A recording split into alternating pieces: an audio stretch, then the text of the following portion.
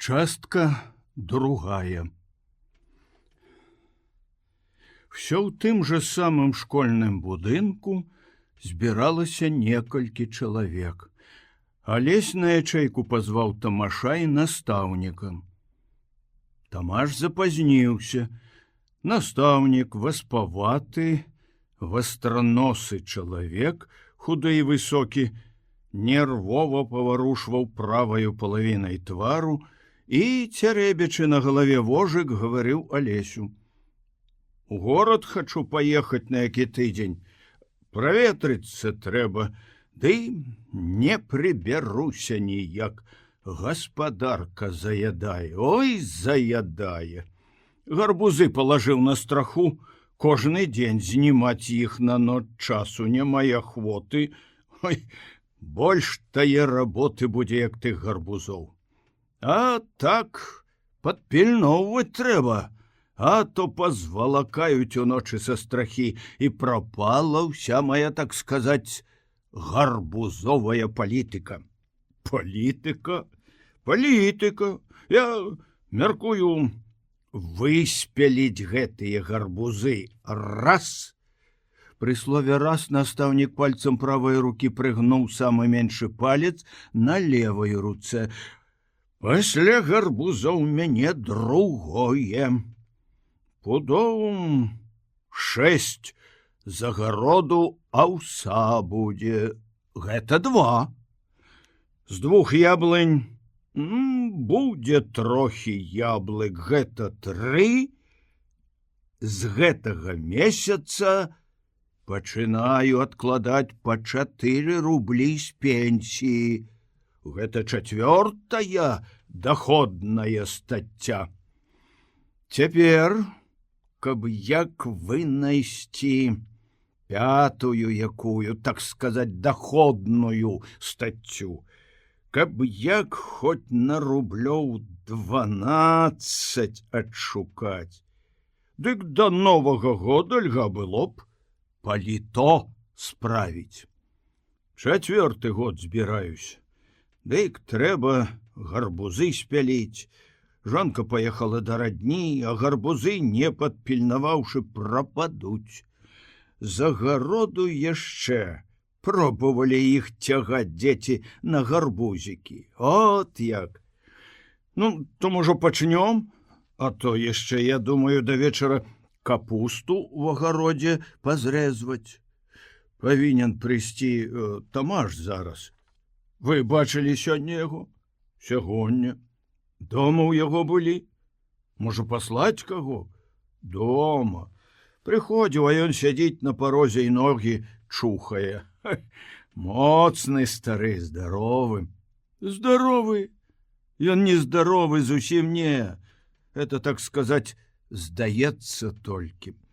Затым, што ён рухавы такі, ён, так сказаць, як грыб стары, які ўсярэдзіне згніў увесь, а толькі зверху здаецца цэлым і нечарвівым. Ён жа зусім стары.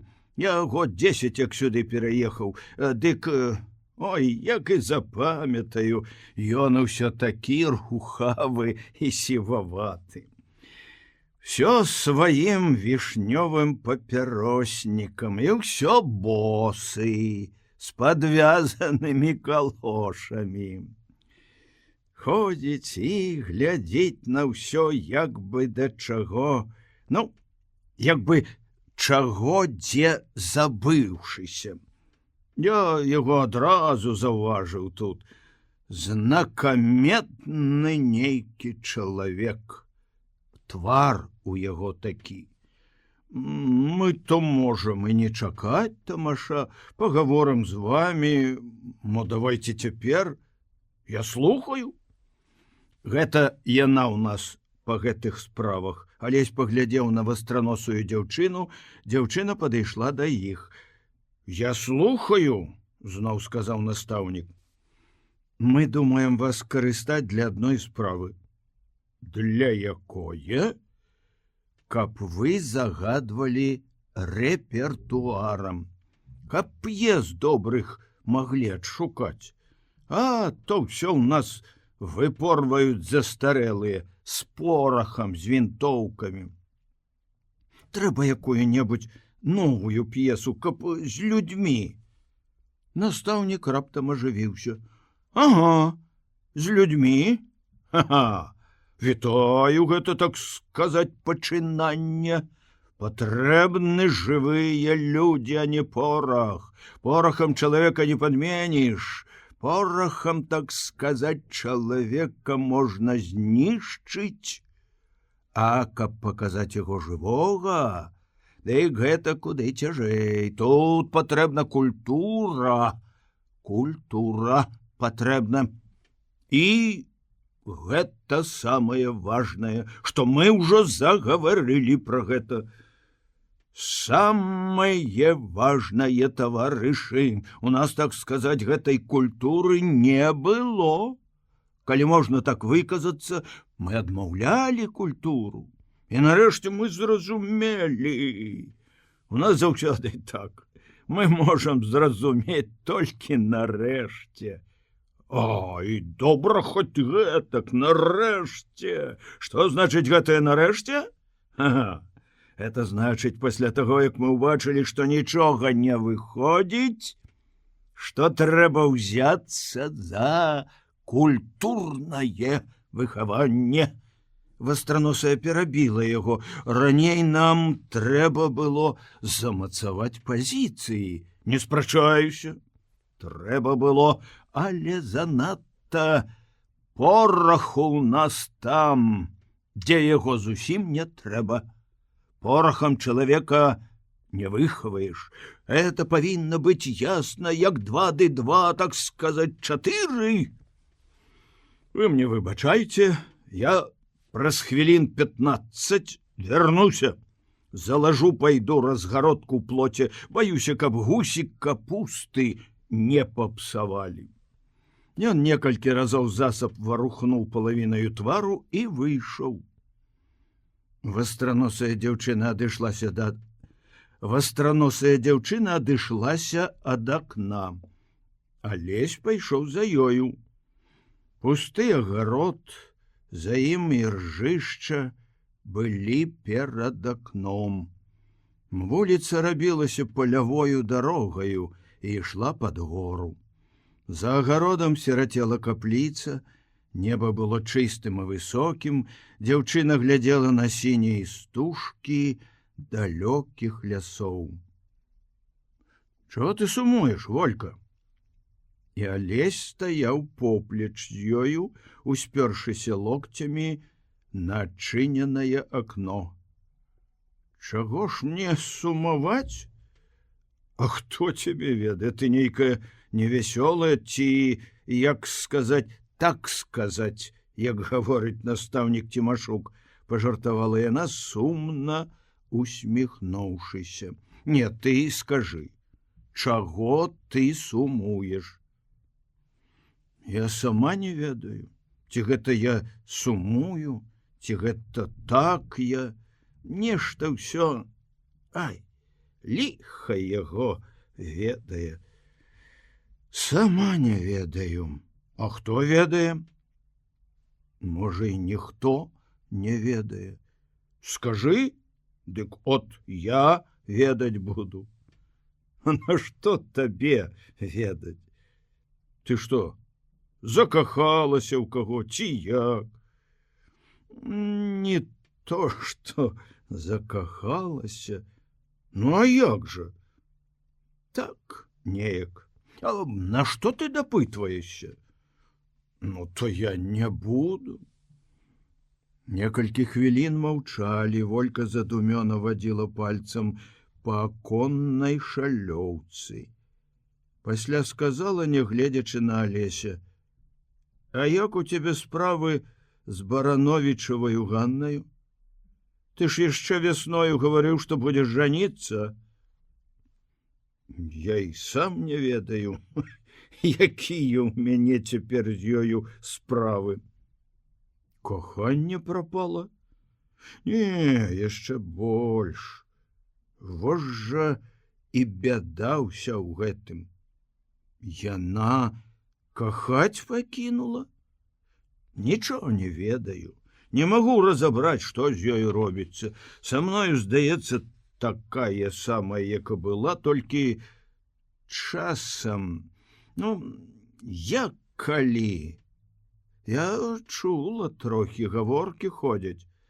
З каморнікам гуляе яна цяпер вечарамі. Ты я даўно бачыў? Дзён 4 не бачыў. Дурны. Чаму ж ты так?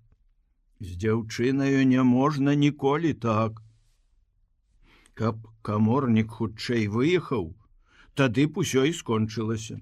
А цяпер ты, калі не пойдзеш нейкі час, дык горш будзе. Таго яна не любіць, а мусіць, падабаецца ён ёй. А гэта самае страшнае ў яе гады, калі хто ёй падабаецца. Год праз 5 яна пачне любіць іначай. А гэта ў такім узросце. Яна сама ў сабе разабрацца не можа. Ты толькі ласкавым будзь з ёю, каб яна аж раставала пры табе. Дзякуй, сястрыца, за навуку. Ты не смейся. Я такую пору перарасла, я ведаю. У такім узросце чорт яго ведае, што робіцца. Калі цяпер сумуеш каля акна. Чо ты ўсё жартуеш? А што ж мне, плакаць? Плакаць не трэба ли, чаму не быць трохі далікатнейшым? Ты выбачай, я ж сам кагадзе гаварыў табе аб каханні. Дык чого ты сумуеш? Ты скажы выразна, па-таварыйску. Волька пільна паглядзела яму ў вочы і, падумаўшы, сказала: кахання хочацца. Каго-небудзь кахаць хочацца. А каго не ведаеш? Не ведаю. Выразна нікога няма. Так пачуццё кахання мучыць. Разумееш ты гэта? Ведаеш? А ты каго-небудзь кахала калі? Кахала. А можа і не, прайшло. Дык цяпер і разабрацца цяжка, ці гэта каханне было, ці гэта так. Можа і каханне. Усё праходзіць. А калі ўсё праходзіць, дык можа і каханне гэта было. Чалавекі 3 сядзела на ганку, і чуваць былі іх галасы. Тамаш прыйшоў позна, калі ўжо ўсім надакучыла чакаць яго. Ён быў у новых ботах і трохі захмялелы. І гаваркі: ты, браце, лезь, выбачай. Пасля звярнуўся да Волькі: выбачайце і вы. Памаўчаў і адвёў Алесю ў бок. Я табе, браце, раскажу, як усё гэта было. Зроду на мяне ніхто ніколі не чакаў. Доўга мяне чакалі. А так, нішто, от бачыш. Прынёс боты Хоняў швагер. Я яму казаў: калі, кажу, пашыеш боты добра і за 3 дні, каб я, значыць, босы не хадзіў доўга, дык барыша пастаўлю. Я думаў, што ён і да барыша такі самы нядбалы, як і да ўсяго. Аж ён узяў ды пашыў, як на тое ліха, пастараўся.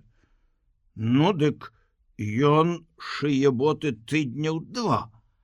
А я думаю, калі скажу яму пра барыш за 3 дні, дык, можа, за якіх дзён 10 пашые, а тут от яка, ты толькі ў мяне з хаты пайшоў, аж ён тыц у хату з ботамі.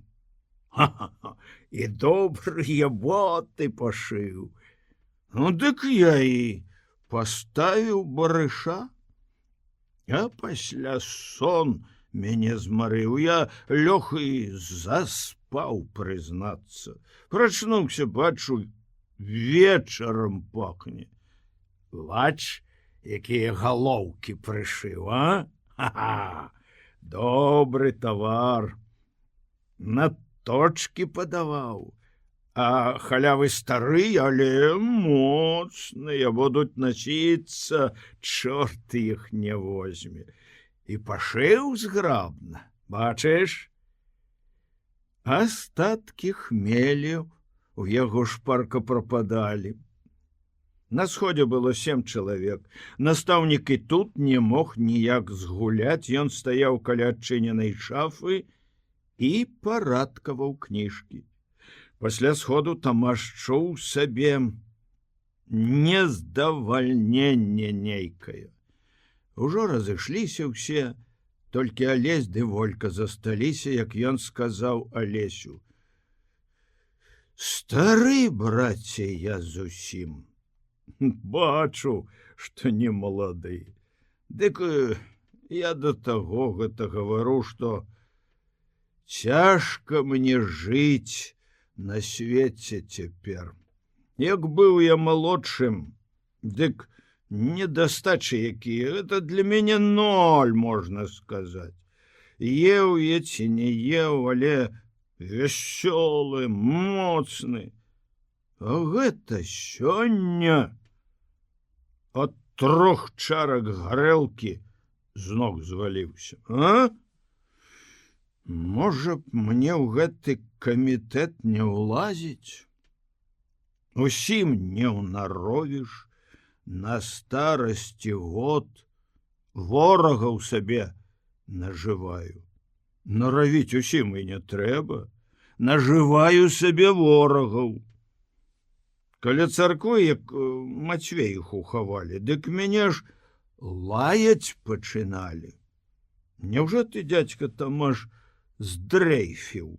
Не, браток, не здрейфіў, але то ты б, дзядзька, і гаварыў проста, што табе не пад сілу займацца гэтымі справамі, што адпачыць табе трэба. Ну да не то, што адпачываць, і не то, што я не здолею чаго там, але, ну, ліха яго ведае, думаў, што на старасць прычакаю чаго лепшага. А хто з тваіх таварышаў, ведаю, што хочаш сказаць? Усё, не, усе гэтак. Нішчымніцаю ўвесь век душыліся. І той памёр, а той... Ты, дзядзька, всялякую веру згубіў і ў сябе, і ў людзей. Не згубіў я. Памятаеш, як мы ўсё мястэчка ўзварушылі на перамер зямлі? Колькі ворагаў мы нажылі? А гэта да канца падыходзіць перамер гэты, і неўзабаве нам жа дзякаваць будуць. Будуць, гэта правильно. Само ж нічога ніколі не зробіцца. Нічога не рабіўшы, ды так і пасля нас будзе ўсё гібець век. Не гавары ты мне гэтага. Што ты мяне, як малое дзіця, угаворваеш? Я стары чалавек. І раз я прыстаў да вас, маладых, я нічога дрэннага не падумаў. Я не кажу, што ты падумаў.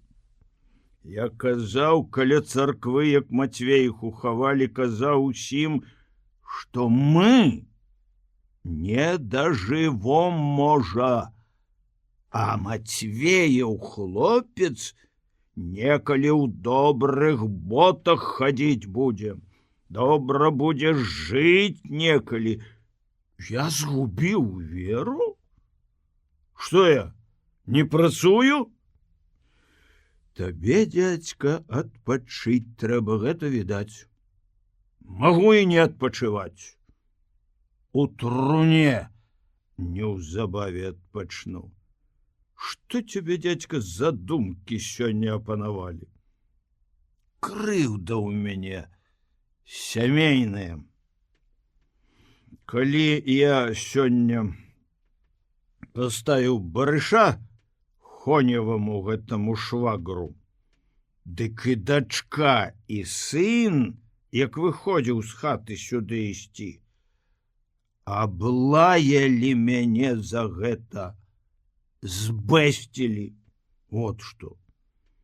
Ты не ведаеш гэтае крыўды. Некалі ўведаеш. Можа, і не ўведаю. Як буду я старым, тады людзі жыць будуць іначай. Можа, і не ўведаеш. А ў нас цяпер народ жыве. Божа мой міленькі. Страхоцце, а не жыццё. Колькі гэта ўжо будзе год? Стоп, колькі, як твой бацька памёр? 4 гады. Я от табе хачу ў вочы сказаць. Быў твой бацька рамеснікам, пражыў век, і калі ён дабро тое бачыў, от ты мне што скажы. Я табе скажу адкрыта, мы тут мераем зямлю, камітэты гэтыя, значыць, робім, каб дапамагаць каму трэба. Я вот нават стары ў гэтую кашу умешаўся. Шкадуеш, дзядзька? Не шкадую. Дай ты мне сказаць. Дык от робім усё, стараемся, каб як найлепш, і будзе лепш, аднак жа, от, скажам, сын мой ці дачка, все роўна будуць грызці мяне, як ржа жалеза, хоць каб і прычакалі мы найлепшага ўсяго. Што ты іх перародзіш нанова, ці што? Самі тады перародзяцца. Можа, і перародзяцца. Хто яго ведае? Вам, маладым, відней. Я, дык хто яго ведае, я ж кажу. Ай, голова мне баліць. Выпіў, лёг, заснуць не засну, адно сон перабіў. Тьфу ты!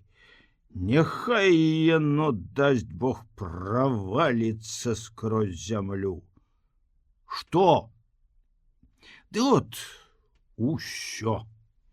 Дома мяне вылаялі дзеці, вакол усе як на воўка пазіраюць.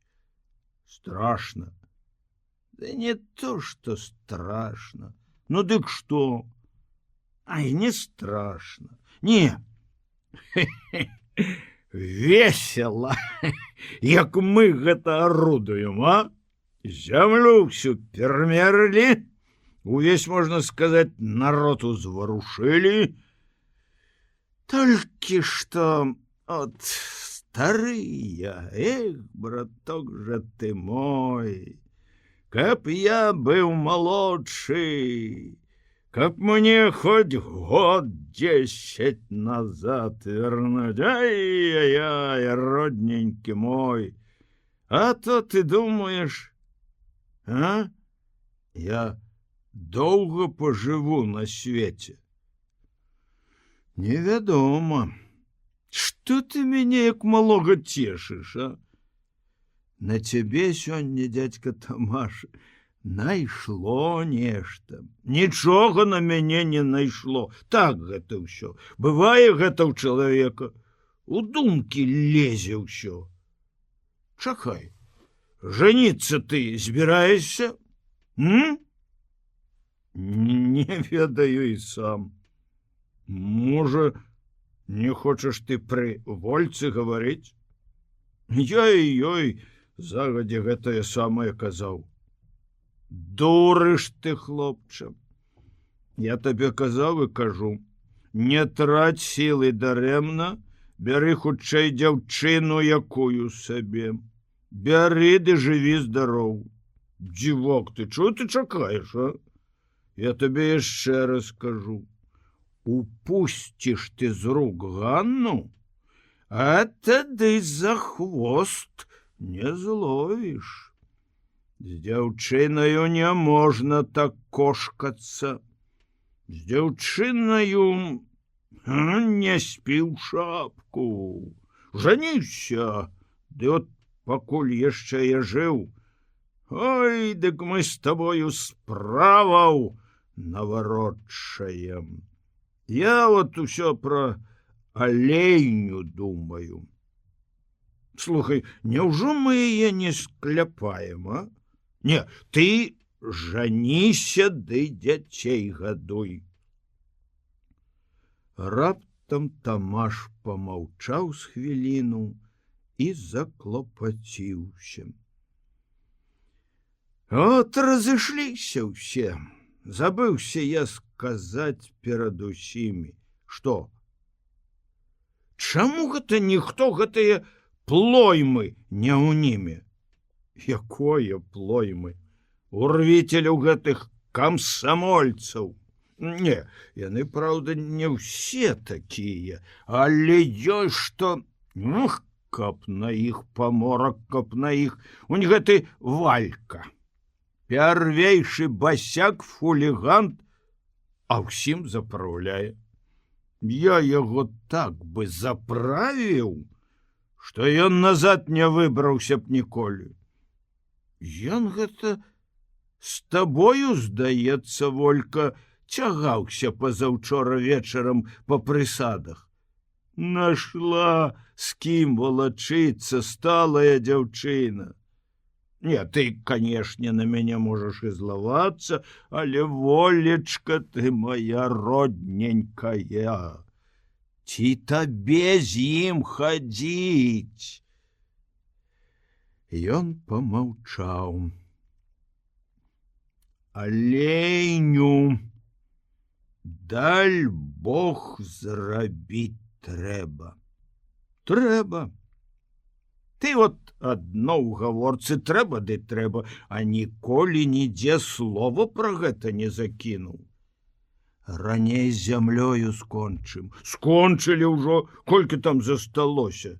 Ён жа і выязджае гэтымі днямі, каморнік гэты. У нядзелю паедзе. Ты вот глядзі, каб ён твае дзяўчыны не павёз з сабою. Ты глядзі, ну што ты за хлопец, ей-богу, а? Ай, я пайду. Тамаш выйшаў і каля самага ганка на вуліцы спаткаў Барановічавага кума. Той гнуўся, несучы на спіне напакованы нечым мяшок. Моцна ступаў звязістымі нагамі. Што это ты валачэш? Капусту ад бацюшкі. Гэта табе бацюшка капусту дае? Это я яму памагаў высякаць.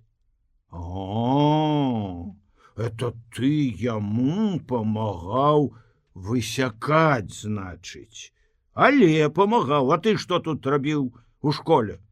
А гэта быў сход, каб алейню зрабіць сваю. Ну і што? Тамаш хітра прыжмурыў вока, знячэўку спалохаў Барановічавага кума. Па рублю з хаты і будзе алейня. Гэта ўжо напэўна, як 2 ды 2 – 4. Это каму алейне гэтае патрэбна? Табе? І мне таксама патрэбна, думаеш, адно табе? На чорта нам тая алейня.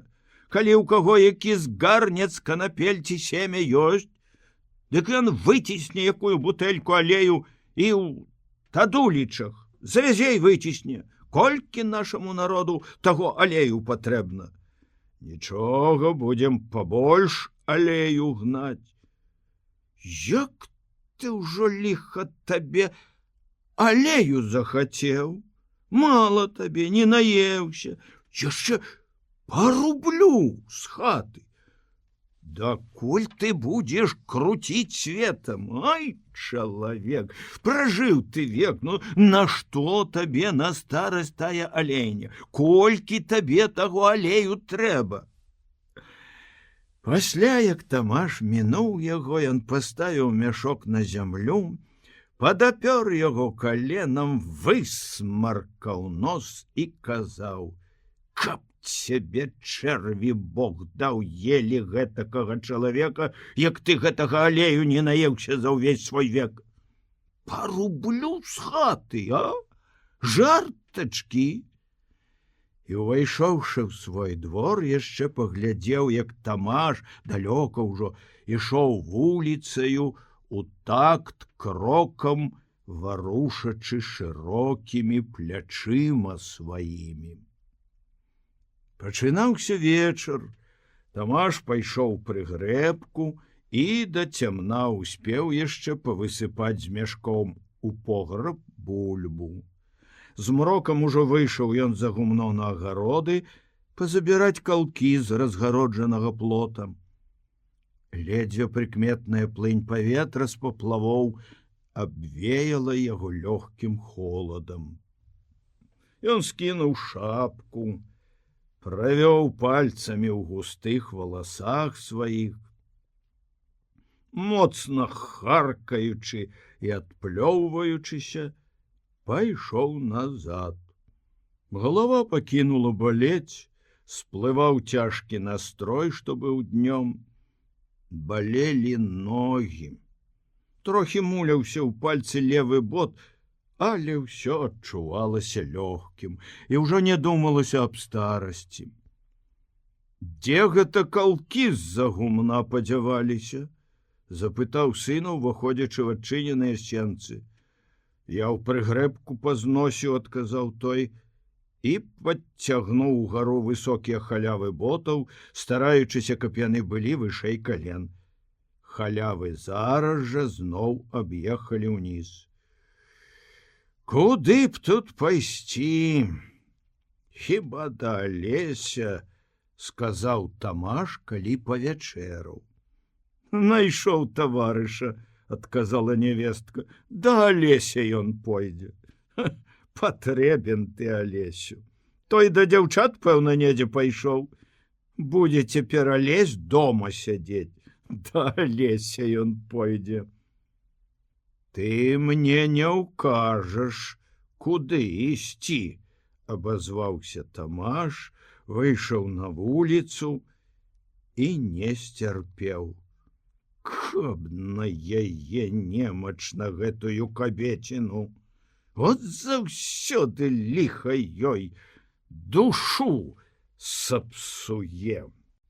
Яшчэ завідна Алесь прыйшоў дадому.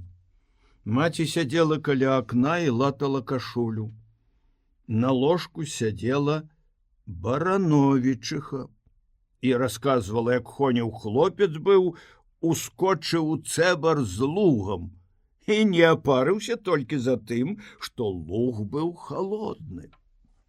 У хаце цямнела, каля печы задзіраў галаву певень і раз-пораз успяваў. На перамену надвор'я певень спявае, заўважыла Барановічыха і зноў расказвала пра хлопца і пра халодны луг. Сагнуўшы левае плячо ў хату бокам неяк, увайшоў старац. Яшчэ па дарозе пачаў спяваць. Пакрый, Господи, зямлю травою, мора вадою, рыбу лускою, неба зорамі, а чалавека шчасцем. І раптам перарваў сам сябе: «А, добра ваш певень спявае». «І што сабе спявае?» – адказаў Алесь. Старац спяваў далей, таксама перарываючы сябе. «Памяні, Господі, за галоснымі званамі, за яснымі свячамі». «Мусіць, галагуцкага заводу ваш певень?» «За божественнымі імшамі, за добрымі душамі». Ці няма ў вас кіслае стравы, каб іхнія душачкі адпачывалі і каб усім жывым шчасця прыгукалі. Гэта што луг быў халодны, не мог ён бяды сам сабе нарабіць, ускочыўшы ў яго, а от у астраўку была штука, дзяўчына лыткі апарыла. І каб таму злыдню памерці, хто не мае Бога ў сэрцы. Тут ужо Барановічыха перарвала яго песню. Ну і што ж было з той дзяўчынаю? Нічога, у бальніцы пакачалася трохі, а пасля ўсё зажыло. Апарыць дык апарыла, можна сказаць, ніштавата, да самых цягляў заняло. Ці няма ў вас кіслае стравы? Ёсць. Ці не ўлілі б мне, калі ласка ваша, сербануць злышку якую? Пачакай, я зараз увалью. А ці не пусцілі б пераначаваць? Начуй, няхай вам пан Бог пашле збавенне, шчасце і долю, каб вы мелі заўсёды тое, чаго самі ад Бога найвышшага хочаце. Тут у адной хаце мяне прагналі. Няма чым, кажа, дарыць, няхай твая торба згарыць. Усялякія людзі ёсць на свеце. Свет вялікі, але і людзі на ім. Не было яшчэ такое галавы, каб пералічыла ўсіх. Што чуваць на свеце, людзі добрыя? Можа, вайна будзе? Не чулі? Не чулі, адказала Барановічыха. А хіба вайна маецца быць? Ты па свеце ходзіш, што табе лепш і павінна быць вядома. Ай, чаго не ведаю, таго не скажу. Пра вайну нічога не чуў. Мусіць, такі не будзе яе, нешта не чуваць нідзе нічога. Яму налілі есці, і ён сцішыўся ў мыцельніку на лаве, пільна ўслухоўваючыся, што гавораць у хаце. Алесь дастаў з каменку тытунь, стаў закурваць. Запалілі лямпу, паставілі яе высока на край печы, каб святло было па ўсёй хаце. Тады і прыйшоў да Алеся Тамаш.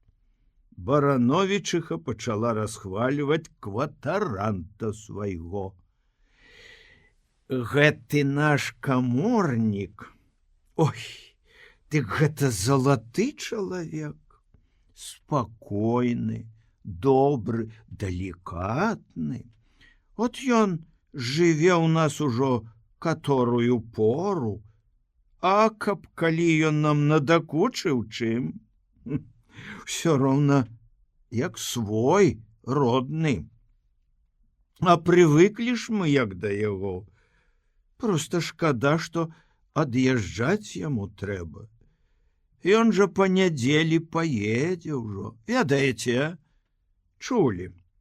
А як жа, па нядзелі паедзе, у горад паедзе. Ён жа там служыць, ён там па земляной часці начальнікам.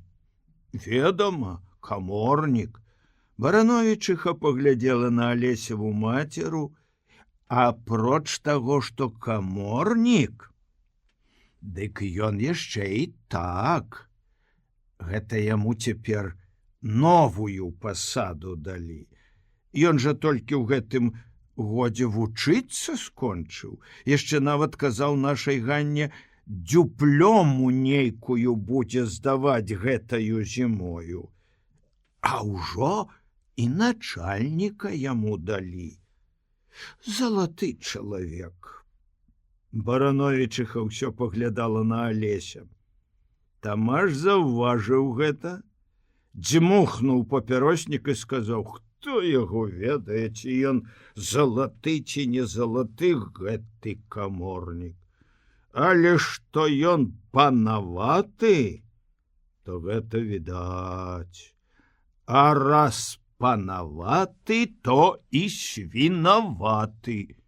Барановічыха пакрыўдзілася: «А дзе гэта відаць, што ён свінаваты? Дзе ён што, насвініў каму?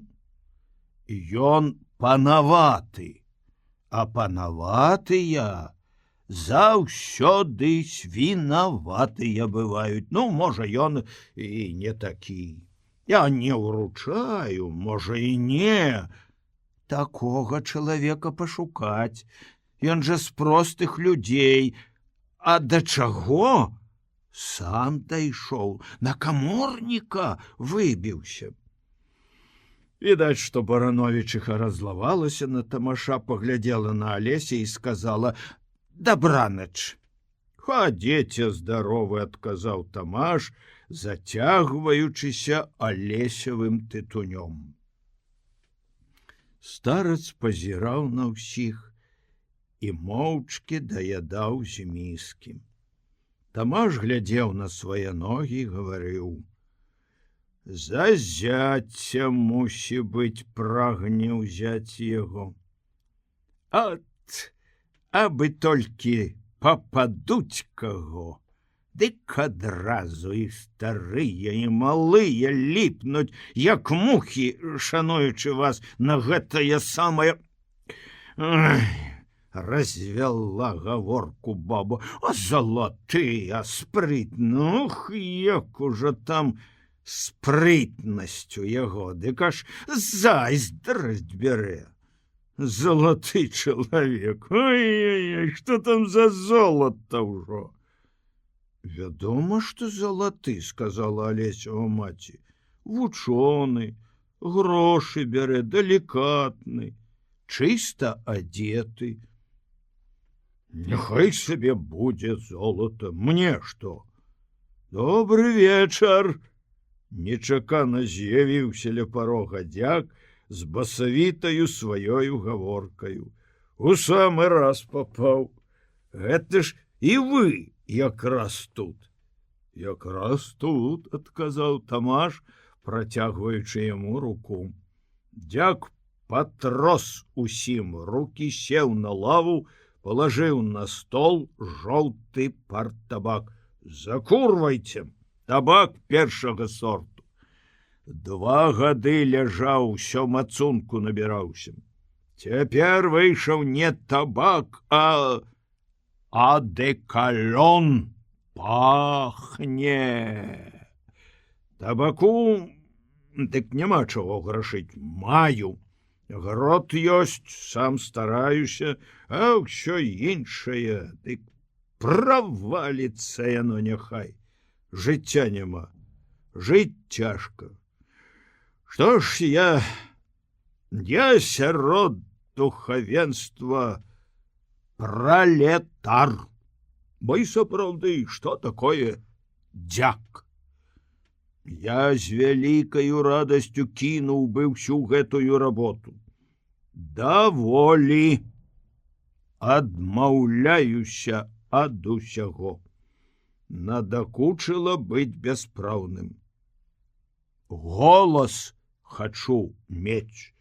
Які, як чорту, духоўнік. Думаеце, што? Я да дзякоўства чым я займаўся? Музыкантам быў, капэляю кіраваў, вяселле граў, на сцэне выступаў колькі раз. Скрыпка і флейта. От на чым я выязджаў. Это мой конёк. Я і цяпер пра гэта думаю. Нашто каб мне хто ў вочы пальцам пароў, што я дзяк. Я ж кажу, надакучыла гэтае бяспраўе, хачу рэальную карысць прыносіць. У мяне 6 душ сям'і. А каб мне хоць бы зямлі далі на душ 2-3, а там я, можа, як-небудзь падабраў бы хлопцаў, ды зноў бы капелю скляпаў бы, заняўся б сваім даўнейшым талентам, жыў бы, дзякоўства па баку, даўно ўжо ў мяне пераварот адбыўся. Нашто ж вам шукаць якіх-небудзь там хлопцаў для капэлі, калі тут гатовае ўсё ёсць? Што гатовае? Струмант хлопцы нашы справілі духавы і не ведаюць, што рабіць з ім. От, бярыцеся, навучыць іх граць. Дзяк больш яшчэ ажывіўся. Дзякоўства, дык я кіну, не іначай. Гэта ўжо, як Бог свят, кончана, гавару адкрыта. А капелю? Ой, дык гэта раз-два. І можна арганізаваць. У мяне нават і ноты ёсць. Я ім усю тэорыю і практыку. Рэгулярна ўсё будзе ў мяне. Магу! Справілі струмант. Купілі на 8 чалавек. На казённыя грошы ці склаліся. Ад спектакляў даход быў, пажарная дружына памагла, трохі склаліся. Дык гэта значыцца грамадская капэля. Гэта яшчэ лепш. А пра маё дзякоўства, дык я магу публічна заявіць перад усім народам. Магу напісаць і перачытаць перад усімі перад сходам. Толькі трэба гэта падумаць, каб назад пасля не варочацца. Дзе вы бачылі? Раз толькі я займуся грамадскаю працаю. Ён доўга яшчэ грымеў вясёлым басам, пастукваючы пальцамі па жоўтым вечку парт-табака свайго. Накурыўшыся і нагаварыўшыся, дастаў з кішэні гадзіннік. 7. От бо вечары доўгія ўжо. І пайшоў лёгка і спрытна. Што ты на гэта скажаш? Міргануў Тамаш Алесю. Няхай навучыць хлопцаў іграць, а пра зямлю пагаворым. Чаму яму не даць, калі так? Патрэбным чалавекам можа быць. Алесь адзеў жакетку і шапку. Ідзеш? Пайду. Хадзем. І яны з Тамашом пайшлі з хаты. Я цяпер выпіў бы зноў, сказаў Тамаш, 1 чарку. Тады днём нашчапіў, а цяпер бы нічога. У тваіх гадах я любіў часам пацягнуць. А цяпер аслабеў, чорт яго ведае. Ён пайшоў далей вуліцаю ў свой бок, моўчкі кіўнуўшы Алесю галавою. Алесь завярнуў у Барановічаў двор. У хаце было цёмна, кухоннае ж акно было асветлена. Асветлена было перад ім на дварэ непадмеценае смецце. дробна скрышаны сухі лом, сухое вецце і кара. У кухні напроці акна Ганна нешта разглядала на стале, прыгнуўшыся над ім. Яна была адна і ўздрыганулася з нечэўкі, калі Алесь стукнуў дзвярыма. Азірнулася на яго і ўстала насустрач. Я думала, мама, яна да вас пайшла. Пайшла ўжо ад нас. Ты адна? Як бачыш? Рада, што я прыйшоў. Яна паглядзела ў вочы яму, і каб не думаў ён пра каморніка, быў бы упэўнены, што рада яна яму. Цікаў павольна за сцяною гадзіннік. Каля печы ляжалі вяслы цыбулі. Ціха было. Я цэлы дзень цыбулю сёння звязвала, сказала Ганна. Голас яе злёгку дрыжэў. А я зранку зямлю мераў. А днём на сходзе быў. А вечарам да цябе прыйшоў. Бачу, што прыйшоў. Рада. На што ты пытаеш? Бо ты стала зусім іншаю, як раней была. Ты ж сама павінна ведаць, ну? Прызнайся, это ж так? Моцна цікаў гадзіннік за сцяною. Хіба ж я няпраўду кажу? Якую праўду? На што ты перапытваеш? Ты ж добра ведаеш, пра што я гавару, ты ж ведаеш. Ведаеш. Алесь, што, Ганна? Ты пачакай. Што? На што? Надзвычай моцна цікаў гадзіннік у цёмнай хаце, недзе па той бок адчыненых дзвярэй. І ўсё ж было ціха, надзвычайна ціха. Цішыня гэтая стаяла па кутках, стаяла каля адчыненых і зачыненых дзвярэй, ляжала на сценах, была ў чырвоным святле малой лямпы. Доўгаю яна была і нерухомаю, і яшчэ большаю стала, калі Ганна заплакала. Ганна лягла лбом на зложаныя на стале руки. Ты скажы, Ганна.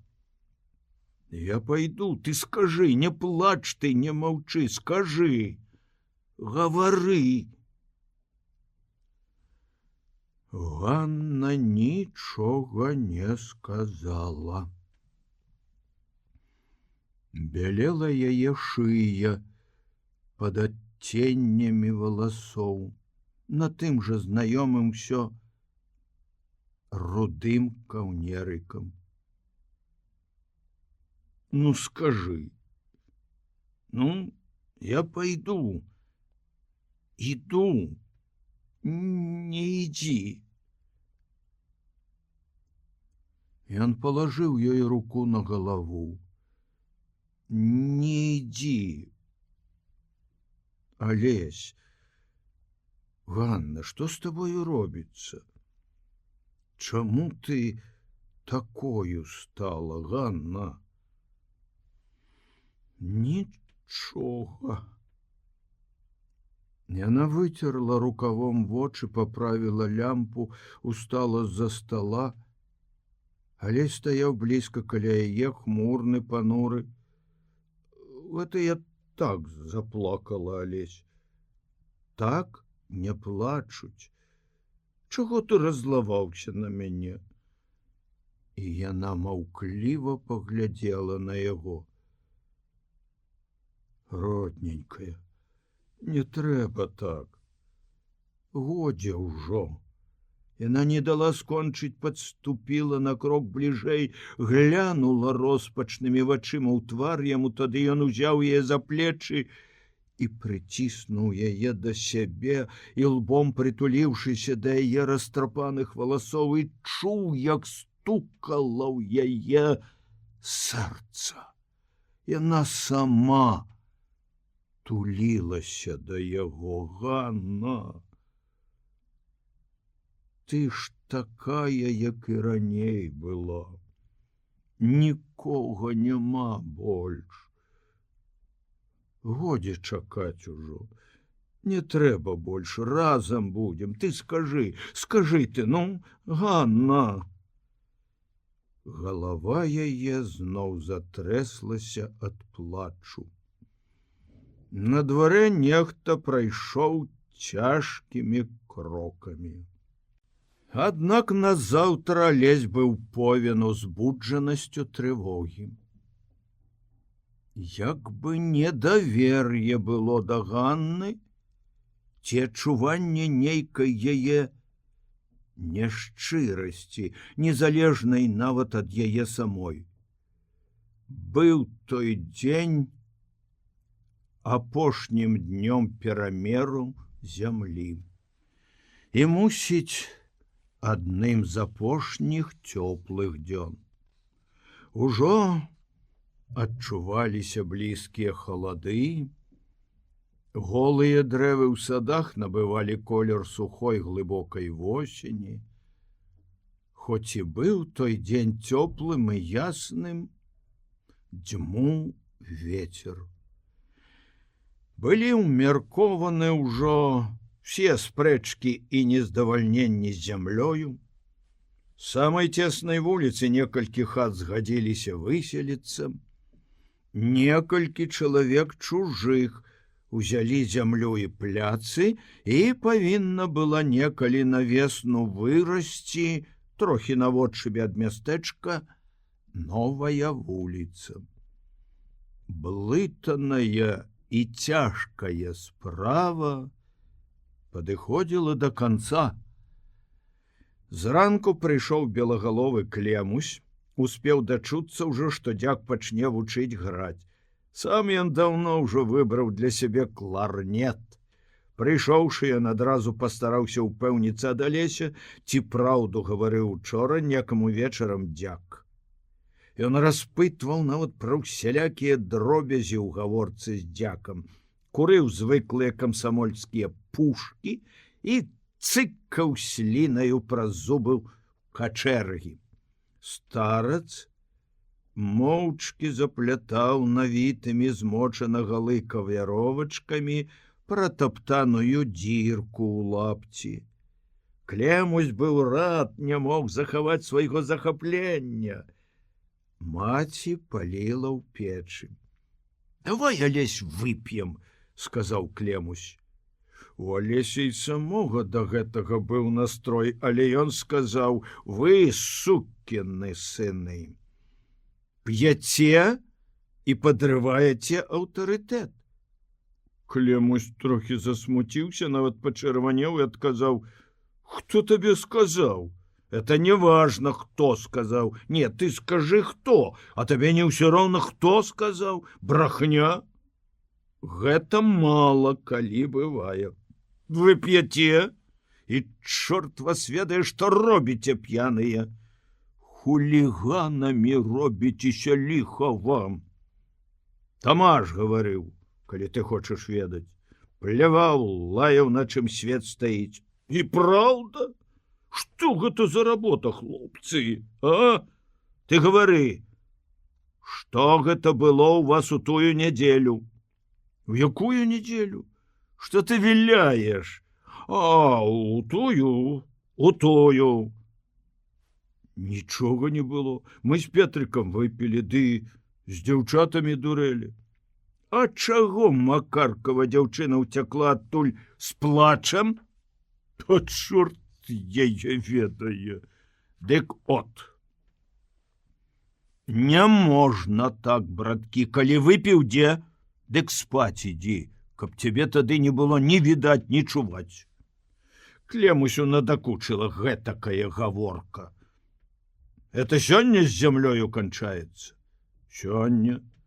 Алесь сеў абувацца. Клемусь усё цыкаў у качэргі сліну. Алесь моўчкі накручваў на ногі анучы і ўсцягаў боты. Пахла ў хаце гарачымі блінцамі і скваркамі. Ад агню ў печы грэла на ўсю хату. Гэта сёння гаспадынька з хлебам, сказаў старац. Але хлеб сёння пяку, адказала маці. Навала смутку пагання душыла Алеся. Падазронасці трывога не прападалі.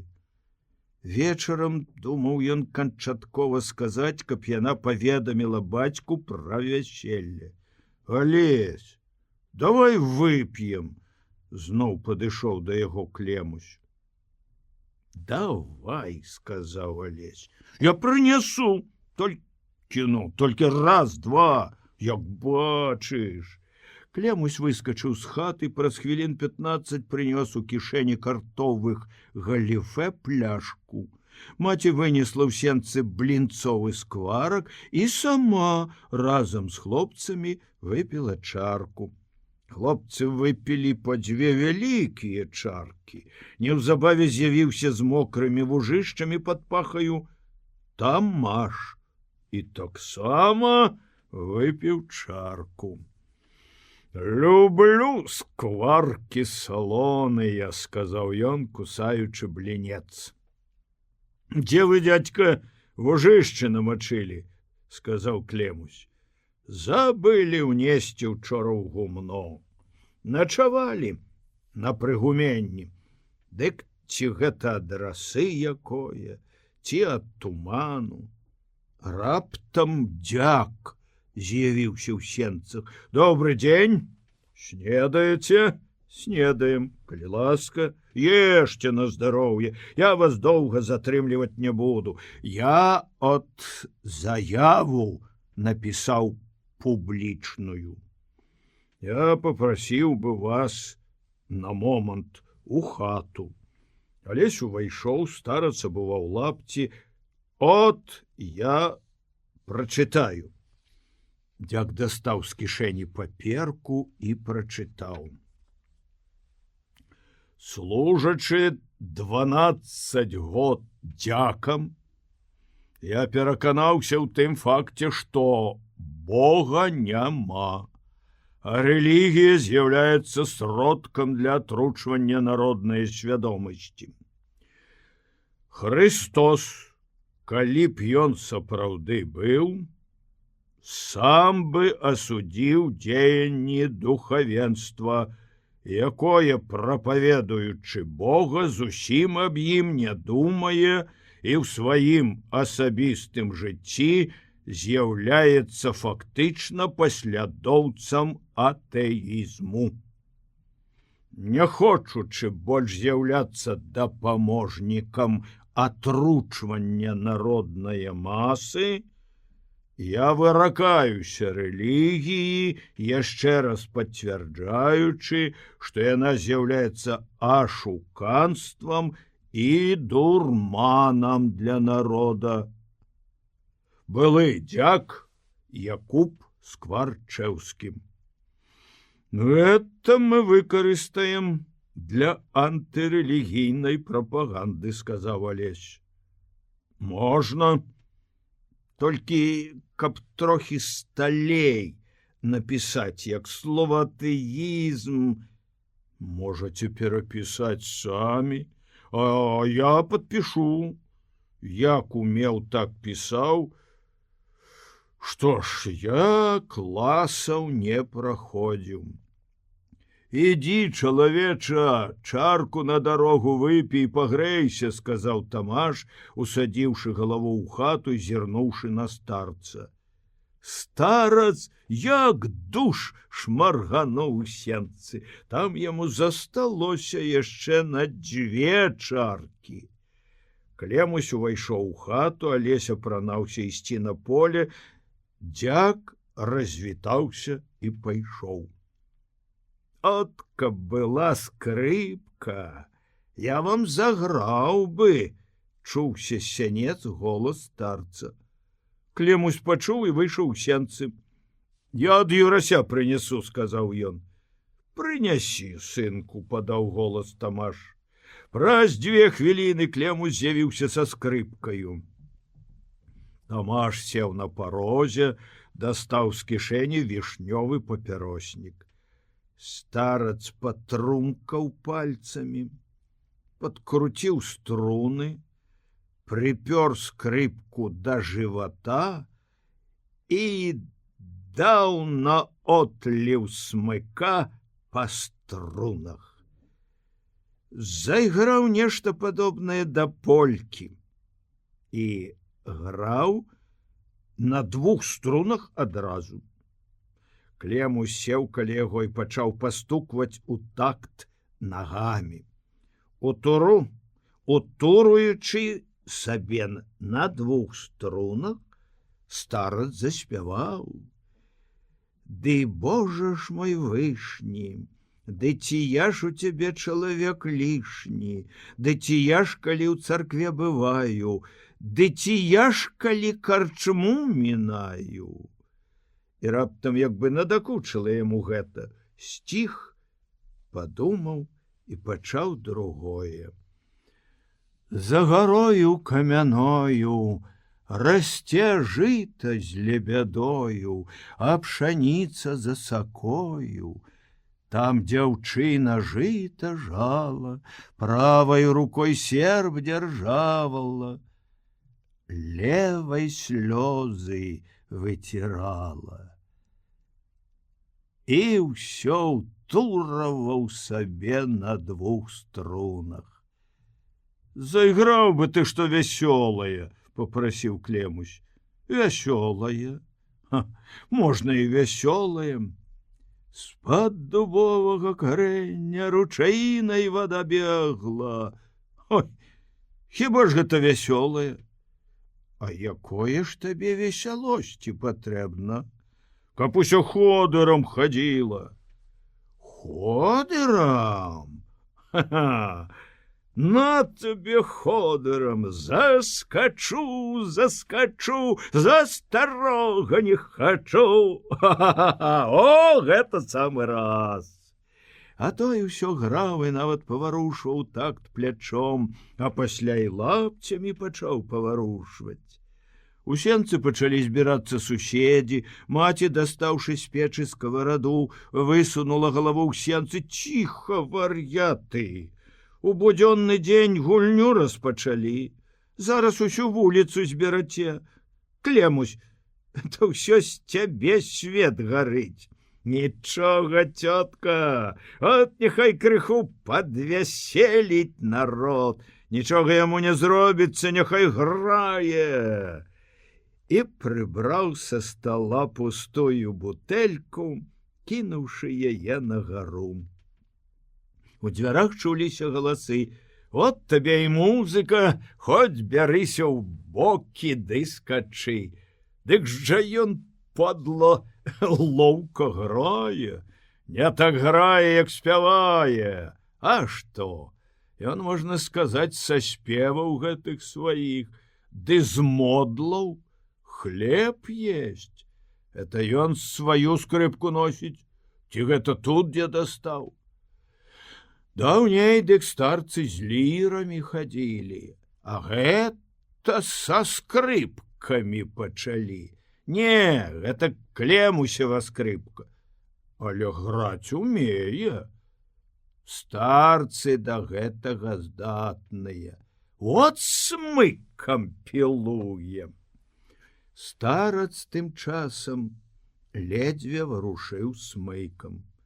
Скрыпка кідала ўжо толькі кароткія, абрывістыя зыкі ў туру, адзначаючы такт новай яго песні. «Маці, маці, салдат у хаце, грукае, стукае, не дае спаці». Алесь стаяў зусім апрануўшыся, глядзеў з хаты ў сенцы.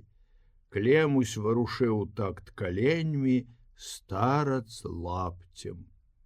«Пакіньце, вар'яты!» — угаворвала маці, завіхаючыся каля печы.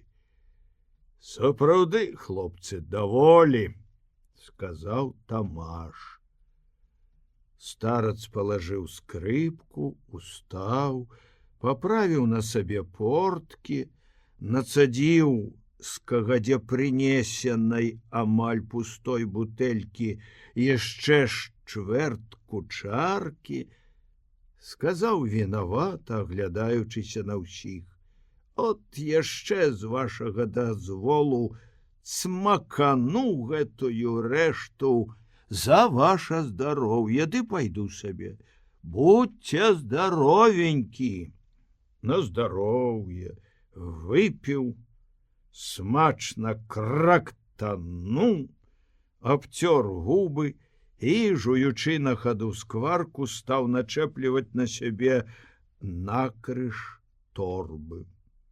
Падперазаўся па світцы вузкаю рыжаю папружкаю і падаўся сяней. «Бывайце здаровы, дзякуй, людцы добрыя, каб вы заўсёды мелі, у волю спажывалі і бедных надаралі, каб вашым дзядам у зямлі лёгкае паляжанне, а дзецям і ўнукам на гэтым свеце панаванне. Жывіце здаровы, будьце вясёлы, заставайцеся здаровенькія. Хадзі здароў». І он пайшоў з двара, шкрэбаючы па зямлі сухою сваёй нагою. «Ну, то хадзем», — сказаў Тамаш. «Хадзем», — адказаў Алесь. Людзі пачалі разыходзіцца. Ідучы поплеч з Алесем, Тамаш гаварыў: «От усё і скончылася. Усёй і камісіі нашай канец. Да халадоў правіліся, перамералі, перарэзалі. Няхай цяпер хто нездаволены прывыкае,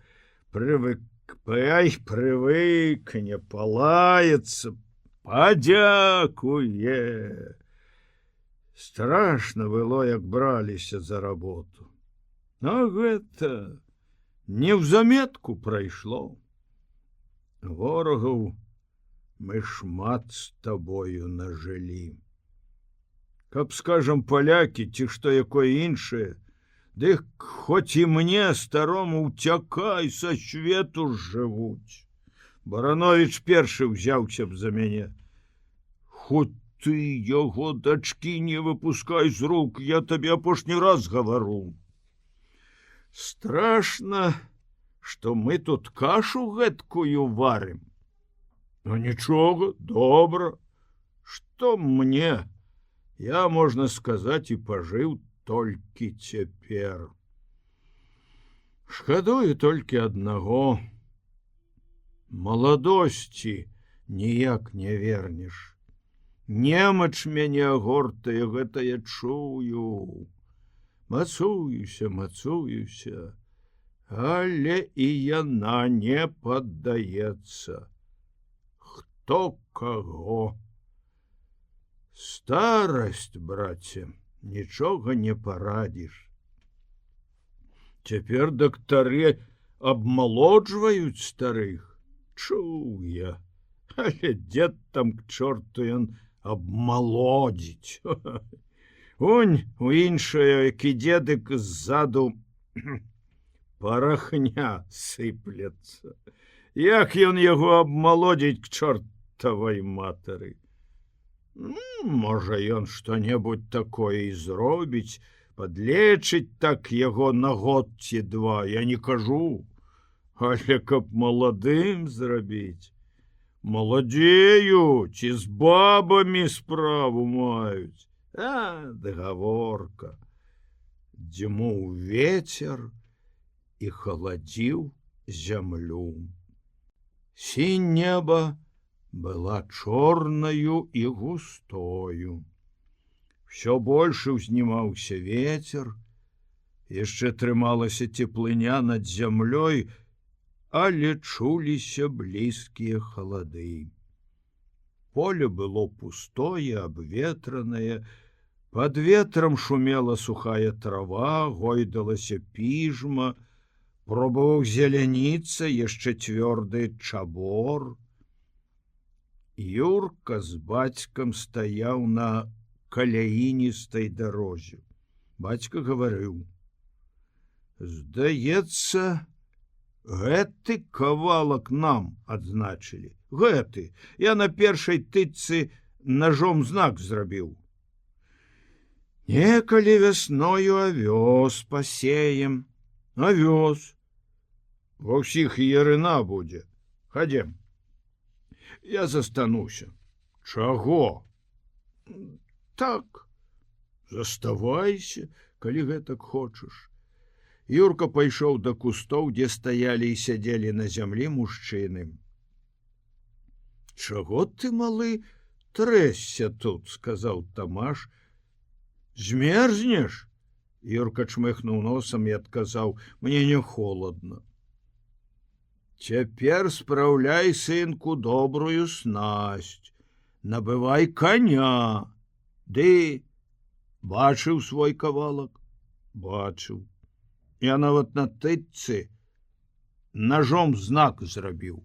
Маладзец, сынку. Юрка сеў на травяную каляіну поплеч з Тамашом. Тамаш даваў закурыць каморніку. Барановічаў кум збіраў і складаў каморніцкія прылады, скручваючы сталёвую стужку, ён заўважыў: чорт яго ведае. Можа, едно і лепш будзе цяпер. Тамаш не сцярпеў: а ты ж раней охкаў сёды бедаваў. Не сказаць, каб я і охкаў лішне. Ну то так лямант паднімаў. Калі гэта я паднімаў той лямант? Каморнік падышоў да Алеся і сказаў: праз дзён 4 я выязджаю. Трэба гэтымі днямі нам разлічыцца з сельсаветам. Алесь зазначыў: разлічымся. Каморнік нагроб сухога лісця на дарозе і пачаў выціраць свае чаравікі. Жаўтаватая зямля расціралася па іх і высыхала. Мужчыны разыходзіліся. Шмат хто, як бы за ўсё жыццё не наглядзеўшыся на зямлю, абыходзіў свой кавалак і аглядаў новыя межы, вызначаныя калкамі. Мужчыны хадзілі па полі. Барановічаў кум патупаў каля каморніка і сказаў: вы таксама з нейкае вёскі родам? Ну так, я з сялян. І таксама бацькі займаюцца цяпер з зямлёю? Таксама. Жывуць на зямлі па той бок граніцы. А вы адтуль родам? Адтуль. Дрэнна вам, што і паехаць туды не можаце ніяк. Так. Хочацца бацькоў пабачыць. Бацькоў это тымчасове раз. А яно і гаспадарка ж там ёсць.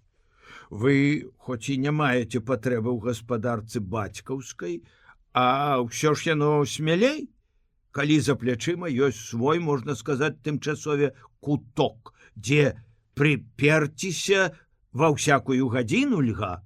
Это правильно. Вам цяпер, скажам, ідуць грошы кожны месяц, жывяце вы, дай Божа, на ўсякага добрага. Выбачайце, я тымчасове чалавек просты, дык яно вам цяпер і не ў галаве. Чалавек вы малады, а тым часам ніколі не цурайцеся зямлі.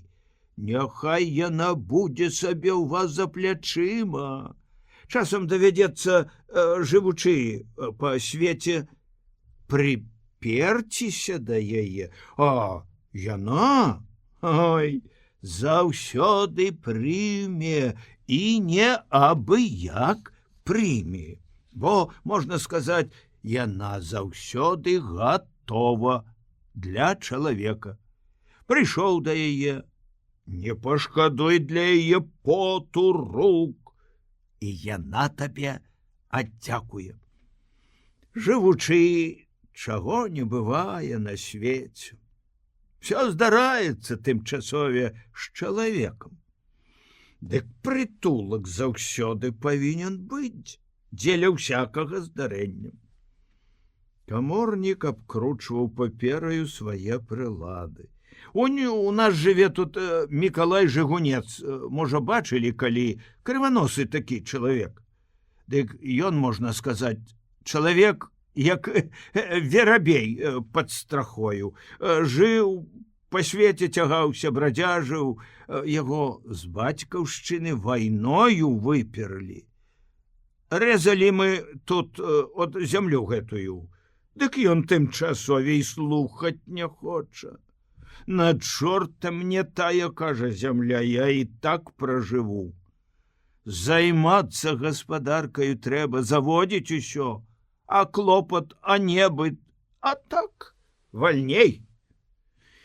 Ой, от я гляджу на яго, да і думаю сабе. Нічога чалавека тымчасове, а?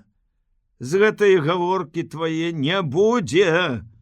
Пажывеш на свеце колькі год, дык сам тады пашкадуеш, што не ўзяў зямлі сабе кавалка, калі людзі добрыя давалі. Вядома, што. От пакуль што жыве, а тады паскача, як прыйдзецца ў чужых людзей пад плотам уміраць. Ну як гэта жыць, каб свайго прытулку не мець? Это не чалавек, а пасвісцёл нейкі, бізун, бадзяга, ай, валацуга. Ён, праўда, не гультай. Хоць бы сабе, ну, гэты самы Мікалай крываносы. Жыгунец, ён робіць, ён і мае. От ён боты сабе новыя справіў. Ужывае добра, пасля работы заўсёды чарку вып'е. О, то гэта правільна. Але гэта пакуль ён яшчэ сілу мае і працаваць можа. Ну, а калі, скажам, немач яго якая агорня ці што, тады ж ён прапаў, як рызыкант на вяселлі.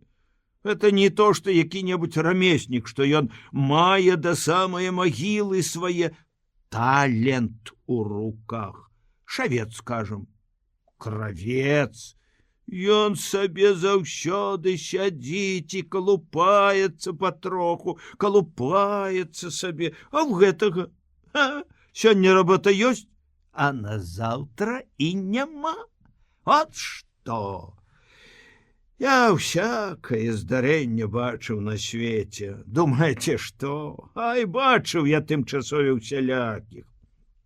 Іншы кажа, што ён тое ды гэта, я тут выходзіць, што толькі і цымусу яго, што ён тымчасове пагаварыць умее, языком папрацаваць. Дык у яго на гэта хапае досціпу.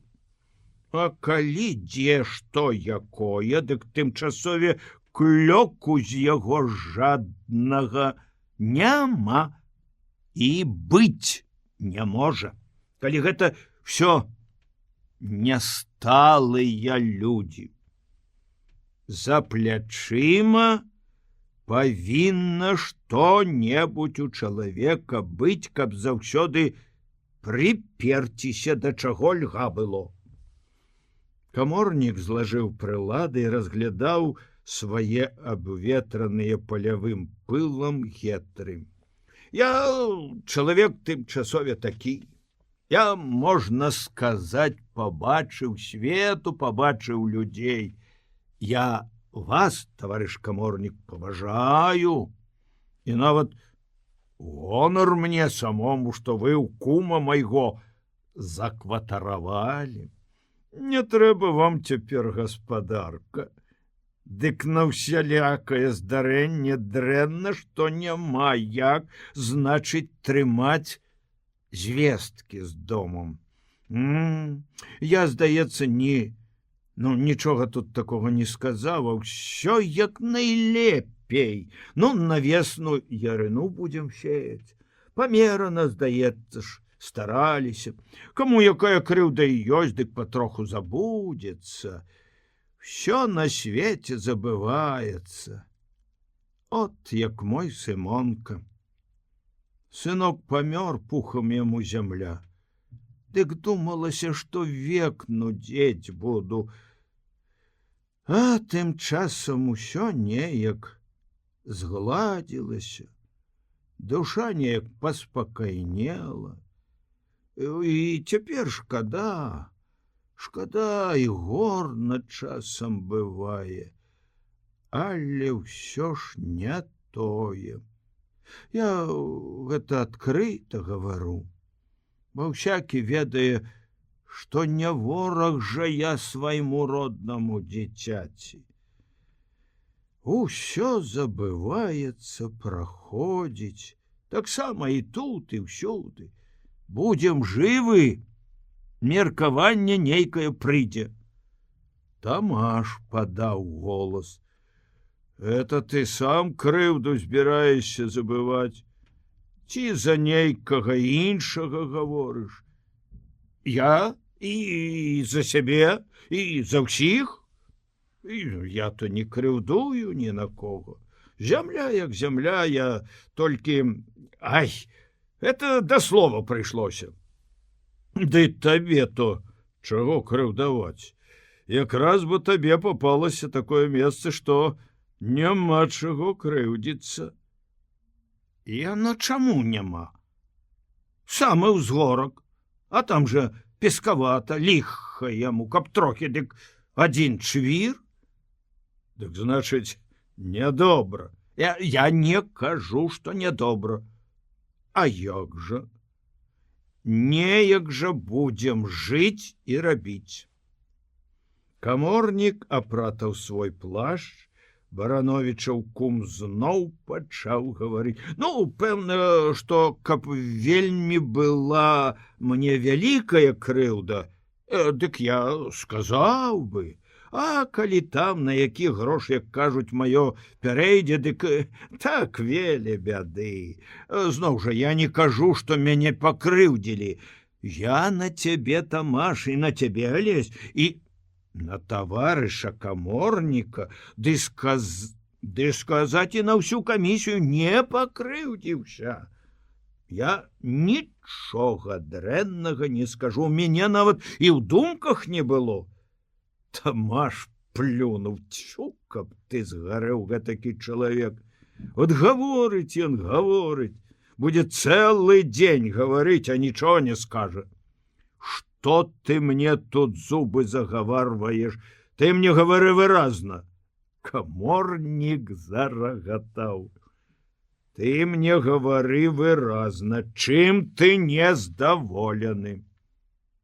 У мяне за ўзгоркам у канцы кліна лох нейкі, жыта будзе пад мокры год вымакаць.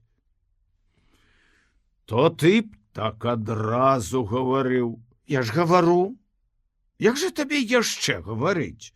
Колькі там таго логу, як старой бабе сесці, крокаў 5. Колькі там яго? Можа, там і 5 крокаў няма. Але чаму гэта, канешне, каб мне папаўся клін з логам? Што я за горшы? Няхай бы вы тым часове калі, далі каму іншаму. А? Дык не? Канешне, мне. То давай памяняемся. На што нам мяняцца? Няхай будзе пры свойцы. Дык як жа? А так што нядобра вы, браткі, робіце. Алесь раптам усхваціўся з зямлі. Падавай, дядька, на нас у суд. Ці куды іначай? Што мы сабе лепшую зямлю пабралі, а табе яшчэ каму самую горшую пакінулі. Падавай на нас, як на злачынцаў. Што ты, братце, пабойся ты Бога. За што мне на цябе в суд падаваць? На цябе ў суд? Няхай мяне Бог крые. Ну дык няма чаго тут лішняй разводзіць гаворку да поўдня, размазваць гэтыя свае крыўды. А што ж маўчаць? Каморнік зноў зарагатаў, сеў на мяжу і пабліскваў вясёлымі вачыма ад рогату. Алесь заспакоіўся і пацвяліўся з Барановічавым кумом. Мы неўзабаве возьмем, ды зноў перамер будзем рабіць, толькі іншы ўжо. Ніякіх нікому кліноў, усё будзе усіх. Гэта камуну, значыць, зрабіць? Камуну. З нашым народам гэтага не зробіш. Бо ў нас народ вельмі сквапны на чужое. Всякі будзе цягнуць сабе як найбольш. Адкуль жа гэта вядома? Як адкуль? Не відаць, які ў нас народ, ці што? Тамаш усміхнуўся. Яно відаць, чаму не. Каморнік устаў ісці, Алесь заўважыў цвёрды рух яго постаці, яго дасціпнасць у адзежы і думаў пра ўчарашняе спатканне з Ганнаю. Пойдзем, сказаў каморнік. Тамаш на хаду пачаў закурваць. Юрка ішоў поплеч з ім, перадумваючы гаворку, якую чуў кагадзе. Ішоў і пахвостваў дубцом па белай саломе высохлай метліцы. Ты, сынку, заўсёды са старымі кампануеш, сказаў яму Тамаш. Сталы ты хлапчук. Гаспадар з цябе добры павінен быць. Спакойны ты хлопец. Шкадуеш мамы? Шкадую. Нудзіш. Ай-ей, як. Нічога, сынку, перажывецца. Выгадуешся, падрасцеш, будзеш жыць, лепш будзеш жыць за нас усіх. Юрка маўчаў. Вучыцца табе трэба. Я ж вучуся. Чытаць і пісаць ужо ўмею добра. Мала, трэба больш.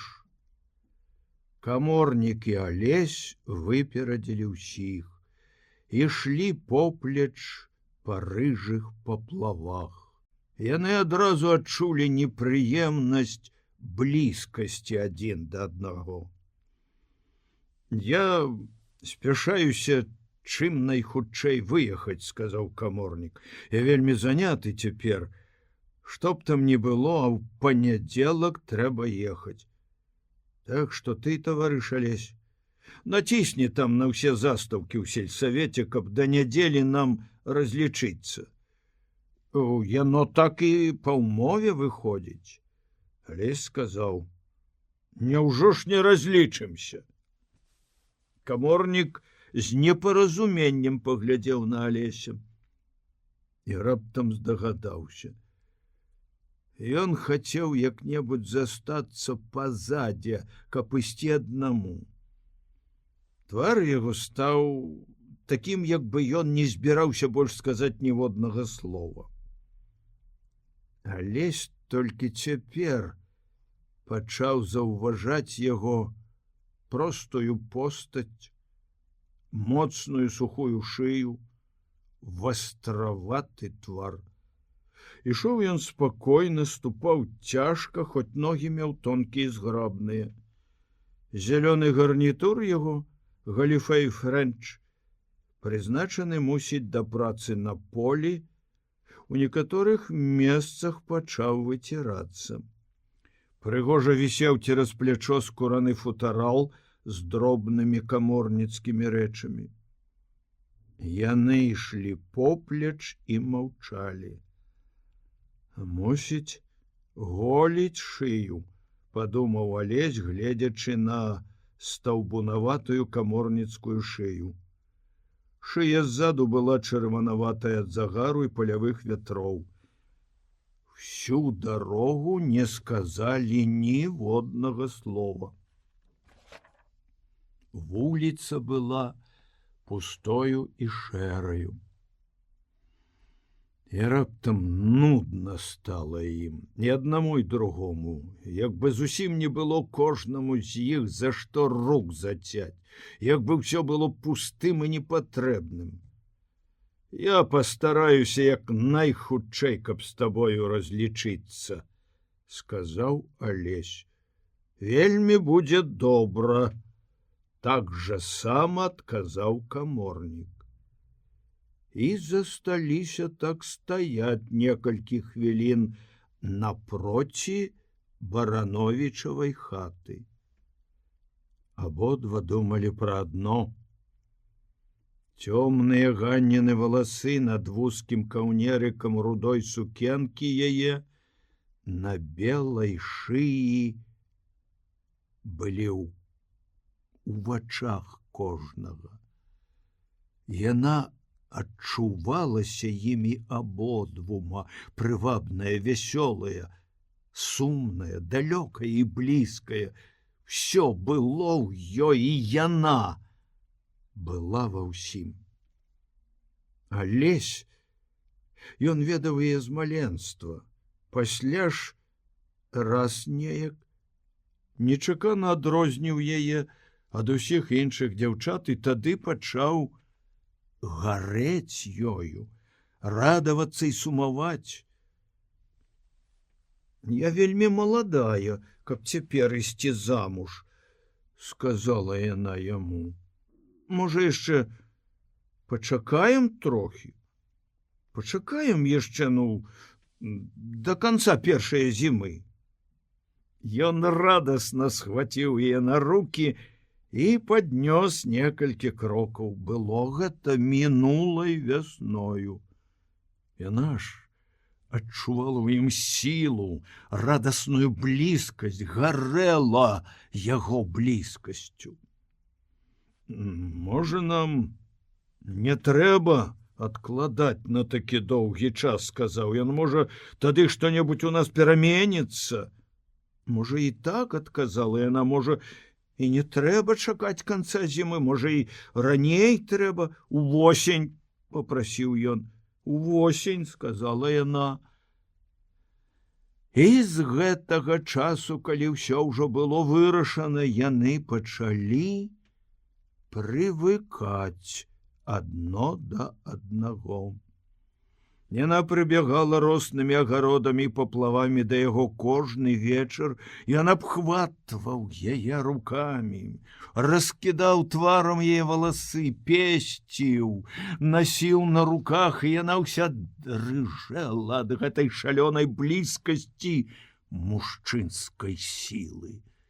Тулілася ўся да яго, маўчала, свяціла вачыма, рабілася тут каля яго малою і кволай, і разам з тым вялікай, моцнай жаночасцю сваёю. Пасля ж, як устанаўляцца пачала прывыкласць, не так ужо моцна гарэлі агні і не так востра хваляваліся буры. Трэба хутчэй, гаварыў ён, бо нешта холодзіцца між намі. Давай хутчэй, адказала яна. Канец лета прынёс большую прывыкласць, а восень адзнакі лёгкага суму, як бы па нечым далёкім, што толькі паманьваецца, ніколі не прыйдзе, бо, можа, і не існуе, і прыносіць 17гадовай дзяўчыне неведанне. Чаго сама яна хоча?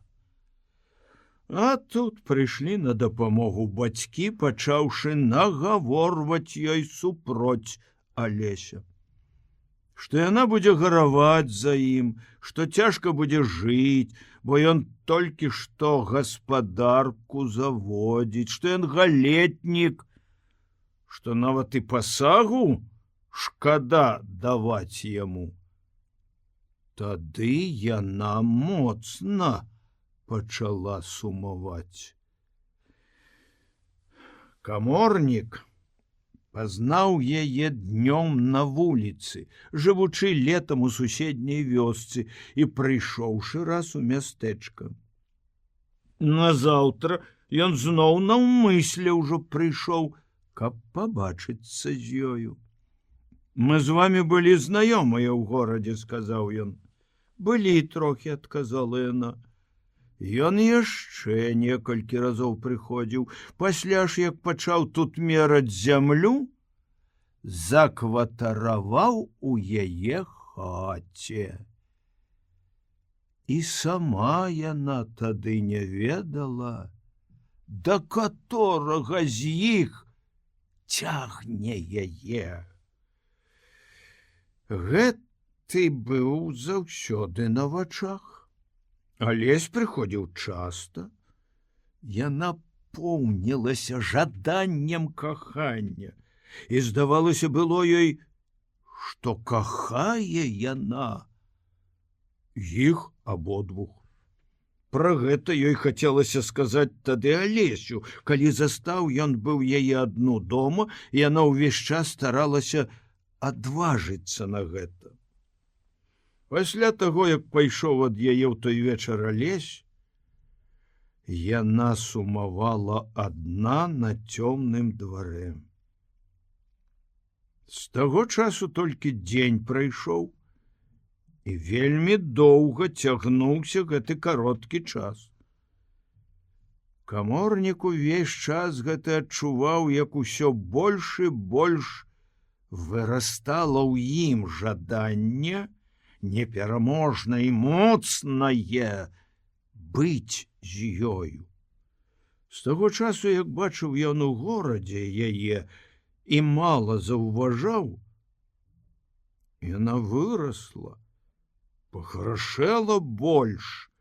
Здалося яму, ці не заўважыў ён тады, што вочы яе пачарнелі, былі шырокія і вострыя адценнямі сваімі. Ён ведаў пра Алеся і быў упэўнены, што Алесь на другарадным плане ўжо у яе.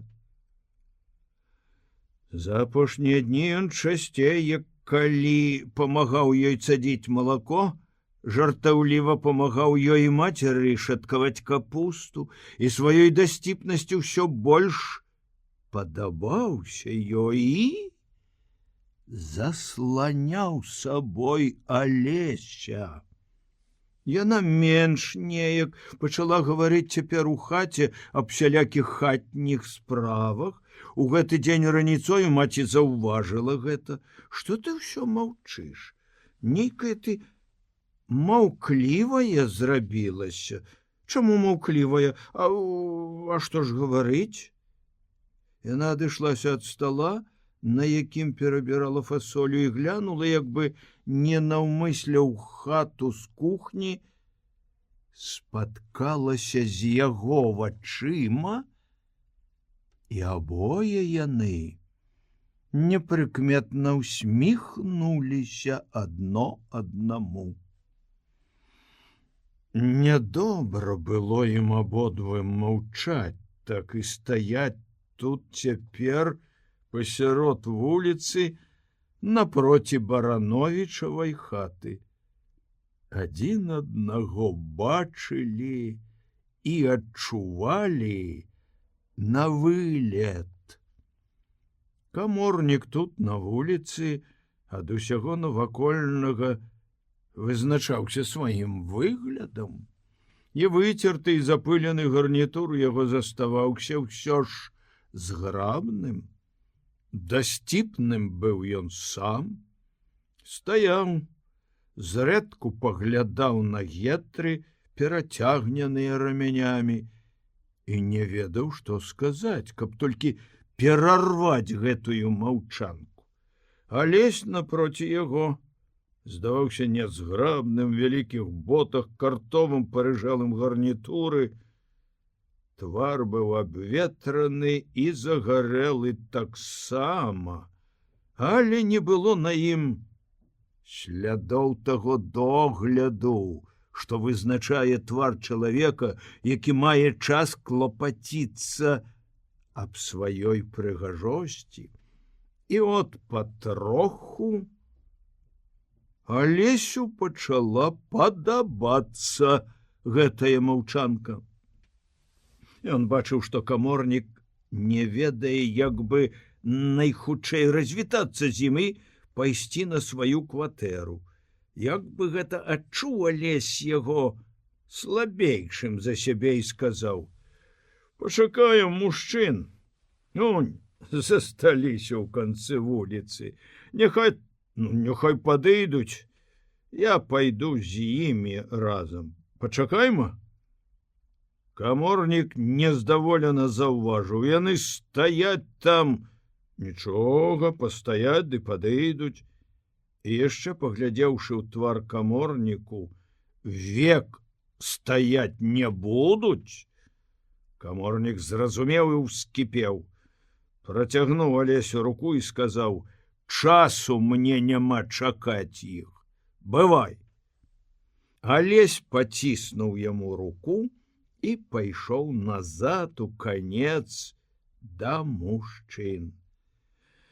Каморнік увайшоў вузкі барановічаў двор, адчуваў сябе лёгка, як чалавек, які скончыў цяжкую справу, і цяпер перад ім толькі добрыя вынікі. В адчыненых сенцах Ганна падсявала муку, запыленая ёю, рухавая, з голымі рукамі. Ён стаў на парозе, усміхаючыся ёй. «Толькі не ўздумайце памагаць», — сказала яна жартаўліва. «А от памагу, ідзіце ў хату, а то я вас запылю ўсяго». «Я не баюся». «А от і пабаіцеся, як усяго абсыплю мукою». «Абсыпце». «Ах, які паслушны! Гэта як калі?» Памаўчалі. «Сапраўды, ідзіце, а то замінаю». «Не, не». Ён падышоў да яе і палажыў руку ёй на плячо, так, як рабіў часта, толькі цяпер больш рашуча. Этую цвёрдасць і сілу яго рукі яна адчула адразу. От ён палажыў абедзве свае рукі ёй на плечы, яна неяк разам опусціла сіта на зямлю, опусціла ўніз вочы і загарэлася ўся яго блізкасцю. «Запыліцеся, я вся ў муцэ». Ён моўчкі абхваціў яе рукамі. «Ціха, зараз увойдуць». «Не увойдуць, чого ты баішся, любая?» Ён першы раз сказаў ёй «ты», і гэта канчаткова зблізіла іх. І цяжка было ўжо разбурыць цяпер гэтую блізкасць. У наступныя хвіліны яна як мага хутчэй старалася дасеяць муку. Работа валілася ў яе з рук, яна ледзьве прыбрала ў сенцах, хвалюючыся, блытаючы думкі, поўныя трывогаю новага шчасця. Успомніла Алеся і адчула, як вялікі тупы камень лёг на душу. Пайшла ў гумно пад грабці стока сенам, ускідала вілкамі на стоўп, маўчала, трывожылася. Пахла сена, пахла зеленева сухой травы ва ўсянай саломе. Весёлаю вільгаццю пахнуў ток. і мышынаю цішынёю гучэлі саламяныя куткі ў гумне. За гумном, за гумнамі на агародах і за імі ў полі, ў лясах, у надхмарных бяздоннях маўчала восень, весялілася, сумавала, радавалася. У садзе трымалася пад лісцем вільгасць, раскашэльвалася на голлі дзікае птаства. Нячутнымі вятрамі плакалі дрэвы, весела і прасторна. Ружы, піжмы і палыны зацвіталі і ацвіталі, зеляніліся і вялі у дзяўчыняным сэрцы. І хто гэта так выразна можа чытаць на людскіх тварах? Хто гэта так умее залезці ў чужое сэрца і дазнацца там пра ўсё? Можа, яшчэ і сама Ганна не ведала выразна, якая важная часіна ў яе жыцці надыходзіць, а ўсе ўжо ведалі. Ведалі больш за самую Ганну і гаварылі больш, як ведалі. Ведалі нават, што Ганна гатова адрачыся нават ад бацькоў. Калі не будуць дазваляць ёй ехаць разам з каморнікам, ведалі, з якога дня і як пачалося ў Ганны і каморніка каханне, ведалі, колькі каморнік будзе браць гэтаю зімою пенсіі і колькі будзе браць, паслужыўшы 2 гады, каб адно было спакойна на свеце. Выходзіла, што бярэ ён нешта чуць не 80 рублёў кожны месяц. І от пачалі зайздросціць і Ганне, і Барановічу. Нават кум Барановічаў і той гаварыў раз: я чалавек не зайздросны, і нікому ніколі я не зайздросціў і зайздросціць не хачу. Якім я ўрадзіўся, такім і памру. Чужога мне не патрэбна. Каб мне адно Бог даў здароўе сваё спажыць. Але магу сказаць, што Юлік хоць і кум мне, але чалавекан от які. Не мог хіба каморнік да мяне на кватэру застацца, ці што? І ў мяне хата не горшая за яго. Ды не! Наўзахапы, пабег, каб адно чалавека да рук прыбраць. А? І прыбраў. Лепшага зяця са свечкаю не знойдзеш. А хіба моя дачка брыдчэйшая ці горшая за яго Ганну? Праўда, гаварыў ён гэта толькі сваёй жонцы. Аднак жа назаўтра Сабастыяніха, як сталая жанчына і гаспадыня, гаварыла суседкам: Бог з імі, нашто мне ў чужыя справы ўмешвацца? Не моя гэта справа. Каму якая справа да каго? Гэты самы Янка Вашыновіч. Дык жа ён злуе на кума свайго Юліка, што той маецца аддаваць за каморніка дачку. Па-мойму, чого тут злаваць, калі сапраўды там дзяўчына як лялька, адно паглядзець на яе, яна як кветка, гэтая Юлькава Ганна. І вучоная, і прыгожая, і натуры добры, і працавітая, Яна табе ўсё зробіць, усяго дагледзіць. У яе не будзе, як у іншай у хаце непарадкаў. Это не дзяўчына, а золата. Не то, што я што-небудзь маю проці Вашыновіча ці проці яго дачкі, яны мне аднолькавыя прыяцелі. І Вашыновіч, і Барановіч, і не люблю я ў чужыя справы ўмешвацца, бо ў чужую гаворку язык утыкаць, але далёка яшчэ той да Барановічавае Ганны. Гэта не абсудак, а праўда. Я не кажу, мае родныя, што Вашыновічава дзяўчына дрэнная ці якая-небудзь няўдалая. Не, на што гаварыць, на што вытумляць.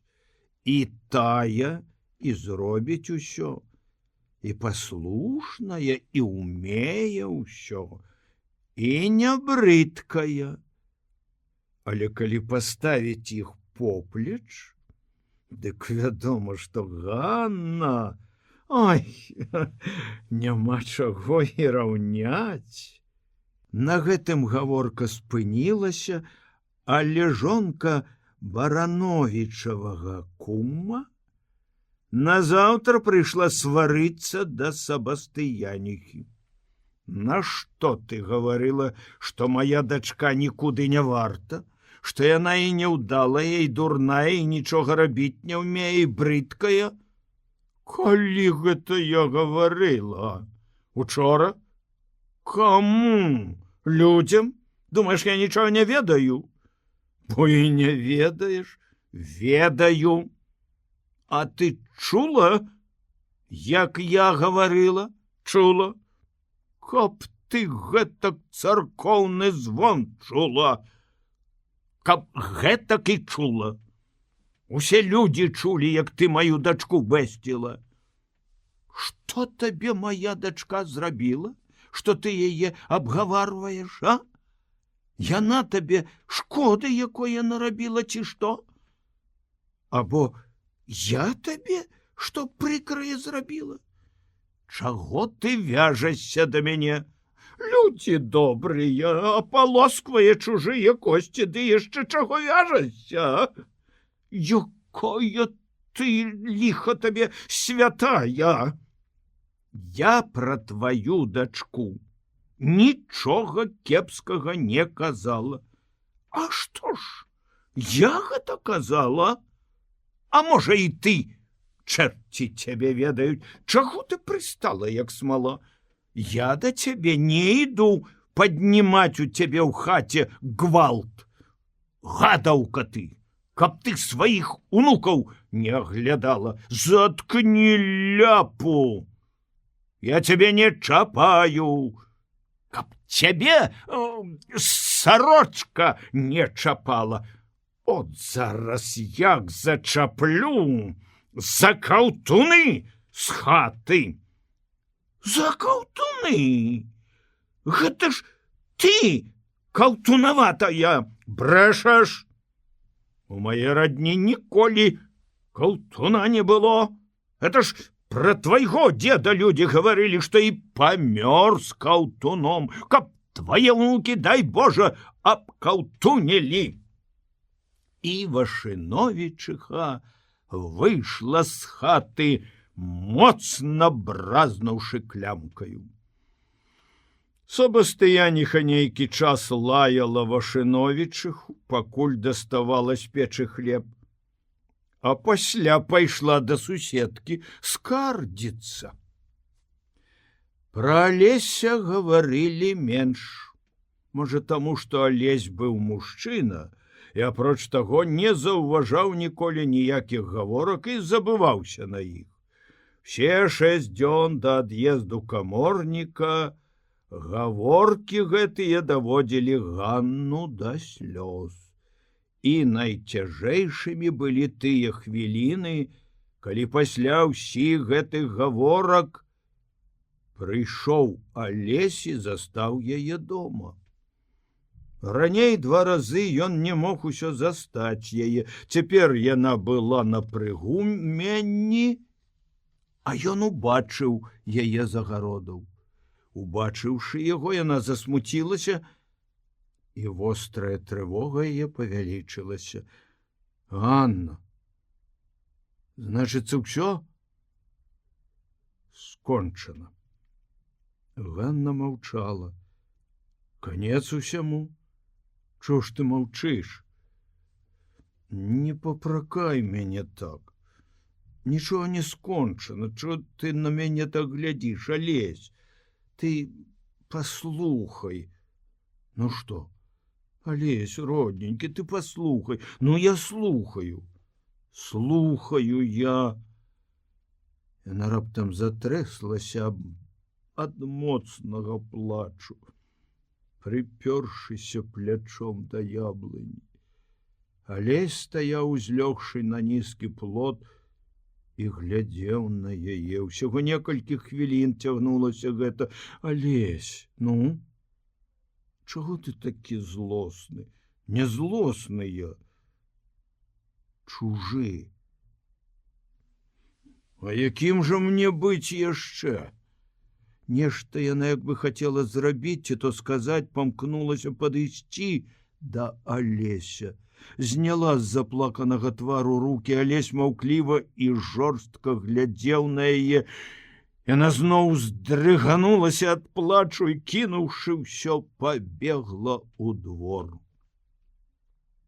Алесь тут доўга не стаяў. Было яму прыкра, нядобра. Вярнуўся агародамі назад, папрабаваў узяцца дома за работу. Всё валілася з рук, тады ён адзеўся чысцей і пайшоў у ячэйку.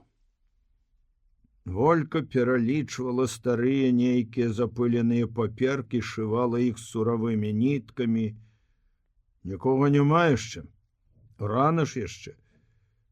Все прыйдуць, не ведаеш. Адкуль жа я ведаю? Мусіць, усе?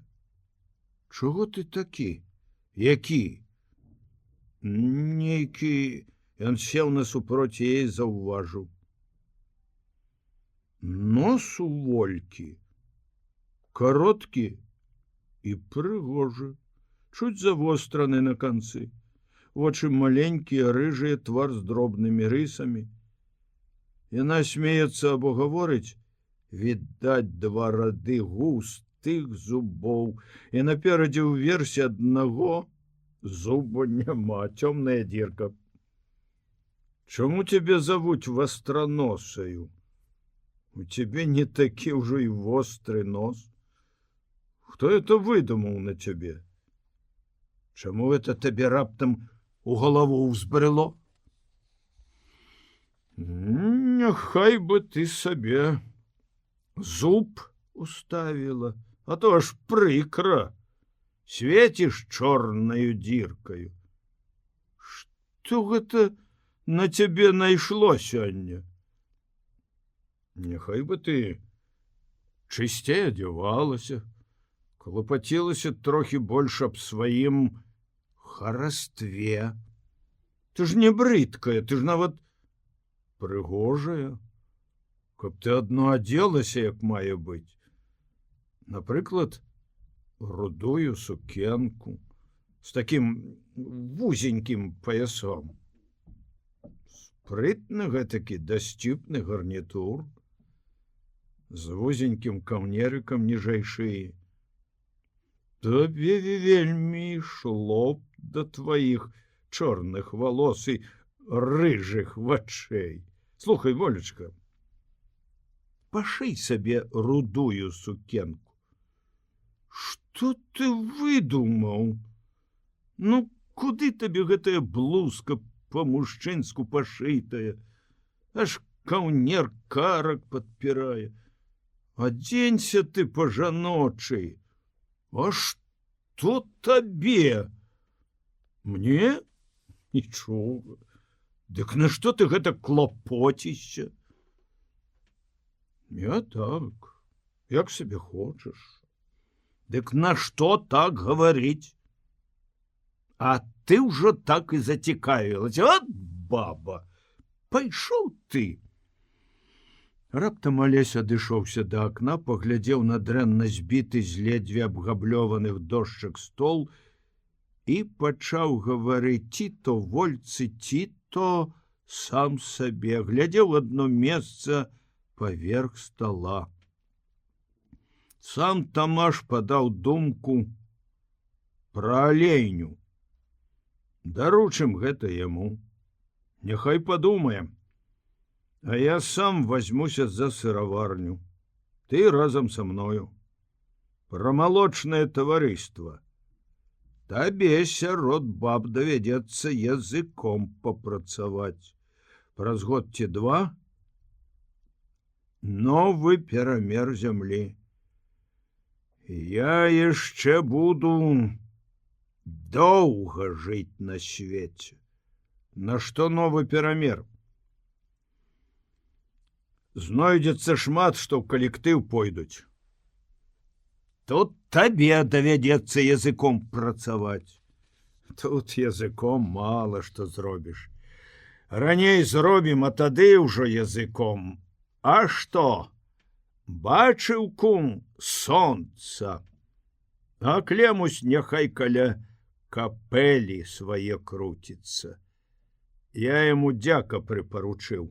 Няхай граюць, адна што сукін сын. П'е здорава Клемусь. Я яго адучу. Няхай выпівае патроху, калі яму так хочацца. У меры, значыць. Чаго ты? Што ты яму дазволіў выпіваць у меру? Так сабе трошкі. І Бога хвалі, і чорта не гняві. Мерачка, ніякай меркі. А павінен проста ўзяць сябе ў рукі. Волька ўздыхнула. А ён добры хлопец. Клемусь, але... Ну, пэўна, адно што маладзейшы за цябе на гадоў мусіць 8. Уй, ідзі ты, дык, брат, сёння ж пайду да Тамаша. Няхай мне план разгорне пра гэтую сваю алейню, раз ён так з ёю носіцца. Чорт яго бяры ўсё. Усё няважна. Што? Усё іншае. Іншае ўсё. Родненькая ты моя. Што гэта ты? Волечка, ведаеш ты што? Ганна мяне адсуралася. Мусіць, з каморнікам паедзем. Каб ты ведала. Я табе гаварыла.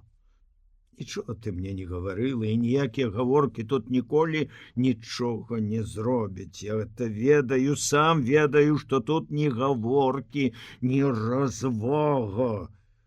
Каму ж так ведаць, як не мне? Ты мне от тлумачыш. Нічога я табе, сястрыца, не тлумачу. Вельмі сумуеш? Не ведаю.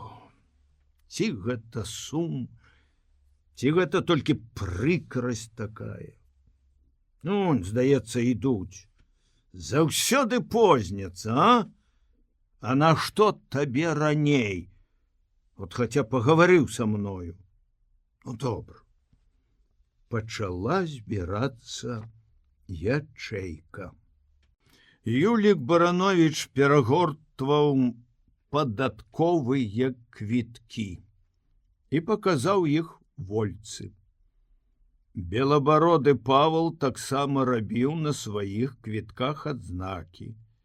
Углядаўся ў іх, прачытваў друкаванае, а пісанага ніяк не мог расчытаць. Так і абмінаў. І нічога не разумеў, што ў квітку. Тодар мог чытаць лепш і разбіраў пісанае. Ён і тлумачыў Паўлу пра скідку, пра надбаўку. Павал адхаркаў адмахваўся і пляваў. Волька адбірала квіткі, запісвала ў кнігу. Тамашу не было пільнай патрэбы тут, але таксама, не маючы пільнай работы дома, ён паддаваўся прывычцы даведацца ў сельсавет. Сядзеў каля акна і маўкліва цягнуў з вішнёвага папяросніка. Юлік Баранович, падцягваючы хворую нагу, падвалокся пад тамаша, пачынаючы гаморку. Або сіберны холад пачнецца, або мокра стане на дварэ. Тамаш дзьмухнуў папяроснік. Адкуль ты ведаеш? Нагу мяне зноў ламаць пачало. Чаму ж ты яе не грэеш як-небудзь, а па дварэ валочышся? Каб яна была ў цяпле, дык яна не так бы балела. Чорт жа яго ўседзіць у хаце. Жывучы трэба варушыцца, а работа, сказаць, не цяжкая, падатковыя квіткі прыйшоў выправіць. Белабароды Павал падаўся да тамаша. Чаму гэта ты ў гэтым камітэце нічога не гэтае? Раз тебе паставілі, дык ты пакуль цябе не знімуць, трэба, каб вёў дзела як мае быць, а не то што. Чаму? А што ты нядобрае угледзеў? А што ж гэта добра? Што? Чаму гэта Мікіта Базылёў мае права дарэмна мець карысць ад паўлічаных агародаў? А? Калі Паўліха памерла, дык які гэта Мікіта асэсар, што яму спадчына застаецца без дай прычыны? А табе мала свайго агароду. Мне не патрэбна чужога, але я хачу дайсці праўды. Ну то як жа, па-твойму? Няхай арэнду плаціць, невялікую, але плаціць няхай. А ты за свой агарод каму арэнду плаціш? Ён мой, спрадвеку. А гэты цяпер Мікіты Базылёвага. Чаму гэта ты распараджэнні гэтакія даеш? Ніякіх распараджэнняў я не даю. А хто гэта? Чаго ты мяне дапытваеш? А чаму гэта Матвей і вясною з камітэцкага аўса карысць меў, і цяпер яму падсунулі 2 пуды грэчкі? Гультай, не хоча рабіць, а яму ўсё пхаюць. Ну, што гэта за работа? Думаеш, я не ведаю, што Матвею грэчкі далі камітэцкае? Ніхто з гэтым не хаваецца. Або чаму гэта яшчэ нідзе нікому нічога, а ён ужо мае квіток на галлё з лесу, а? Ну на чорта гэтыя хітрыкі. Ой, тут без ніякіх хітрыкаў. Што ж, каб ён прападаў? Ты яму колькі не давай, усё будзе як вада ў рэшаце, як у тхлань. Як ты зайздросціш яму на 2 пуды грэчкі? Я не зайздрошчу. Ён цяпер па Сабастыяну мне сваяком даводзіцца. Я нават рад, што яму помач ідзе. Ой, ну то чаго ты бунтуеш? Я табе сказаў чаго? Нічога ты мне не сказаў. Хіба ў цябе вушы чым пазатыканы? І Юлік Баранович засмяяўся, зрабіў твар радасным і нявінным, як у дзіцяці, і сказаў: а от нябожчык Сымон Скуратович заўсёды хадзіў з вушыма пазатыканымі ватаю, а чуў?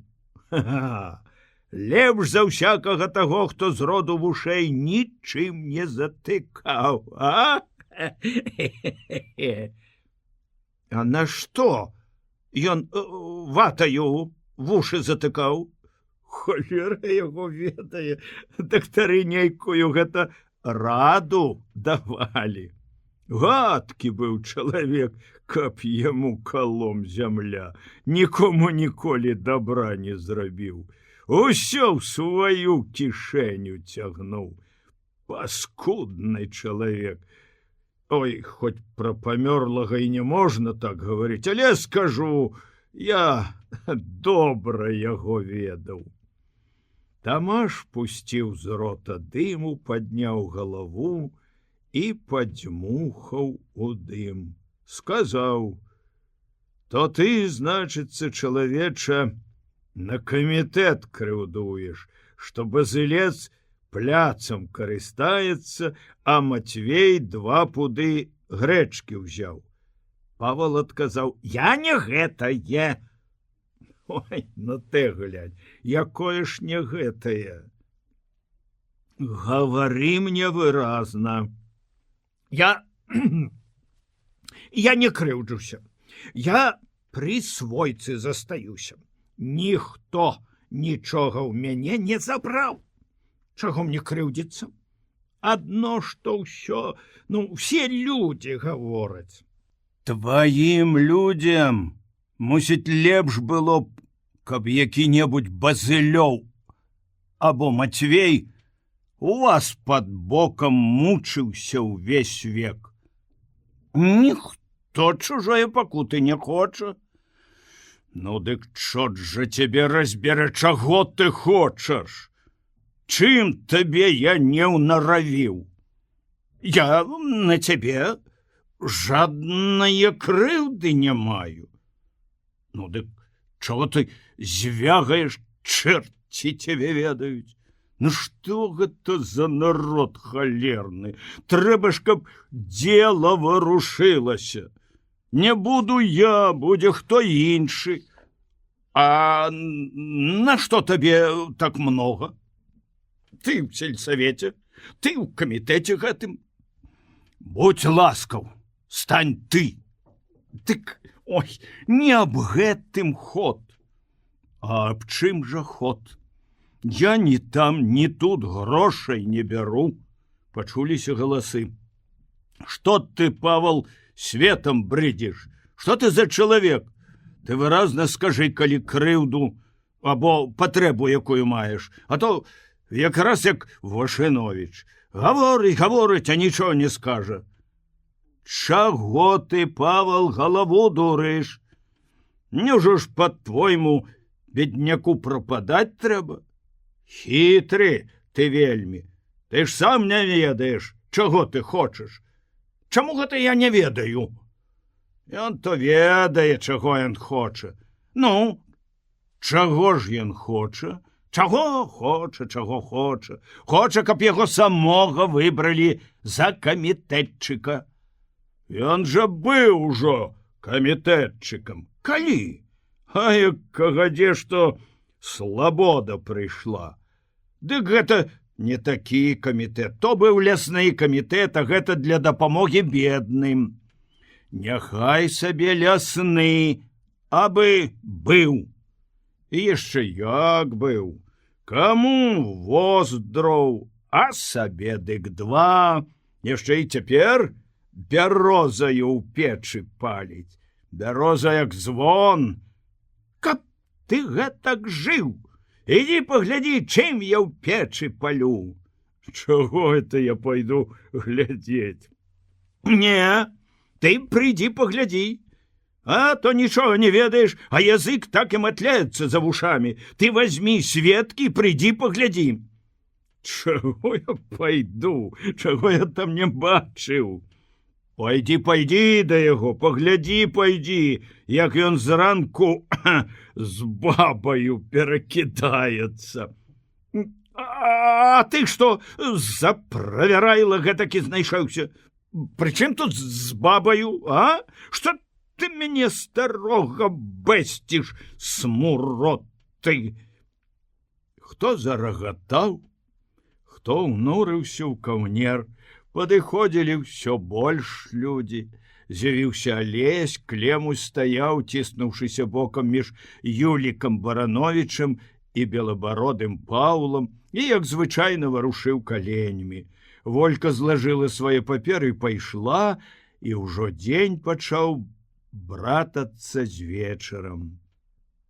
Тамаш некалькі разоў чуў скептычныя заўвагі пра алейню, пра сыраварню, пра малочнае таварыства і нават нарэшце пачуў, як Барановіч заўважыў некаму: «Фацэтны чалавек, стары падла нейкі, чорт яго ведае, у німку яму няма, а? На чорта яму гэтак старацца? У труну ўсё роўна нічога не забярэ. Ён яшчэ здаровы. Чорта ён здаровы, это адно здаецца». Гаворка ішла наводшыбе ад усіх. Тамаш выйшаў, Алесь агледзеў натоўп і запытаў: «Ну то, ці будзем за алейню сыраварню брацца, ці не?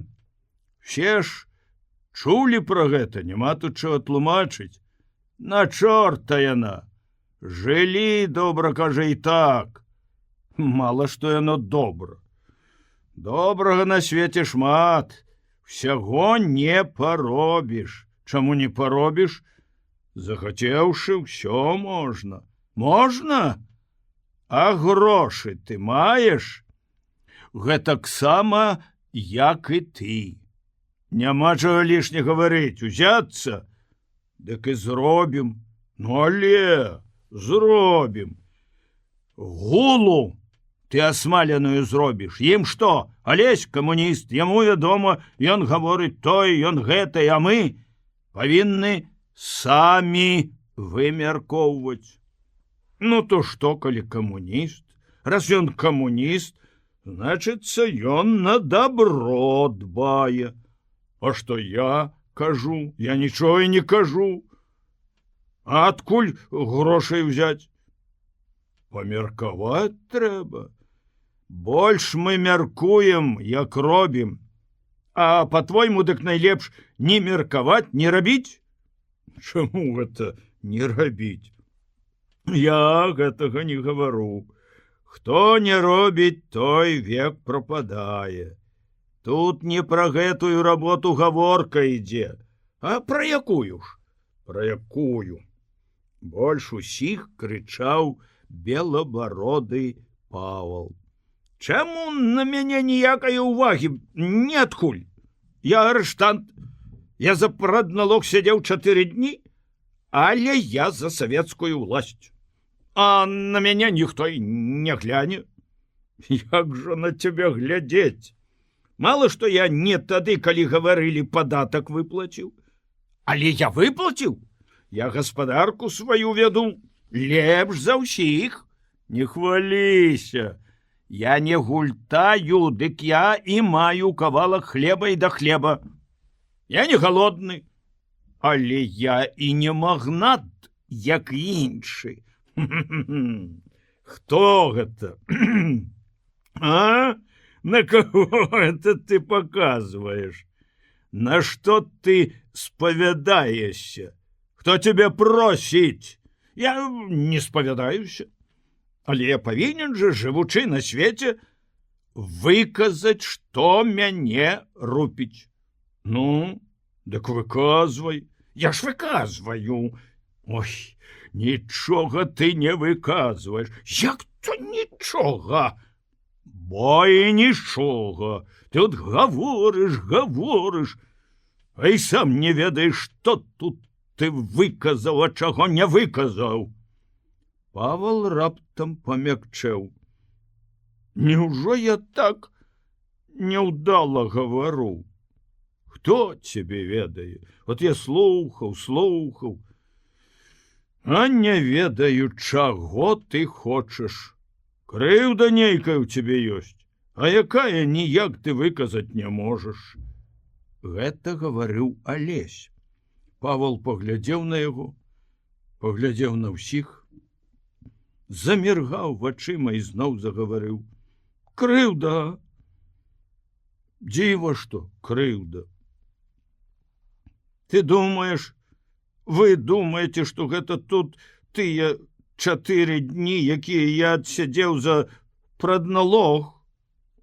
Або той гусак, якога ў мяне Александр забіў, і за якога я з яго капейкі не магу сагнаць? Спагнаць, а? Не гэта, браце. Усё тут, усё. І гусак, і 4 дні, і боль у сярэдзіне, і старасць, і ўсё, што толькі ёсць і можа быць. Усё, што было з малых дзён, усе крыўды, усе сваркі, уся работа, што зносілася на плячах. Ты думаеш, это я тут за раскошы вялікае гусака дамагаюся з Александра? Што это мне на гэтага гусака сышло, ці што? Чорт яго бяры з гусаком разам згарыць ён няхай. От што! Дык ты гавары, дзядзька, якая ў цябе крыўда? Усё. Дык раскажы пра гэтае ўсё. Дык я ж расказваю, гавару, што ўсё, значыцца, уплялося сюды ад самых малых дзён нараджэння. Жыў бедна, жыў, гараваў, дабра шмат бачыў. Якога там добра? Перад начальнікам усякім шапку скідаў? Скідаў. Спіну гнуў? Гнуў. Нішчымны хлеб еў? Еў. Дык от ты, дзядзька, і крыўду сваю выказаў. Можна сказаць, што і выказаў. От, дык у цябе, дзядзька, проста злосць, што век свой ты пражыў, добра не бачачы, праўда ці не?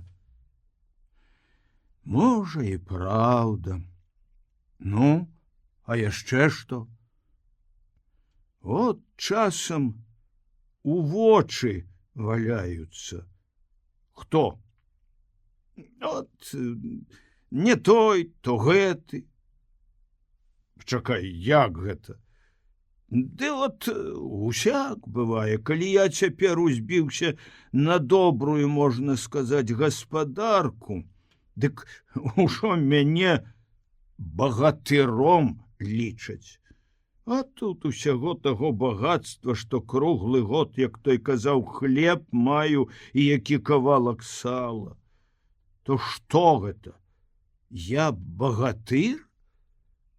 Магнат гэта я? Ды які ты там багатыр? Мужчыны цесна абкружвалі ўзбуджанага Алеся. Алесь усё гаварыў.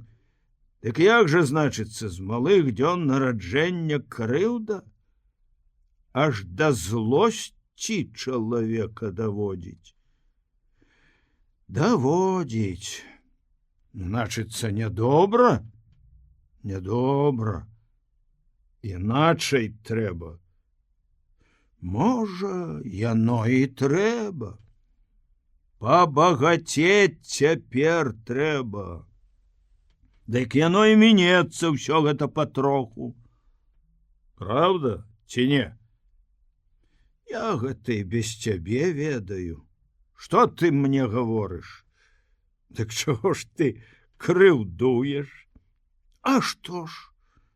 Мала я крыўды бачыў на свеце. А вот я таксама. Хіба не бачыў крыўды? Але ж я не крычу на тамаша і не злую ні на кого без дай прычыны. Бо ты малады, у цябе іншая справа.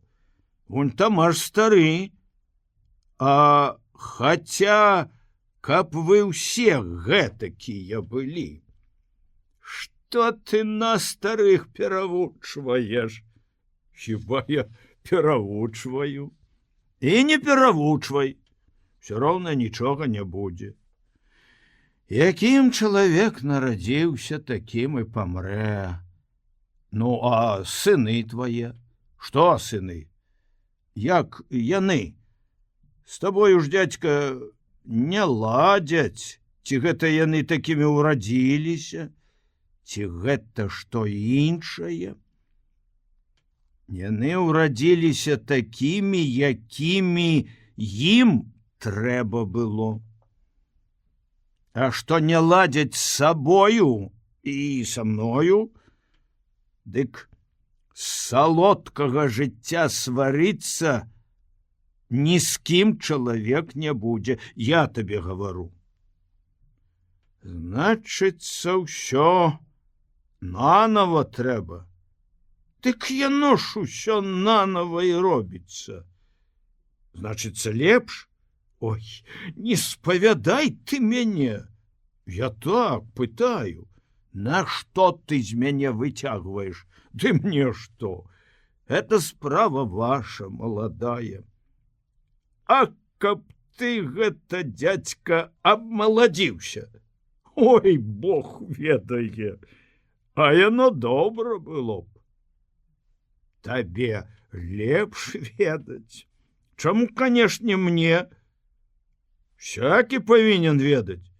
Это як што? А ведаеш, дзядзька, у тваіх сыноў народзіцца слаўнае пакаленне, непадобнае на нас. І гэта мы ўсё стараемся, каб яно было, гэтае пакаленне. Ой, каб твае словы ды Богу ў вушы. Значыцца, добра?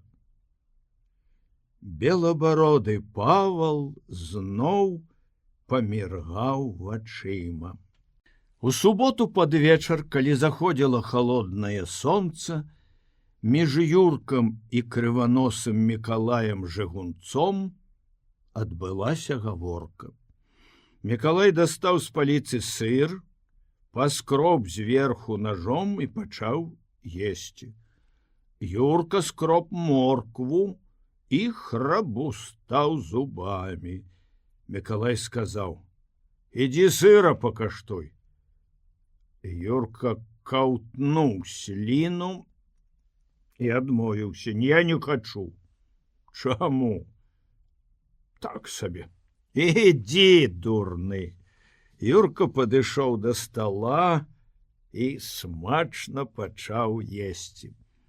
Мікалай абуў новыя боты, добра нацягнуў угору халявы, дастаў з паліцы бубен. Адна бляшка на бубне была пагнутая, і ён пачаў адгінаць. Юрка запытаў: «Нашто вы бубен дасталі?» «Бубніць пайду». «Калі?» «Як змеркне». «Навучыце мяне бубніць». «Вучыся?» Юрка помаўчаў і сказаў: «Няхай яно згарыць». «Што?» «Што ботаў няма. Тата ўсё кажа, што закажа прышвы і не заказвае. От я ў панядзелак заплачу за кватэру, дык будзе і на прышвы. На гэта знойдзецца іншая дзірка. Я сам тату скажу». «Хіба скажаце? А то тату нават і не ў галаве. Я скажу». У хаце нікога не было. Кагадзе Юрка падмёў хату, трохі яшчэ пахнуў сухі пыл, але стала чысцей, прытульней. Водбліскі захаду жоўцілі зямлю і сцены. Мікалай паправіў бубен, патрос у руцэ, загрымеў па бубне вялікім пальцам, паставіўшы яго старчком, і міргнуў Юрку. Абуваючы мацерыны чаравікі, Юрка усміхнуўся. «Куды ты абуваешся?» Пайду пагляджу, як вы бубніце. Ідзі сабе паглядзі. А дзе гэта гуляць будуць? Куды паклічуць? Па мяне павінны хлопцы зайсці. Хлопцы зайшлі яшчэ праз гадзін-дзве. Мікалай сярод іх быў як бацька, гаварыў ціха і ўсё падкручваў свае рыжыя вусы. Юрка не пайшоў услед, а выйшаў на вуліцу і выпільнаваў, куды яны пайшлі. І сам пайшоў некалькі хвілін шчакаўшы. Тады яшчэ музыкі не было, а два музыканты падкручвалі струны на скрыпках, просячы хлопцаў не падспеўваць і даць настроіць скрыпкі. Было холадна, так, як можа быць холадна ў месячны вечар апошніх тыдняў восені. Калі і туман сядзе за ноч кроплямі вады на платы, і познія яблыкі чырвоняцца яшчэ на дрэвах. Зямля не мерзла яшчэ, была яна халоднаю, мяккаю, і пахла яна моцна і востра. Пусты сад каля сельсавета здаваўся прасторным і белым. Бялелі платы, бялелі лаўкі, паробленыя хлопцамі летам. Шумна было. Музыканты ўсё падкручвалі струны, Мікалай быў тут ціхім і нават сарамяжным мог здавацца. Вакол яго былі ўсе маладымі і вясёлымі. Зараз пачнуць граць, запытаўся Юрка, аціраючыся каля Мікалая. От, можа б, табе дадому пайсці, адказаў Мікалай. Чаго табе тут таўчыся?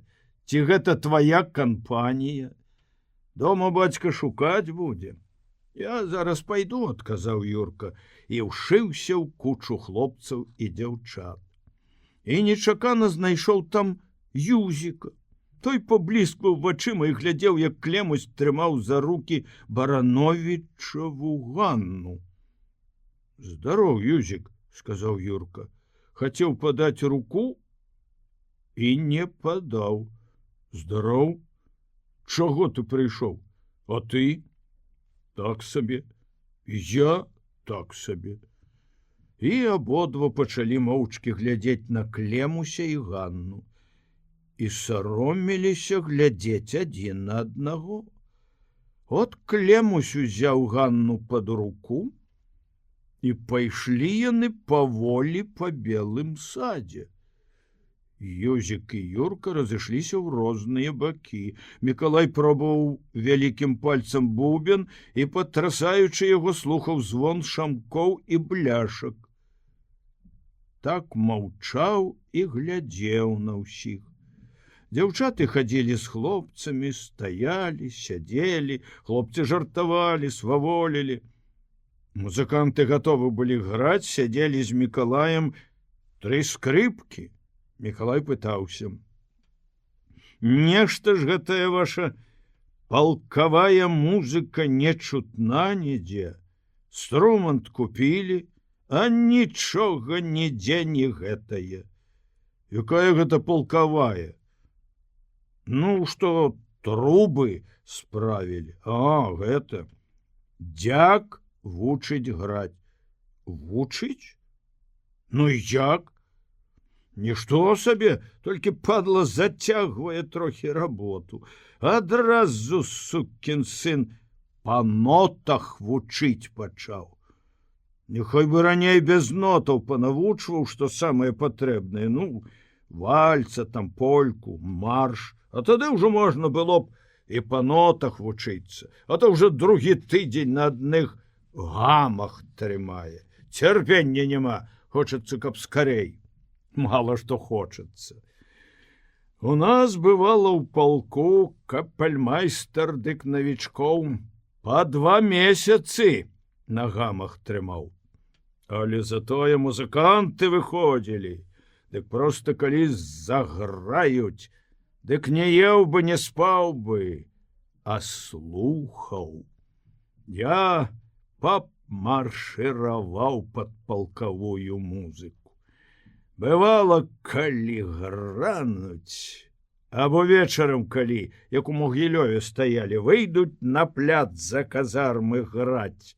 Ды калі дадуць, паўгорада сыходзілася слухаць. Ты гэта, можа, там у бубен грукаў?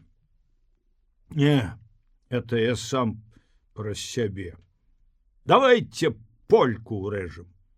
Урэзалі польку. На пляцоўцы, выразанай улетку камсамольцамі для футбола, некалькі пар пачалі скакаць. Калі музыкантаў стаялі і сядзелі дзяўчаты і хлопцы, Юрка стаяў там жа непадалёку ад Ганны і, млеючы ад неведанага і незразумелага стуку ў галаве і грудях, пачаў пільна глядзець на яе. На яе галаву, на постасць, там, дзе сукенка была перацягнена вузенькім поясам, ніжэй пояса, дзе гусціліся тонкія фалды кароткай сукенкі. Нібыта неназнарок, непрыкметна, падышоў яшчэ бліжэй і, нічога не разумеючы, адчуваў, як кружыцца ў галаве. Кружыцца ўсё перад вачыма ад дзіўнай блізкасці Барановічавай Ганны. Было ўсё нова, незразумела, таемна, ніколі не ведана. І ён мучыўся ад жадання дакрануцца да яе сукенкі. Гінулі і туманіліся думкі. Вот Клемусь зноў узяў Ганну пад руку і павёў па садзе. Музыканты ўсё рэзалі польку. Мікалай, схіліўшы на бок галаву, грукаў бубен, то пальцам, пастаўленым старчком, то выгладжанаю палачкаю. Юрку раптам стала цяжка дыхнуць. Ён уздыхнуў і, як п'яны, адышоўся ад музыкантаў. Нехта з хлопцаў падспеваў музыкантам: «Цечэ рэчка праз мястэчка долам неглыбока». З другога боку нехта перабіў: «І як убачу Петруся, дык у бокі беруся». Полька неўзабаве сціхла. Каля брамы многа галасоў заспявала. Не ведала зязюля, як у лесе жыць, не ведала маці, як дачушку збыць. Збудзеш мяне, маці, за адзін дзянёк, ажно ж не забудзеш за доўгі гадок. Будзе моя лыжачка сухая ляжаць, будуць мае сцежачкі травой зарастаць. Будешь, моя маточка, работку заступать, а я твою местинку детьми засаджу, а я твою лыжечку слязьми облью, а я твои стежки сама протопчу, а я твою работку сама заступлю. За брамою збіраліся слухаць, гаварылі, слухалі, самі памагалі спяваць. У садзе зноў ішла полька з нечаю прыпеўкаю. Нашы хлопцы абы вечар каля дзева круцяцца, Павал жа з Сабастыянам з-за камандзіраў вучацца. Сабастыян, стоячы каля брамы з мужчынамі, забубніў: «Урвіцелі, каб яны галовы паскручвалі хуліганты, ой, басякі, песні складаюць, каб яны галовамі панакладалі». Хлопцы пачулі і наўмысля развялі гаворку. Это які Сабастыян, вусаты, але вясёлы будзе камандзір, не такі вясёлы, як баявы. Ды яны абодва нішто. Павал адно бараду зголіць. Сабастыян падкруціў вусы і падаўся дадому. Юрка заспакоіўся, адшукаў Юзікам. Падышло больш яго таварышаў. Юзік быў вясёлы, свавольны, падышоў да Мікалая і попрасіў: «Дайце, дзедзька, я пабубню трохі». Мікалай маўчаў, баючыся перарваць такт. Як скончылі граць, тады ён адказаў: «Ты не ўмееш». «Даль бог жа ўмею. Зараз вальца будзем граць». «Я ўмею і вальца бубніць». Аднак Мікалай не пацешыў Юзіка, сам стаў бубніць. Юзік адышоўся і засаромеўся сваіх таварышаў, якія скублі яго за полы ватовай капоты. Пабубніў. Ну як? Добра бубніць умееш, бубнач. Каб апраўдацца і згладзіць уражанне, Юзік успомніў: «О, браткі, кудлатавага Амелькі грушы яшчэ так у садзе спеюць». Яшчэ? Яшчэ? Я сам учора бачыў, нейкія, мусіць, бэры. Хадзем? Ну, але хадзем. І адразу ўсе пайшлі, перабеглі агароды, пералезлі цераз плот у сад, у чатырох сталі каля плота вартаваць. Двое селі на варотах у двор, Юзік і Юрка сталі ў дварэ пад вокнамі, гатовыя ў кожную хвіліну засвістаць дзеля сігналу і ўцякаць. Адзін палез на грушу і пачаў трэсці. Цвёрдыя грушы застукалі аб халодную зямлю. Трывожна было і весела. Годзе, пакінь на заўтра. Заўтра ўсё сам абярэ. Трасі больш, калі так. Страсянуў яшчэ разы са два і пачаў соўвацца ўніз. Все гуртам шукалі ў месячным змроку на зямлі груш, пхалі ў кішэні і за пазуху. Трывога прайшла, засталася вясёлая ўзбуджанасць. Амелька кудлаты спаў недзе ў цёмнай хаце і нічога не ведаў. І гэта было нядобра. Трацілася маладзецкая ўдаласць. Тады вялікім гуртам падкраліся ціха пад вокны і, адчуваючы целам прыемны пах цвёрдых груш, хвацілі весела і без рытму. «О, кудалушы, гута грушы!» І невядома было ім, ці грозны Амелька кудлаты выскачыў за імі з хаты, ці не ўспеў. Адразу ўсе сыпанулі ўцякаць, перакідаючыся цераз весніцы, губляючыся ў шыраце белай ночы. Сабраліся зноў у садзе каля сельсавета. Мікалай курыў, трымаючы на каленях бубен. Клемусь гаварыў: «Якая гэта музыка? Што гэта за музыка, калі ніякай гармоні?» Мікалай абазваўся: «Ну, пэўна, каб сюды гармонію двухрадку. Не пра гэтую гармонію. А пра якую ж? Гармонію завецца гэта, як капэля добра грае». Ну, дык усё гэта, усе галасы, разам з званкамі там, з бубнамі, бразготкамі. Мы ж цяпер па нотах вучымся. Дзяк вучыць. Неўзабаве граць як мае быць станем. Ну, ей-богу, Скварчэўскі ў нас капельмайстрам. А я загадчыкам капелі. А бубен у вас які? Турэцкі? Новы? Зусім новы? А талеркі пры бубне? Ці асобна? Пры бубне талерка і асобна дзве. Яшчэ званкі купім. Такое жалеза гнуткае ёсць, падзвоньваць па ім трэба.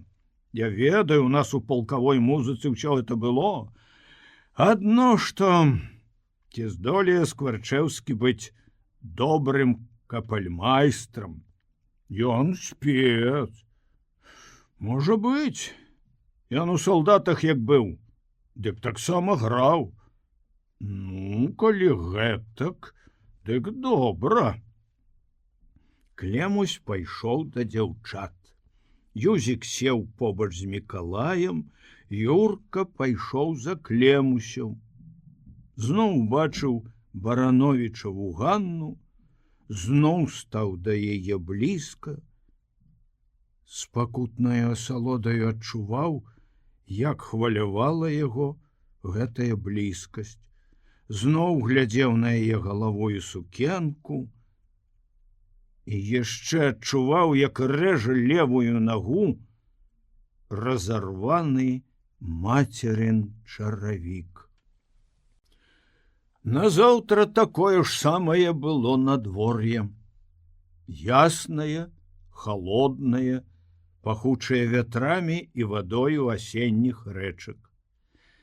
Волька ў той дзень праводзіла жаночую канферэнцыю. Узбуджаная, з затуманенымі пярэстасцю постацей твараў вачыма, яна была прыгажэйшаю, як у звычайныя дні.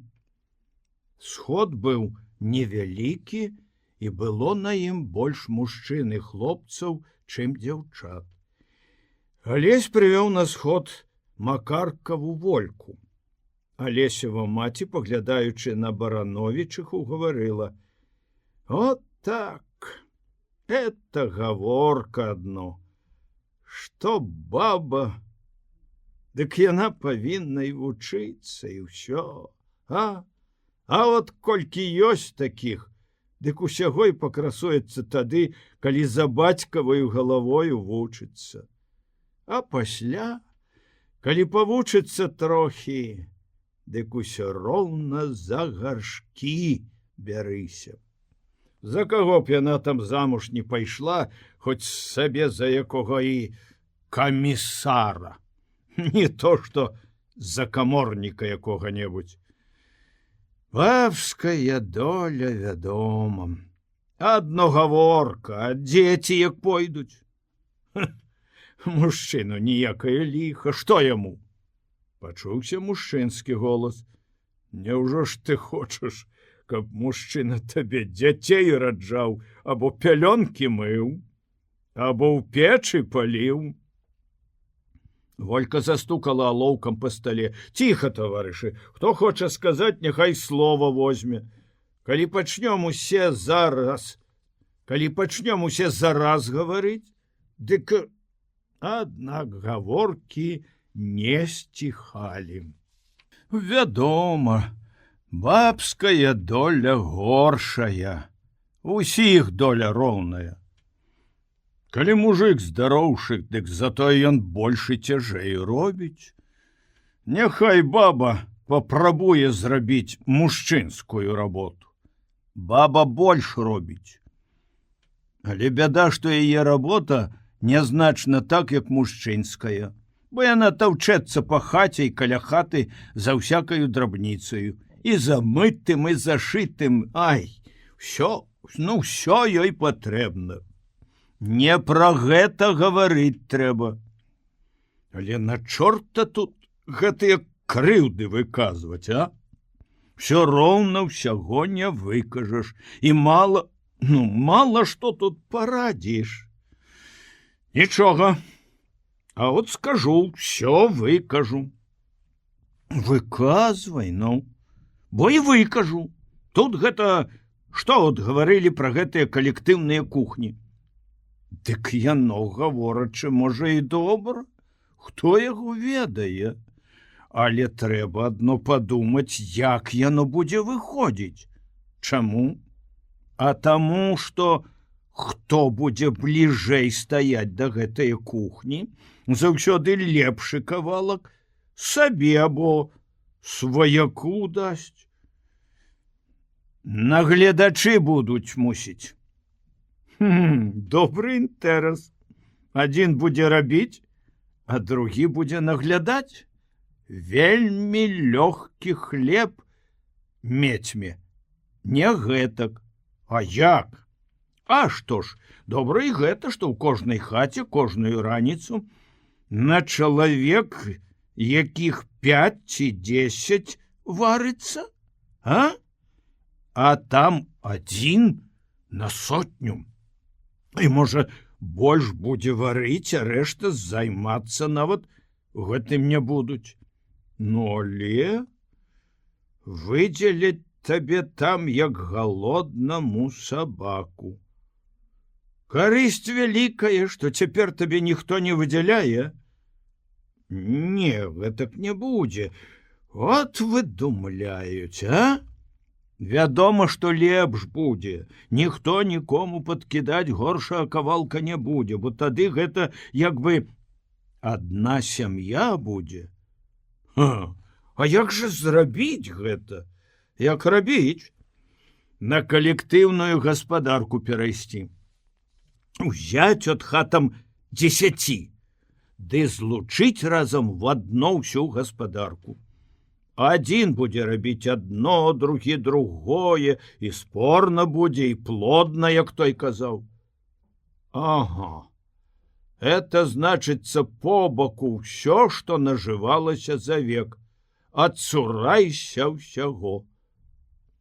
Ну дык можаш сабе не адцурвацца, а гібець сабе пры сваім, сваёю нішчымніцаю душыцца. То гэта ж і з зямлёю нанова. Вся музыка пачнецца нанова. От табе і на. Што? Мералі, а гэта нанова пачынай. Ну, але найлепш. Дык сядзі на печы ўвесь век, не варушыся. Тады само табе ў руки прыйдзе. Прыйдзе, не прыйдзе, а добра, кажа, сядзі руки склаўшы, дык затое спакойна будзе. Душа на месцы будзе. Ой! Волька ўтамілася до конца сходу. Балела ёй галава, хацелася ісці па дварэ ў вострым паветры. Ад пярэстасці твараў, гаворак, галасоў всё мітусілася ў вачах. І ўжо, як чыталі рэзалюцыі, адчула Волька, як хочацца ёй, каб хутчэй была прачытана яна. Было і накурана ў вялікім школьным пакою. Мужчыны ўваходзілі, выходзілі. Волька сядзела адна за сталом, як усе разышліся. Павольна вечар агортваў зямлю. Чарнявы Петрык пайшоў з макаркаваю Волькаю, а Лесь падышоў да стала. Не варта было так зацягваць сходу. Чаму? Трэба прывучыць жанчын да сходаў, а так дык утамляюцца, неахвотна пасля хадзіць будуць. А кожная кідае хату, спяшае хутчэй дадому. Не трэба лішне зацягваць. Яны самі зацягнулі. Ды нічога, я сама вельмі ўтамілася, галава кружыцца. Пасядзім. Заўтра ячэйка будзе? Будзе. Давай пройдзем па дварэ. Пройдзем, паспацыруем? Давай. Белы вечар быў цяплейшы за ўчарашні. Вуліца жыла гаворкамі, песнямі. Абзывалася скрыпка. Прайшлі вуліцу і назад. Кончыліся канцавыя хаты, прысады чарнелі голымі бярозамі. Як жывеш, Алесь? Нічога. Здавалася, ім няма пра што гаварыць, ішлі моўчкі. А ты як, Волька? Жыву.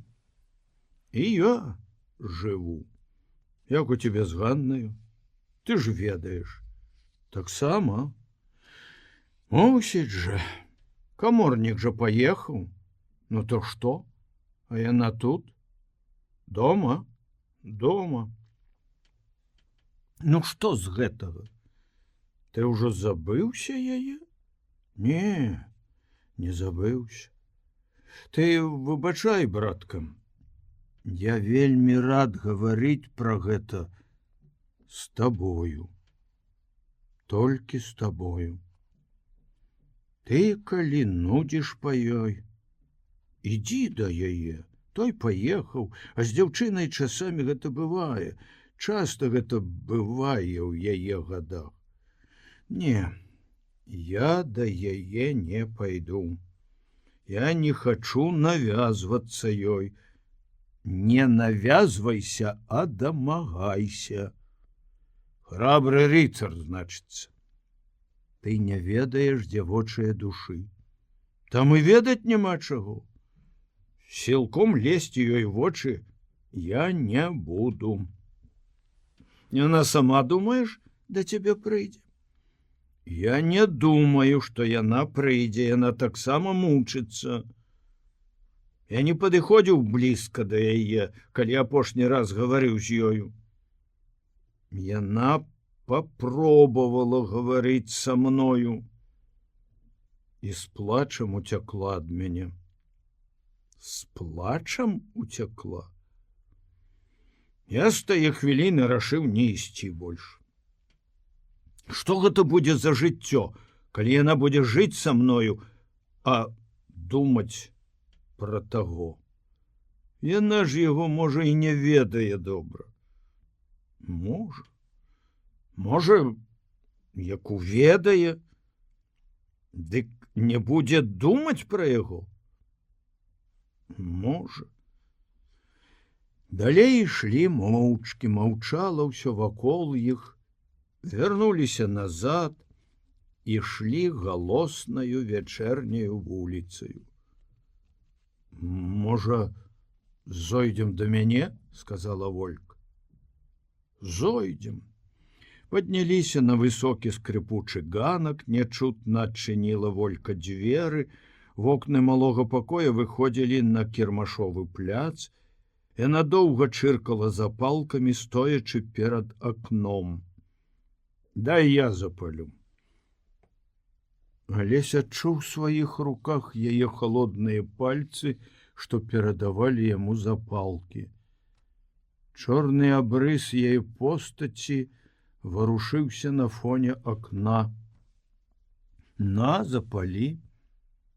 Якія ў цябе рукі халодныя, сэрца затое гарачае.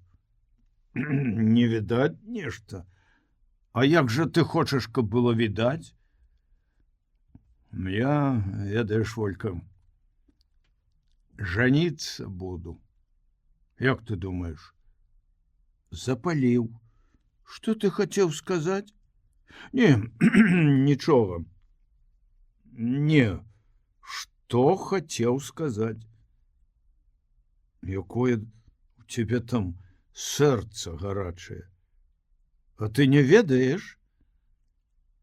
У святле лямпы яна хітра па-жаночы усміхнулася. Алесь сеў на палатанае фанераю крэсла. Пахла ў пакойчыку вымытаю падлогаю. Я... Вот что. Что? Я, ведаеш, Волька, жаніцца буду. Як ты думаешь, што ж я тут, братка, могу табе думаць? Як знаеш, каго ж ты браць будзеш? Знойдзецца хто-небудзь. Можаш і Ганну яшчэ ўзяць. Думаеш, яна да цябе не вернецца? Сілком жа браць не буду. Нашто сілком? Пра гэта ніхто не гаворыць. Хіба можна сілком? Зноў маўчалі. Одно так і жывеш. Або ты не ведаеш. Дрэнна аднэй. Нічога. На тое лета вучыцца пайду. Не пусцім на тое лета. Работнікі патрэбны. Праз гады 2. Тады адправім, куды сабе зажадаеш. Няўжо добра, каб у ячэйцы былі работнікі-невукі? Нядобра. Але іначай нічога не зробіш. Дык гэта ты, напэўна, кажаш, не пусціце? Не. Пусціце. Не пусцім. Алесь! Яна крыкнула і падперла кулакамі бараду. Так і стаяла некалькі хвілін пасярод пакоя. Вочы яе калолі яго. Губы моцна сціснуліся. Чаго ты крычыш, Волька? Яна зноў крыкнула: «Алесь!» І раптам здзівіла яго. Падышла да стала, узлягла на яго локцямі і заплакала. Чаго ты? Нічога ты не разумееш. Што? Дзеравяны ты, каменны.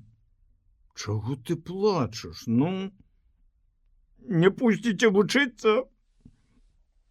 Не пускайце, толькі нашто ўсё так гаварыць заўсёды? Можа, мне зусім і не хочацца ехаць нікуды вучыцца. Можа, я пагаварыць аб чым такім з табой хацела. Утамілася я. Раніцою устаю, спаць мне заўсёды хочацца. Ты ведаеш, якая я ўтомленая? У цябе што? Ты прыйдзеш, сход ячэйкі правядзеш сход гаспадароў, пасля паедзеш, паарэш на полі. Ты мужчына, ты здаровы. Не, ай, не гэтак, не тое. Адпачыць мне хочацца. Бяры в отпуск, едь да сваіх, у сваю вёску, а не дык чакай вясны, ў дом адпачынку пашлём. Яна маўчала, села за сталом, сядзела, падпёршы твар кулакамі. За тонкаю дашчанаю сцяною ў гаспадара кватэры рыжага Хоні цікаў будзільнік. Плакала дзіця. Волька моўчкі адарвалася ад стала, зашмаргнула паркалёвыя фіранкі на вокнах, зноў стала на ранейшае месца каля стала. Пачакай, сястрыца, вясны, тады доўгі отпуск возьмеш. Цяпер яна усміхнулася. Дурная я. Плачу неведама чаго, расклеілася. Знемаглася я, сам бачыш. Ах, ты ліха яго вяры. Нічога. Не думай, што я такая вельмі далікатная, кволая. Колькі часу цяпер? Нічога, ты заспакойся. Грошай у тебе хапае на пражыццё? Пакуль што хапае.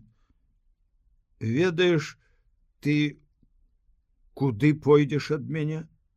Дадому. Ідзі да Ганны. Ты ж сумуеш па ёй. Ён помаўчаў і сказаў: сумую. Мне думаецца, што яна ўжо забыла пра каморніка. Ласкі яе мне не трэба. Ласкі?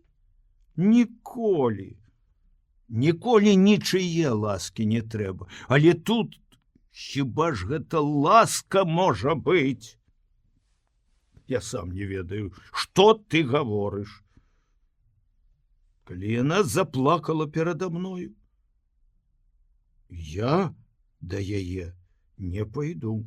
Наадварот, пайдзі, калі яна заплакала, прыгалуб. Не будзем больш пра гэта. Можа, яно як аформіцца. Сядзелі моўчкі, яна была поплеч з ім. Ты каго кахаеш, Волька? Я ж табе неяк гаварыла. Зноў помаўчалі. Ціха як. Ненадоўга гэта. У гаспадара за сцяною дзіця заўсёды мне спаць не дае. Трэба дзе кватэру змяніць. Але заўважыў, валасы ў Волькі прыгожа кучаравіліся над шыяй. Ты завіваеш валасы? Ніколі. Чаму ж яны? Гэта так?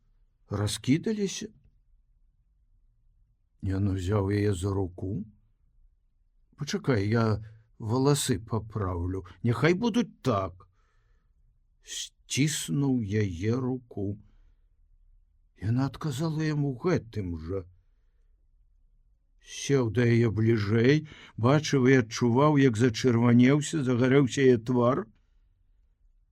Раптам стала яму радасна і добра. Прыціснуўся лбом да яе галавы. Яе валасы казыталі яму вочы. Маўчалі абодва, слухалі, чакалі, сядзелі так блізка прыціснуўшыся. Добра як, сказала яна. Добра, ціха. Волечка, ну, чаго ты? Ціха. Нічога не гавары. Абхапіў яе рукамі. Адчуваў, як гарацее шчокі. Пацалаваў твар. Цалаваў у вочы, у губы. Яна спачатку павісла на яго. Пасля моцнымі рукамі абхапіла яго за шыю, не адрываючыся ад яго. Родненькая. Яшчэ была цішыня. Я патушу агонь? Не, любенькі, чаму? Яна ціснула яго да сябе, абхапіўшы рукамі яго шыю, дыхала цяжка, гарэла тварам. Ён схапіў яе на рукі, падняў, за сцяною заплакала дзіця. Плакала доўга ўвесь час. Лямпа гарэла цьмяна, яны нічога не памяталі, не ведалі, апроч гэтай сваёй вострай блізкасці. Пасля, як зноў села яна, папраўляючы валасы і сукенку, ён пацалаваў яе ў галаву, пагладзіў валасы. Волечка. Яна ўсё падбірала пад грэбень валасы. Ціха было вакол. І слаўна было яму дваіх у гэтай цішыні. Вецер зганяў пакурчаныя лісткі з дрэваў, чорныя апошнія, дзьмуў сіверам з сініх палёў, на картапляніку ў зацішку маўчалі сабакі, коні пасталі на сена. Пад вечар Юзік вучыўся калоць дровы. Юрка стаяў каля яго, залажыўшы рукі ў кішэні. Дай я попробую. Ты не умееш. Лепш яшчэ за цябе. Я дома заўсёды калю. Пачакай, як захвочуся. Чаму ты тупіцаю колеш? Бо тата не дае вострыя сякеры. Кажа, што я яшчэ калена рассяку сабе. Вельмі ж баязлівы нешта твой тата, думае, што ты гэтакі няўдалы. Не, ён не думае. Ой, утаміўся. Ты урокі ўжо вывучыў? Не, і я не. Буду вечарам. Вельмі ж гэтая матэматыка, каб яна згарэла. Гадасць нейкая, цяжка вельмі. А мне задачы дык нічога. Ой, нічога. А ўчора дык і не рашыў, як настаўнік пад дошку выклікаў. Чаму гэта не рашыў? Бо і не. А от я рашыў. Гэта адно, што крэйда брыдкая, дык напісалася было нядобра. Прачытаць цяжка было, дык я і не адказаў добра. Юзік кінуў тупіцу пад паветку і заспяваў. Юрка падсвісту. Ой, у полі, карчомка стаяла. Пасля ўдвух разам. Трай-рай-ра-та-тай, карчомка стаяла. Пасля зноў Юрка падсвістваў Юзіку. А у той карчомцы пілі два уланы. Юзік, што это за уланы? Салдаты гэтакія. А, салдаты? Ведаеш што? Ну што? Мусіць, наш конь зараз здохне. Чаму? Бо ўжо зусім нічога не есць. Адно ўсё галавой аб жолаб трэцца. Чого ж ён трэцца? Я не ведаю, мусіць, гэта яму свярбіць, ці што? У яго ўжо зубоў, мусіць, няма. Няма, паз'ядаў. Хадзем паглядзім вашага коня. Хадзем. Сівер шумеў у дварэ саломаю, кудлачыў шэрсць на рыжым сабаку. Это, Юрка, ваш сабака? Наш.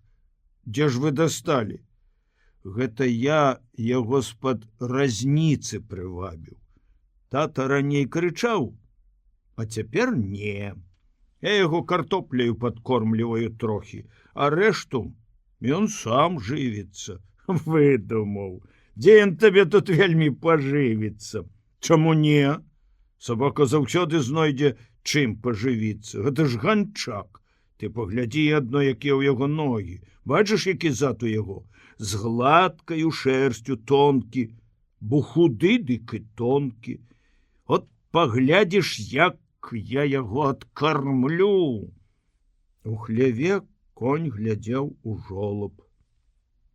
Стаяў і не варушыўся. Адно паварушыў вухам і прыгнуў яго ў той бок, дзе заскрыпелі дзверы. Што вы тут робіце? — сказаў крываносы Мікалай, выходзячы з агароду. На плячы ён трымаў лапату. Нічога. Глядзімо, ці конь есць. Дзе ён табе будзе есці? Я казаў бацьку. На шкуру трэба прадаць. А то ён заваліць хлеў, тады адно клопату вывалакавай яго. А гэта сам яшчэ зойдзе. Зачынілі хлеў, стаялі ўсе ўтрох у двары пад ігрушаю. Дзічка, — сказаў Мікалай, задзіраючы галаву на грушу. Яна лепш нават за фунтоўку або сапяжанку, — сказаў Юрка. Ей-богу ж, праўда. Я, можа, з 10 рэшатаў дзічак у сене нагнаіў. Ужо можна есці. Мікалай цыкнуў праз зубы слінаю, папаў якраз на свой левы бот. Падняў нагу, падкурчыў, выцер аб халяву правага бока і пайшоў да сянец, ківаючыся з нагі на нагу, паварушваючы плячыма. Па вуліцы ішоў Алесь. Мікалай гукнуў: Алесь, курыць маеш? Алесь падышоў да варот, Мікалай падаўся туды. Дзе ты быў з рыдлёўкаю? От хадзіў, шулы у кхоні укопваў, вароты ад вуліцы ставіць. Нішто зарабляеш? О, так сабе, чорт яго. Чаго ты? Ай, нядобра неяк, от усё, здаецца, ішоў бы некуды, а куды? Дык чорт яго ведае. Нешта не сядзіцца мне на адным месцы. Куды ж табе ісці? Ды так-то нікуды. Не то, што мне трэба куды, а так, цягне. Это значыць добра там, дзе нас няма. Не тое. А што? От так сабе. Што ж, ні да чаго я не прывязан тут. Нікога сказаць і роднага няма. Каб гэта дзе будоўлю якую вялікую разузнаў, дык адразу туды падаўся б. Каб дзе вялікая работа адкрылася. Дык тут бы доўга не сядзеў бы. Он, як мы на ўсе масты пасля вайны рабілі. Пасля палякаў. Дык я там цалюткае лета, восень, і нават пачатак зімы перабыў. Тады неяк і жылося іначай. Сказаць, чаго тут мне лішне ліпець на адным месцы? Ты, значыцца, намерыў падацца куды іначай ад нас. Ці як гэта? Не то, што намерыў, але ўсё нешта рупіць мне. Здаецца, што не там я знаходжуся, дзе мне належыць быць. А ты ж як? Жаніцца будзеш?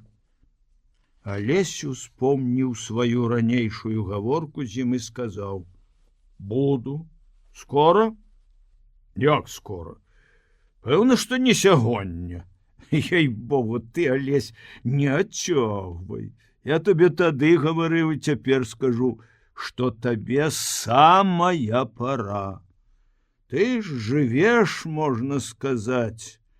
Ты на сваім месцы. Ты займаешся тым, што табе трэба. Алесю не хацелася гаварыць пра гэта, і ён папробаваў пажартаваць.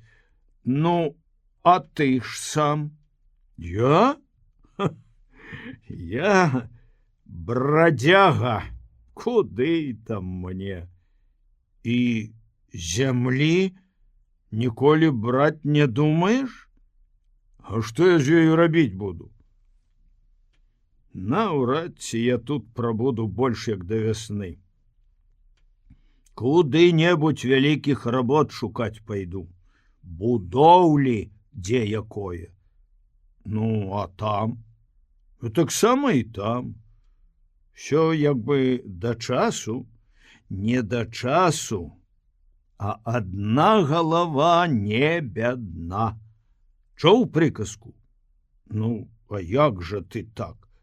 Без бабы. Што там? Жывучы, ўсё бывае. Для жывога чалавека ўсё усюды. І цыкнуў праз зубы слінаю на халодную зямлю. Толькі і бачылі Ганну ў той вечар у садзе на гулянцы. Перад гэтым некалькі дзён зусім яе нідзе не відаць было. Таксама і пасля таго вечара. Клемусь увесь той вечар не адыходзіў ад яе і цягнуў усё яе скакаць польку.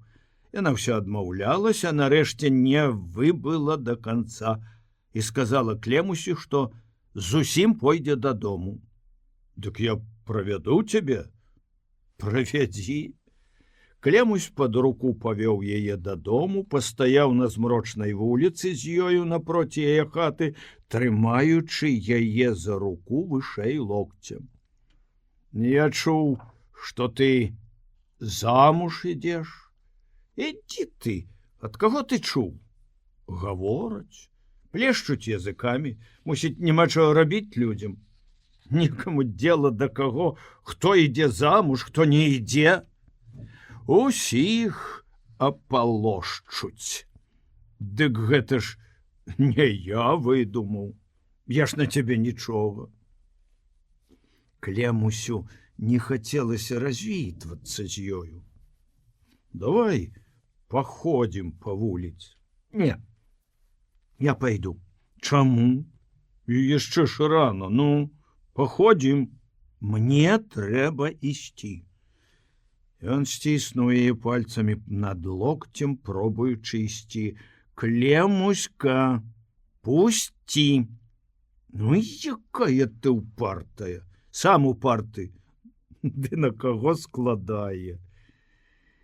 Клемусь нехаця развітаўся з ёю, сціснуўшы яе ўсю рукамі сваімі.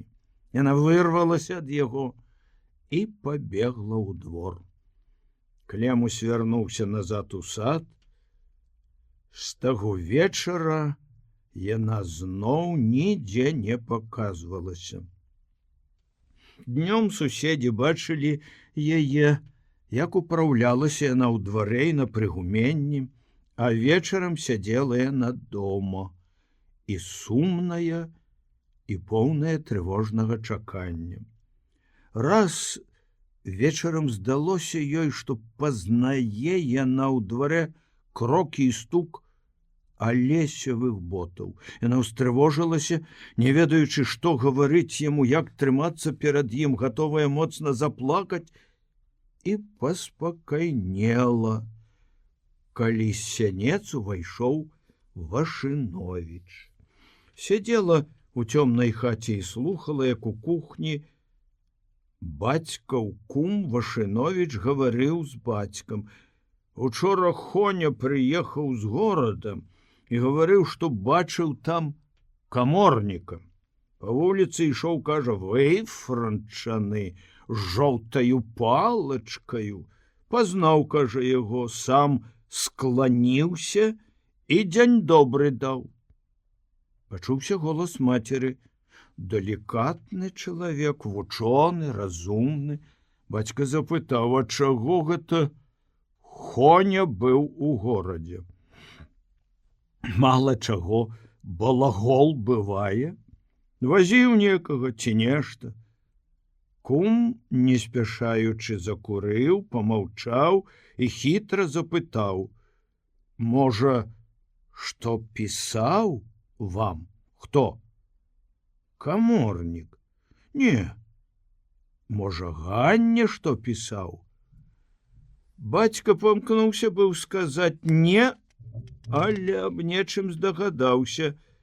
Хітра паглядзеў на хітрага кума і адказаў: а хто яго ведае? Каб ёй і напісаў што, дык яна ж усё роўна не пакажа. Кум ядавіта усміхнуўся і сказаў толькі адно слово: ага. І пачаў з бацькам гаварыць пра цану на конскія хвасты. Тады Ганне стала горна і нядобра.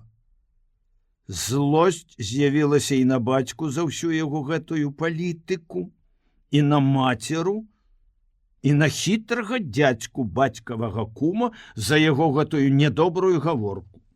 Яна глянула ў акно. Цёмны пусты быў вечар. Яна апранула ватовую братаву кароткую капоту і пайшла на двор. Зямля была цяплейшаю, як усе тыя дні, і ў цемені здавалася мякка, як пасля цёплага дажджу. Пастаяла на вуліцы, пачула музыку, пайшла ў той бок, музыка была ўсё ў тым жа садзе, дзе быў сельсавет. Увайшла ў сад, шумна было, людзей было шмат, акно сельсавецкага пакоя было адчынена. Накурана ў пакоі было вельмі, і дым выплываў праз акно. Знадворку в акно навісла куча хлопцаў, дзяўчаты сядзелі на лаўках, всярэдзіне было цесна і таксама шумна, хлопцы сядзелі на сталах, на лаўках, на крэслах, сядзелі цесна, глядзелі на расстаўленыя перад імі ноты. Дзяк Скварчэўскі стаяў перад імі, тоўстым жаўтаватым фрэнчы, кусаючы ніжнюю губу. У руках трымаў белую тонкую кагадзе, выструганую ім самім з жаўтаватага дзерава палачку.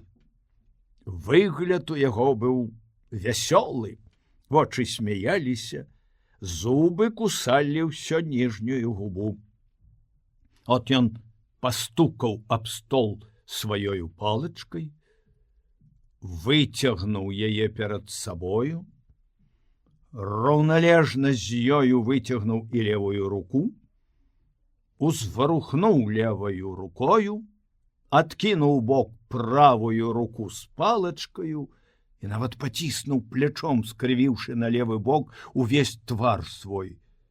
Грунулі мядзяныя зыкі, і ў наступны момант звыклым ужо рухам рук зноў сцішыў Скварчэўскі ўсю капэлю. Габой, габой, у такт пападаць трэба, флейты, смялей, і зноў махнуў палачкаю. Цяпер хвілін 10 грымела капэля.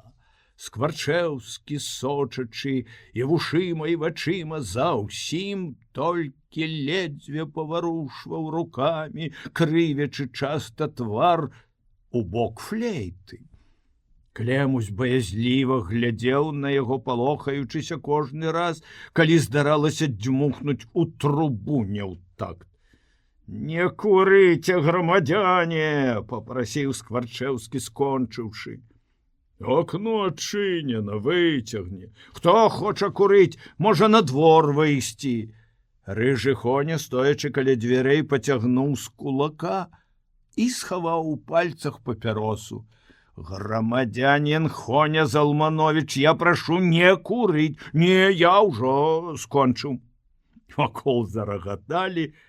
Хоня Залманович музыку любіць. Хоня і сам добры музыкант.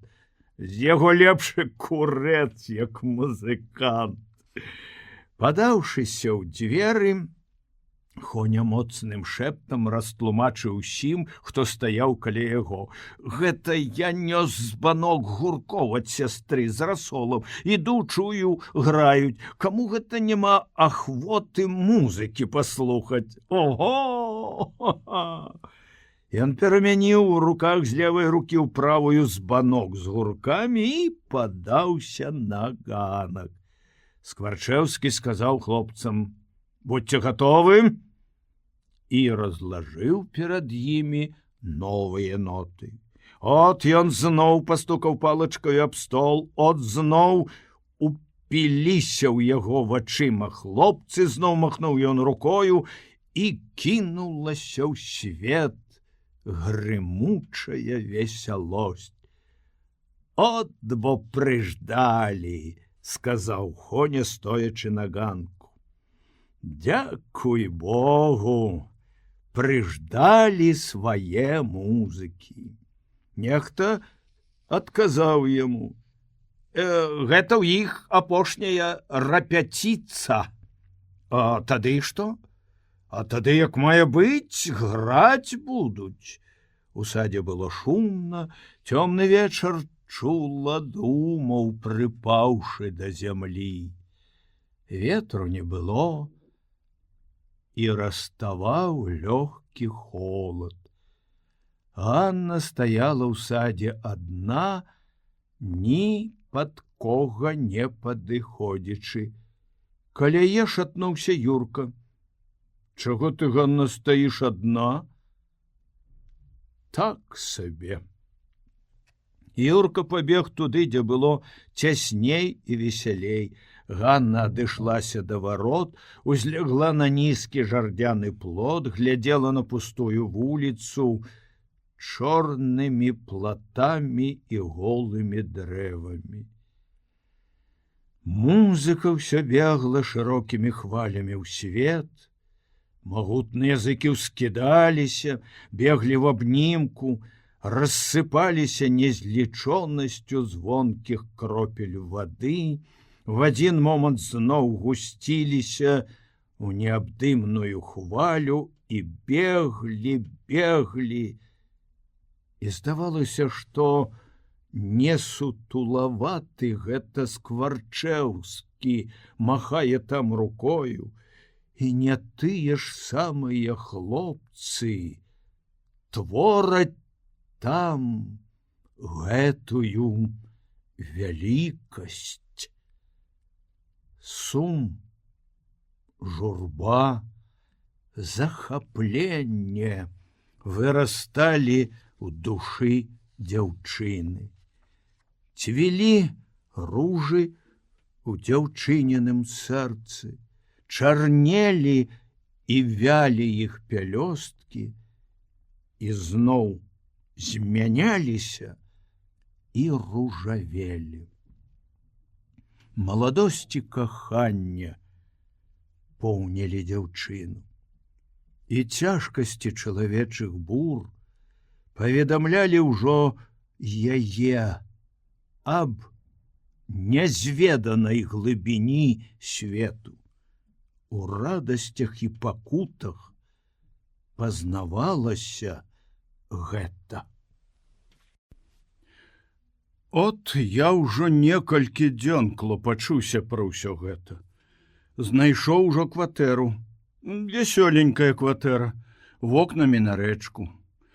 Толькі што над самым домам кожную раніцу ў манастырскай царкве па паўгадзіны звон б'юць, паспаць не даюць. І ход асобны з кватэры. Замкнуў ключ у кішэню і пайшоў. Так што ты ведай адно. Дзён праз 5 чакай мяне. Прызнацца, мне самому не хочацца ехаць. Вся вуліца выбежыць глядзець, як мы ад'язджаем. Я думаў раней даць тэлеграму, каб ты выязджала. Але я ведаю, што не прыехаць не можна. Па-першае, у хаце ў вас будуць непрыемнасці, як гэта дачка ідзе замуж і маладога няма, сама да яго едзе. Па-другое, можа нават цябе зусім з дому і не пусцілі б так. Дык я прыступіў да працы ў зямельным аддзеле і адначасна падаў заяву, каб далі мне на 2 сутак в отпуск. Дык праз дзён 5 чакай мяне і сама рыхтуйся да выезду. Калі буду выязджаць, паведамлю тэлеграмай. Учора заходзіў да мяне Паўлік Кулікоўскі, той самы, з якім ты, таксама як і са мною некалі бачылася ў горадзе некалькі разоў. Той, пра якога мы ўспаміналі раз, калі я жыў у вас. Ён гэтым летам ажаніўся. Прывёз жонку з Мінску. Мінчанка яна і родам, прыгожая, але мне не падабаецца. Дык і яна там служыла недзе, а тут не дае яму супакою. Не хочаш жыць тут? Што это, кажа, за горад? Всяго якіх-небудзь 20 вуліц, і тыя амаль усе дзеравяныя. Грызе яго, каб стараўся перавесціся ў Мінск. А я яшчэ больш цябе кахаю. Калі само напрошваецца параўнанне цябе з іншымі. Я памятаю, як ты муку сеяла, і якая ты была ў тую хвіліну, калі я падышоў да цябе. Ты ўвесь час стаіш у мяне ў вачах. Я ўсё думаю пра цябе. Як у якім тумане. З тых дзён, калі выехаў ад вас, не магу ніяк сабраць думак, каб стала засесці за работу.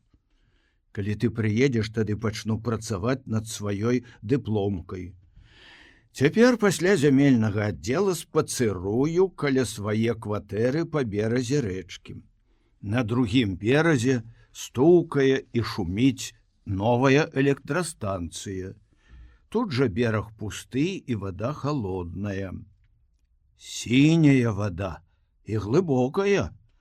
І я рад, што ў гэтым акруговым горадзе займуся зараз дыпломкаю. І ты будзеш пры мне. Я ўжо нагледзеў табе падарунак, а куплю тады, калі прыедзеш. А што? Не скажу. Няхай гэта будзе табе сюрпрызам. Паўлік Кулікоўскі часта да мяне заходзіць, асабліва цяпер пачаў, калі ў яго вельмі далёка зайшлі непаразуменні з жонкаю. Прыходзіць і гаворыць аб чарговых справах нашага акруговага зямельнага аддзела.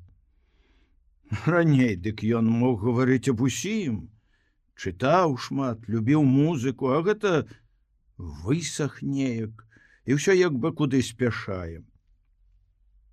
Да чаго можа дайсці ў чалавека, а? Што значыць павязе ў жыцці?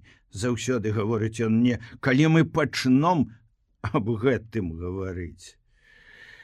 От я, кажа, разлучуся з жонкаю на вясну, тады мне і павязе. Поеду, кажа, куды-небудзь на вялікую практыку, займуся вялікаю работаю. Невядома, як гэта ўсё будзе. Пабачым. Дык чакай ад мяне тэлеграмы і збірайся. Я тады нічога з вашымі пра гэта ўсё не пагаварыў. І ты, мусіць, сама нічога не казала ім. Ведаю я цябе. Дык ты як-небудзь скажы. Так, каб лішне доўгіх гаворак і разваг не было. Калі на тое пайшло, пачытай ім гэты ліст. Абы ўсё зрабілася без усялякіх там замінак, зацягванняў, каб ніякіх цырымоній не было. Мусіць, табе давядзецца яшчэ вытрымаць націск наконт шлюбу ў царкве. Трымайся і чакай мяне. Я цябе кахаю вельмі моцна. Чакаю цябе. І ты чакай мяне. 12 лістапада, Андрэй. Ганна дачытала ліст, заплюшчыла вочы, прыціснула ліст да лба. Як гэта зноў усе зараз жа ўсё ўведалі. Якім гэта чынам маглі дазнацца, што было напісана ў гэтым лісце, калі Ганна толькі пачытала яго аднаму бацьку, а тады ў хаце нікога не было. І не чытала нават усяго, а толькі ўрыўкі. А Юлік Барановіч, хіба калі каму што гаворыць пра свае сямейныя справы. Перш за ўсё, Сабастыяніха пачала шкадаваць, што гэтакая прыгожая і здольная дзяўчына гэтак не па-людску замуж ідзе. Каморнік нават не хоча, каб адбылася хоць якая-небудзь вясельная вечэра або абед з усімі сваякамі і сваячкамі, не гаворачы ўжо аб шлюбе ў царкве, што каморнік стараецца толькі як выхваціць Ганну з дому, каб яна больш сюды нават ніколі і не глянула, каб адцуралася бацькоў, братоў, усіх родных, каб выраклася Бога. І ўсё за тым, што ненавідзіць чамусьці каморнік самога Юліка Барановіча. О, гэта дык зяць! Яшчэ вядома было Сабастыянісе, што каморнік пісаў Ганне ў тым лісце, каб яна нічога з дому не брала. Барані Божа, каб нічога. Нават калі маці будзе даваць падушкі, дык каб узяла адну, не больш. Бо, кажа ён, што ў яго для Ганны знойдуцца і падушкі, ўсё іншае, чаго нават дома ў свайго бацькі яна і не сніла. І што ён яе будзе на руках насіць, што яна будзе за ім панаваць, што ён не дазволіць на яе ветру павеяць. Але ўсё гэта будзе толькі ў першыя часы. А пасля раптам мінецца гэтае Ганніна панаванне. Бо цяперашнія шлюбы не моцныя, бо каханне адно не трымае, надоўга не звязвае людзей. Патрэбен Бог і сумленне, закон патрэбен. Тады хоць і апрыкраюць адно аднаму, хоць і цяжка жыць разам, хоць і ненавідзяць адно аднаго, жывуць, трымаюцца. І такім чынам трымаюць сям'ю, выхоўваюць дзяцей, якія ведаюць, што трэба жыць часам з квасам, парою з вадою. Ну, што гэтага ніколі ў жыцці не мінеш, адно трэба быць добрым і літасцівым усюды і заўсёды. Пасля ж, як пасівее галава, тады спакойна ўжо будзе дажывацца век, бо за доўгія гады прывыкнецца, перажывецца. Всё будзе добра, спакойна і ціха. Каморнік жа думае і жыве іначай. І ніколі Ганна не знойдзе з ім свайго шчасця. Ён так выразна напісаў Ганне, так і напісаў. І адкуль гэта Себастыяніха магла дазнацца пра ўсё гэта? Барановічаў кум Вашыновіч гаварыў дома жонцы. Я не зайздрошчу, я кажу. Няхай тымчасове здаровы жывуць, я такі чалавек. Але не магу не сказаць, што нешта гэта робіцца не так, як трэба. Калі ты хочаш быць зяцем, дык ці гэта гэтак робіцца? Ён жа нават з бацькам ні разу як з чалавекам не пагаварыў. Не пагаварыў тымчасове, ні разу як мае быць. Што гэта? Бацька не такі чалавек, якога яму трэба, ці што? А? Яна ж гэта сама пра ўсё і гаварыла з бацькам. А ён хоць бы слова сказаў. Але яна таксама. От бо маладыя цяпер якія, а? Я ж кажу, няхай здаровы жывуць, разжываюцца, я не зайздрошчу, няхай мяне Бог крые, у мяне нават тымчасове і ў думках нічога гэтага няма. Не такі я, дзякуй Богу, чалавек. Табе яна ўпадабалася, то ты бяры яе сабе на здароўе, але будь ты чалавекам. Ты ведаеш, што ён напісаў ёй? Чула, адказала жонка. А дзе ты чула? Себастыяніха гаварыла. Ой, это што табе Себастыяніха гаварыла, дык гэта плюнь ты на гэта. Ой, мала табе там баба якая нагаворыць. Бабы заўсёды языкамі любяць трапаць. Мала што там Себастыяніха нейкая гаварыла. Я і сам без яе, без ніякае там Себастыяніхі ведаю, што Юлік павінен тут паставіць на сваім. І ніякіх тут бабскіх плётак мне не патрэбна. Себастыяніха гаварыла праўду. Якую?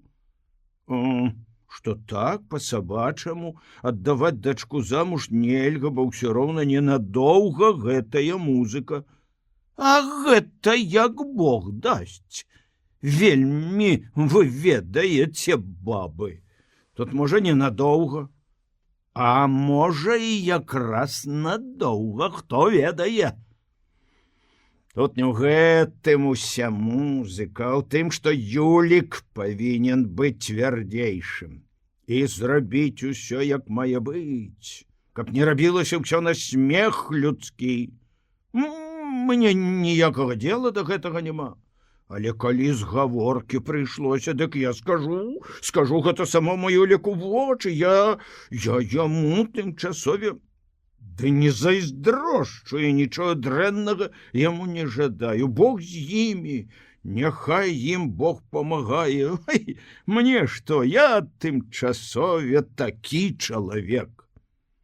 І доўга ён яшчэ гаварыў аб тым, што ён такі чалавек, што нікому ён не зайздросціць, што ніколі не трэба слухаць бабскіх плётак, гаварыў, стараючыся задушыць у сабе вострыя прыступы нездавалення, што Юлікава дачка, маладзейшая за яго дачку, так добра замуж ідзе.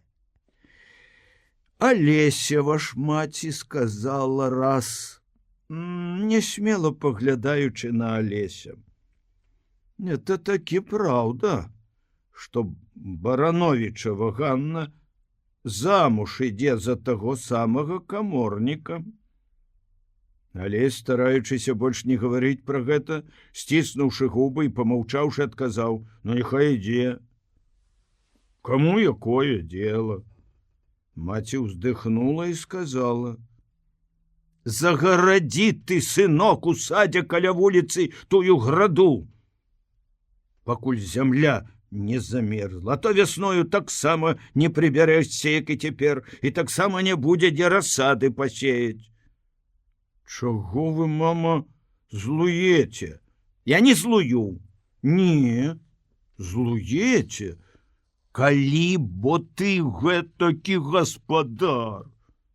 Які ж я гаспадар? Такі, што за ўсю вясну не прыбраўся нават плоту загарадзіць.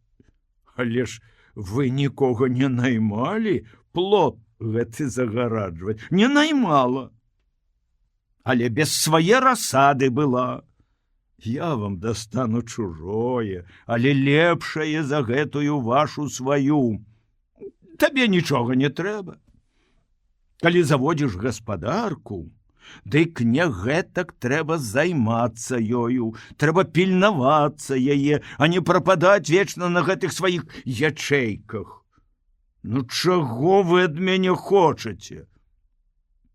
Жаніся ты! Я не магу адна ў хаце, старая, не гады мне. Табе пра мацеру і галава не баліць. Чым я вас калі крыўдзіў? Яна яшчэ нешта пачала гаварыць, стараючыся давесці сваю праўду. Алесь моцна стукнуў дзвярыма і пайшоў з хаты. Хацеў пайсці да каго з суседзяў, але пабаяўся, каб не патрапіць на гаворку пра каморнікава вяселле з Барановічаваю Ганнаю. Пастаяў на вуліцы, пакурыў, падышоў да сельсавета. Там было цёмна і пуста. Нядобра было яму так аднаму. Зайсці да Волькі, падумаў ён. У яе гарэла святло. Пастукаў з вуліцы ў дзверы, адчыніла Волька, прыбраная, ружовенькая, у белай палатнянай блузцы з вышытым каўнерыкам і паяском. Заходзь, Алесь. На ложку сядзела незнаёмая дзяўчына, падобная трохі на Вольку, толькі белая, з сінімі вачыма. Будь знаёма, моя сестра прыехала пагасціць. Надоўга? На дзён 5. Алесь глянуў на дзяўчыну, чаму на такі малы час? Голас у яе быў прыемны, пявучы. Некалі зімою прыеду. Будзе тады павальнейшы час. От прыехала паглядзець, як яна тут жыве, даўно не бачыліся мы з ёю. Алесю яна спадабалася, прывабная, яна была слаўная, такою уяўлялася яму. Ён сеў, памаўчаў. Волька перакладвала ў куфэрку нейкую вялізну. паглядала на яго з-пад лба. З таго вечара яны не бачыліся яшчэ. Ён адчуў, што нешта між імі існуе. І што трэба разбурыць некалькімі словамі. Так было нядобра. Ён паглядзеў на Вольчыну сястру. Слаўная якая, падумаў ён і сказаў: «Ну, я пойду. Посядзі, Алесь, другім разам зайду». Посядзеў бы, пойду. Волька паглядзела на яго, ад яе зірку яму зрабілася лепш, чым было дагэтуль. Але ён пайшоў, бо цяпер у прысутнасці сястры нельга было як-небудзь іначай пагаварыць з Волькаю. На дварэ пробаваў дзьмуць нясмелы вецер, Алесь зашпіліў каўнер. Вольчына сястра стаяла ў яго в вачах. І раптам вялікі сум па дзяўчыне агарнуў яго. Па дзяўчыне такой радаснай, жывой, якой уявілася Вольчына сястра.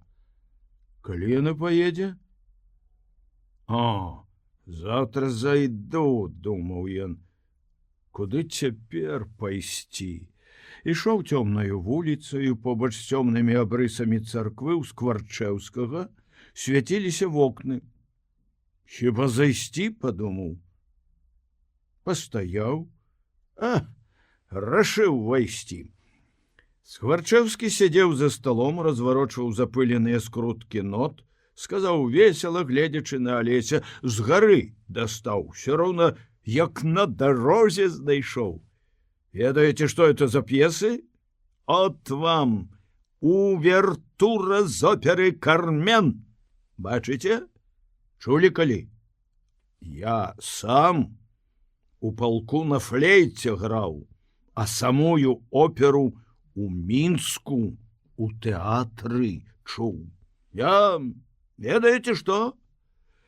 Скварчэўскі раптам усхваціўся, шмаргануў па твары рукамі, нервова прабегся па пакоі, стаў перад Алесем. Я вам зараз у 2 словах. Кінь гэтае вам, гавары ты. Ты? Ну, дык от. Яшчэ бліжэй падышоў, я дастаў рукапіс. Я заўсёды цікавіўся, у Мінску як быў. Знаёмы адзін музыкант перапісаў мне увертура да пастаноўкі дзяржаўным тэатрам п'есы. Вот забыў якога пісьменніка, чужаземнага нейкага. «Спадчына» завецца п'еса тая. Увертура, капэля і хор галасоў разам. Ведаеш? Ага! Мы класічныя рэчы будем тут граць, я кажу. Ведаеш ты, таварыш Алесь, я жыць цяпер пачаў. Раптам глянуў у кухню. Люба! Жонка глянула ў адчыненыя дзверы. Люба, ты нам з таварышам Алесем гарбаты. Зноў да Алеся. Першая задача — год з капэляю працырымоніцца. Год? Не менш, сапсаваць нешта ука, але каб правільна разумелі музыку. Ну, а пасля хор гэтых самых, што са мной у царкве спявалі. Я іх на іншыя рэйкі перавяду. Алесь маўчаў. Толькі я от усё збіраюся сказаць. Ну, гавары. Тут справа простая, праз які-небудзь год, ці можа хоць і больш, на курсы якія-небудзь трэба мне. Калі там тое ў мяне было, я адстаў ад сучаснае музычнае школы. Алесь сказаў: грошай няма. Што ты зробіш? Той як бы не заўважыў. Хоць гады праз 2. тады пабачым. Трэба не іначай, бо я займаюся, вот і адчуваю, што маглі б тут увесь свет здзівіць. Чуў нашу апошнюю рэпетыцыю? Это ў сельсавеце? Не, тут, у мяне. Не чуў? Трэба было паслухаць, хлопцы здольныя, таленты. Я іх усіх на рэйкі паставіў. Цяпер простыя рэчы ідуць у нас простенькія. Пасля будзем на іншы маштаб пераходзіць. Алесь выпіў з ім гарбаты, памаўчаў, слухаў. Той усё гаварыў, развіваў планы, стараўся ўцягнуць у гаворку жонку. Адыходзячы, Алесь паглядзеў на твар гэтага аптыміста. Твар яго быў светлым, жыццярадасным. Трохі рассеяўшы ранейшыя нядобрыя настроі свае, Алесь выйшаў. Ціха было на вуліцах. Каля пажарнага склада гарэў ліхтар, варушыліся каля яго чорныя постаці, чуваць была гаворка. Недзе за некалькі вёрст быў пажар. Ружовы промень ледзьве трапятаўся на чорным небе. Алесь падышоў. Каля помпы стаялі ўчатырох. У помпу было ўпрэжана пара коней, у 3 бочкі было ўпрэжана па каню. Хлопцы, падперазаныя пажарнымі паясамі, спрачаліся. Ну, лезь на бочку. А ты? Чаму, канечне, я? Чаму ж ты не хочаш? Слухай, ты лезь на бочку. А ён? Што ён? Чаму ж гэта ён не хоча? Ён на помпу сядзе. Ах, які ён разумны. Няхай папрабуе на бочцы. Пастаялі, памаўчалі, зноў пачалі спрачацца. Закурылі. А водбліскі пажару пачалі меркнуць. Ну то поедем ці не? Ну а як жа? А можа, уже не варт? Як гэта не варт? Чаму это не варт, дурны? Дык жа патухла ўжо. Дзе яно к чорту патухло? Ну, поглядишь. Непаваротлівая постаць узлезла на бочку, глянула поверх нізкіх стрэх і платоў. Ну, але, мусіць, тухне ўжо. Ну і чэрці, каб на вас халера. От заўсёды гэтак, а? Якія з вас пажарнікі? Абібокі, таўкачы. А ты? Чого ж гэта ты не хацеў на бочцы трасціся? Эйш ты, голова! А ты што? Глядзі на сябе! Ой, пажарнікі, каб на вас агні! Ну, але трасца вашай матары! Алесь адпачываў ад усяго. Дні былі хмурныя і мяккія, па высокім небе плылі абрыўкі хмар, і ўсё было прасторным на зямлі. Коні паволі ішлі мяккаю дарогаю, ідучы поплеч за лесем, Тамаш гаварыў. Нават Лявон гаварыў дома. Куды ты, бацька, поедешь? Я сам, кажа, наважу дроў. А я думаю, няхай лепш малоціць. Это не то, что колодки якія. Галлё магу і я привязці. Ну, то як з алейняю будзе? От каб як на гэтай гары вазоў не паварочваць. А, там аж задыміў з вішнёвага папяросніка. Гаворка не клеілася. Моўчкі праехалі гору і рэчку. Добрый дзень, сказала дзяўчына, сыходзячы з дарогі на бакавую каляіну. Дзень добры, радасна адказаў Алесь і азірнуўся. Дзяўчына ішла ўжо далей, ветер, трэплючы яе сіняе плацце, рабіў постаць яе рухаваю. Хутка яна схавалася за гарою, і Тамаш азірнуўся. Што гэта за яна? Знаёмая. Шчучаноў, але я недзе як бы бачыў яе. Чучаноўскага Змітра дачка. Ну што, Александру напалавіну поля рабіў. Я гляджу, што знаёмы твар нейкі. І зноў гаворка больш не клеілася, Алесь маўчаў і думаў пра спатканую кагадзе Змітровую маню Шчучаноў. Хацелася вярнуцца назад і ісці з ёю. Чаму яна босая ходзіць, раптам сказаў Тамаш, а чаравікі ў руках нясе. Босай лягчэй? Не. А чаму? Каб чаравік у гразь не запэцкаць, а падыдзе пад мястэчка, сядзе абое чаравікі і пафарсіць па мястэчку у выглянцаваных чаравіках. Бо як жа іначай? Босай жа ужо холадна ў ногі. Алесь нічога не адказаў, і Тамаш зноў змоўк. Раптам Алесь ускінуў вочы ўгару, агледзеў усё, паглядзеў на Тамаша. Той на хаду роўна гойдаў плячыма і запытаў Алесь: вы, дзядзька, як... Пра што вы цяпер думаеце? Цяпер? Ці заўсёды? Заўсёды найбольш. Што ты, браце, пытаеш?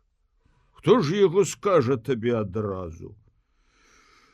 Жывучы, всякае думаецца. А ў маіх гадах... Тамаш раптам ажывіўся. А ў маіх гадах дык самому не разабраць, што во мне робіцца, бо ён яшчэ больш ажывіўся, бо гады сказаць праходзяць, прайшлі, можна сказаць, гады. Гадоў назад не вернеш. Скончана. Вядома, чалавек не рад гэтаму. Прайдзі ты свет, то гэта табе заўсёды было і будзе. На гэтым свет стаіць. Дык от усякае думаецца. Думаецца і аб гэтым. Здаецца, размахнуўся б на ўсе, як той казаў, застаўкі. А тут, а куды ты, а? Ведай сваё месца, от што. Перажылося ўсё, мінулася. Ты думаеш, я не чую, што доўга на свеце не пажыву? Ведаю, браце, што яшчэ якіх пара год, яшчэ пара, і ўсё яно ідзецца да... Ай, сам ведаеш да чаго. Каб мне гадоў з 10 ды вярнуць назад, ух, братка ж ты мой. Алесь маўчаў. Вот думаецца ўсё, пражыў век. Добра не бачыў.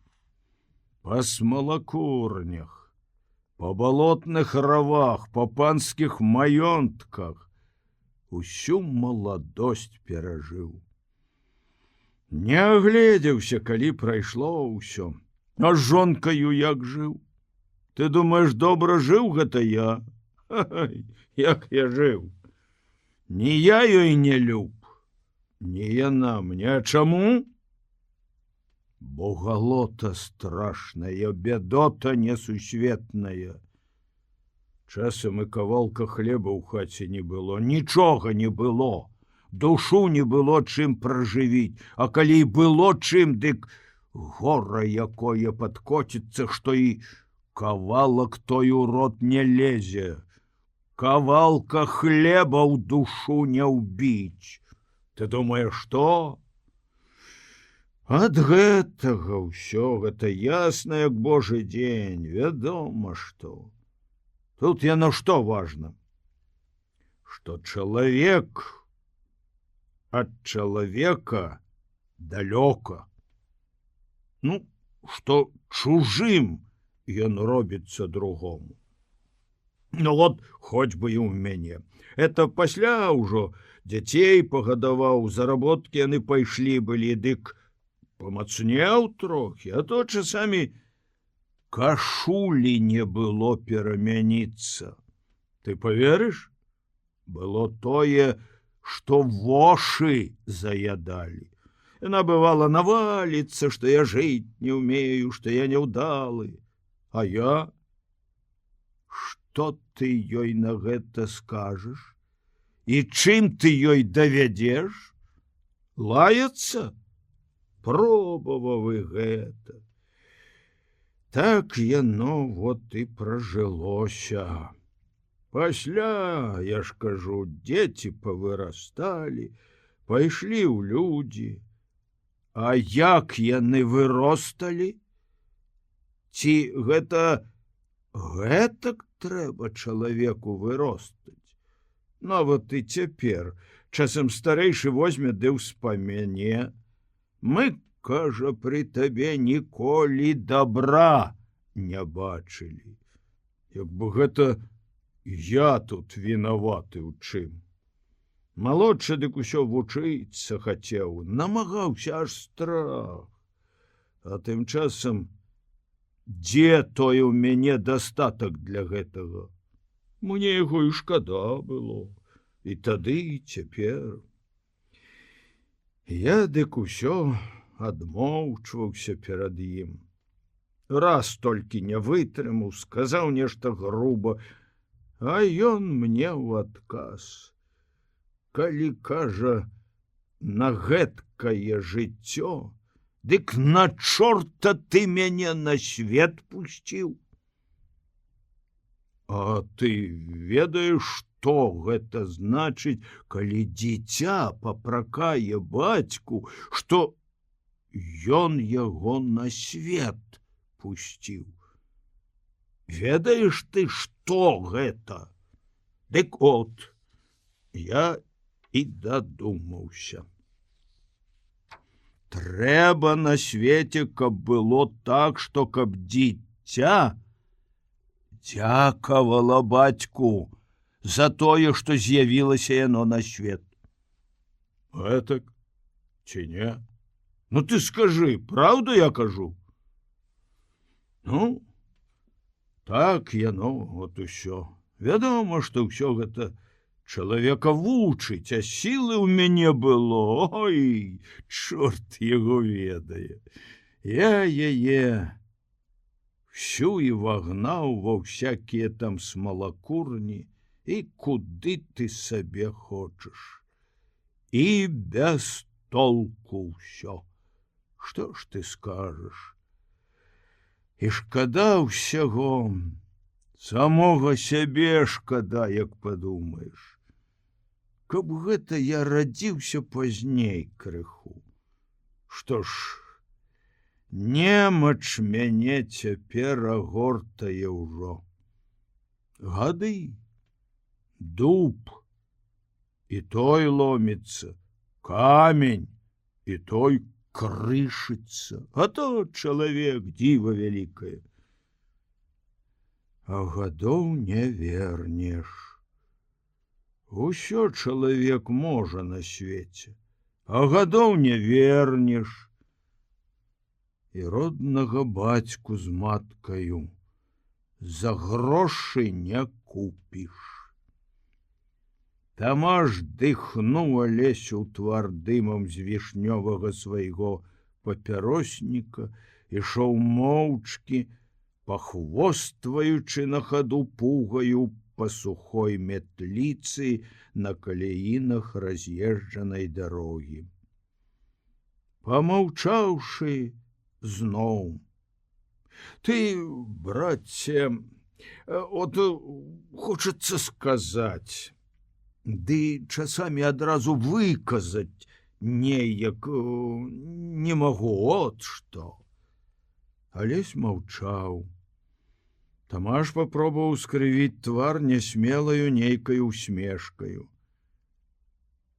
Жыві ты, браце, ды пладзі дзяцей. І яшчэ помаўчаўшы, іначай жыць яны будуць. Я гэта сам удзёў б сабе ў галаву і ўсім дзяўбу. Усюды гавару. І пачаў пра нешта думаць. Шырока ступаў новымі разношанымі ўжо ботамі, без перастанку курыў. Зноў цяпер от той на мяне воўкам глядзіць, а той чакае, што з гэтага ўсяго будзе.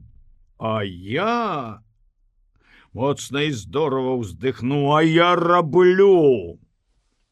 І шкадую, што гады прайшлі, што доўга не давядзецца ўжо на свеце пажыць. Алесь востра бліснуў вачыма. Невядома, што ты, браце, жартуеш? Хіба сябе дрэнна чуеце? Я ж казаў табе, немач мяне агортае. Падлячыцца? Што ты тут падлечышся? Прайду трохі, ногі млеюць. Як разварушацца пры рабоце, дык яшчэ нічога. А так, дык хоць і сядзі на адным месцы, як усё роўна ланцугом прыкованы. Не даюць веры, кажуць усё, што я здаровы, што я рухавы.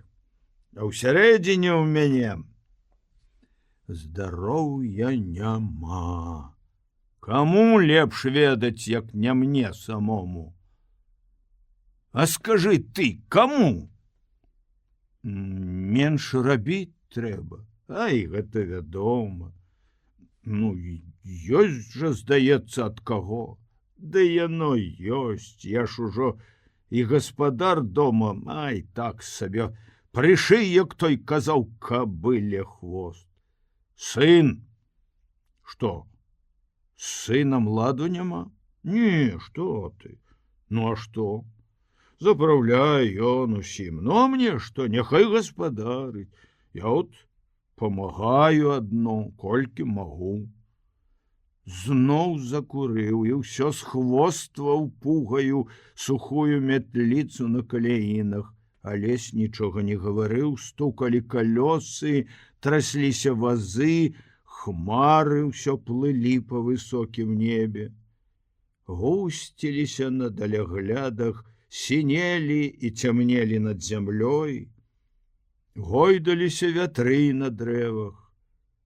Зямля маўчала, слухала ў чулай дрымоце і вострай чуласці.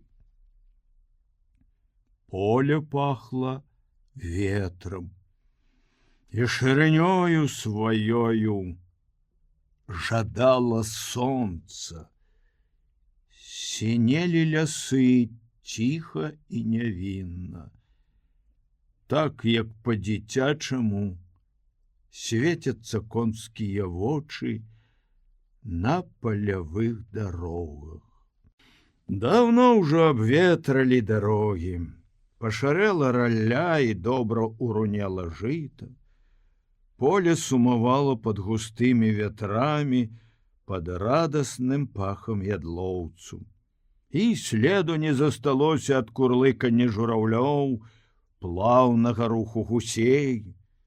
Балоты жаўцелі ў хмурнасці сініх дзён, маўчалі і шырыліся асенняю волей. Пахла зямля карою дрэваў, холодным карэннем мокрага зелля з рэкавых берагоў і з дна рэчак, чыстых і ціхіх, як конскае вока. Яшчэ часамі пастушкі гналі авечкі ветравым полем і туманілі неба дымам сухога картапляніку. Пробавалі спяваць салдацкія песні. Пасля маўчалі, аддаючыся задумёнасці сухой саломы і пажаўцелай травы. І якая ж трава маўчала на полі. І ў якіх жа туманах вырастала яна і сохла. Пыльнае сцябло было ў травы, абпыленае летняю гарачынёю, размахамі асенняй волі, веснавымі вятрамі, сонцам і нястрымнасцю дарог. Ляжалі дарогі, беглі ў свет, і гойдалася трава каля іх. У карэннях травы, у земляной прытульнасці летавалі мурашкі, поўзалі па траве і жылі. Вятры атрасалі іх з травы, дажджы палівалі траву, і лашчыла яе сонца. З'ядалі траву коні, і сіні куст вырастаў і купчасціўся зноў. На хмурных дарогах надоўга асталявалася восень.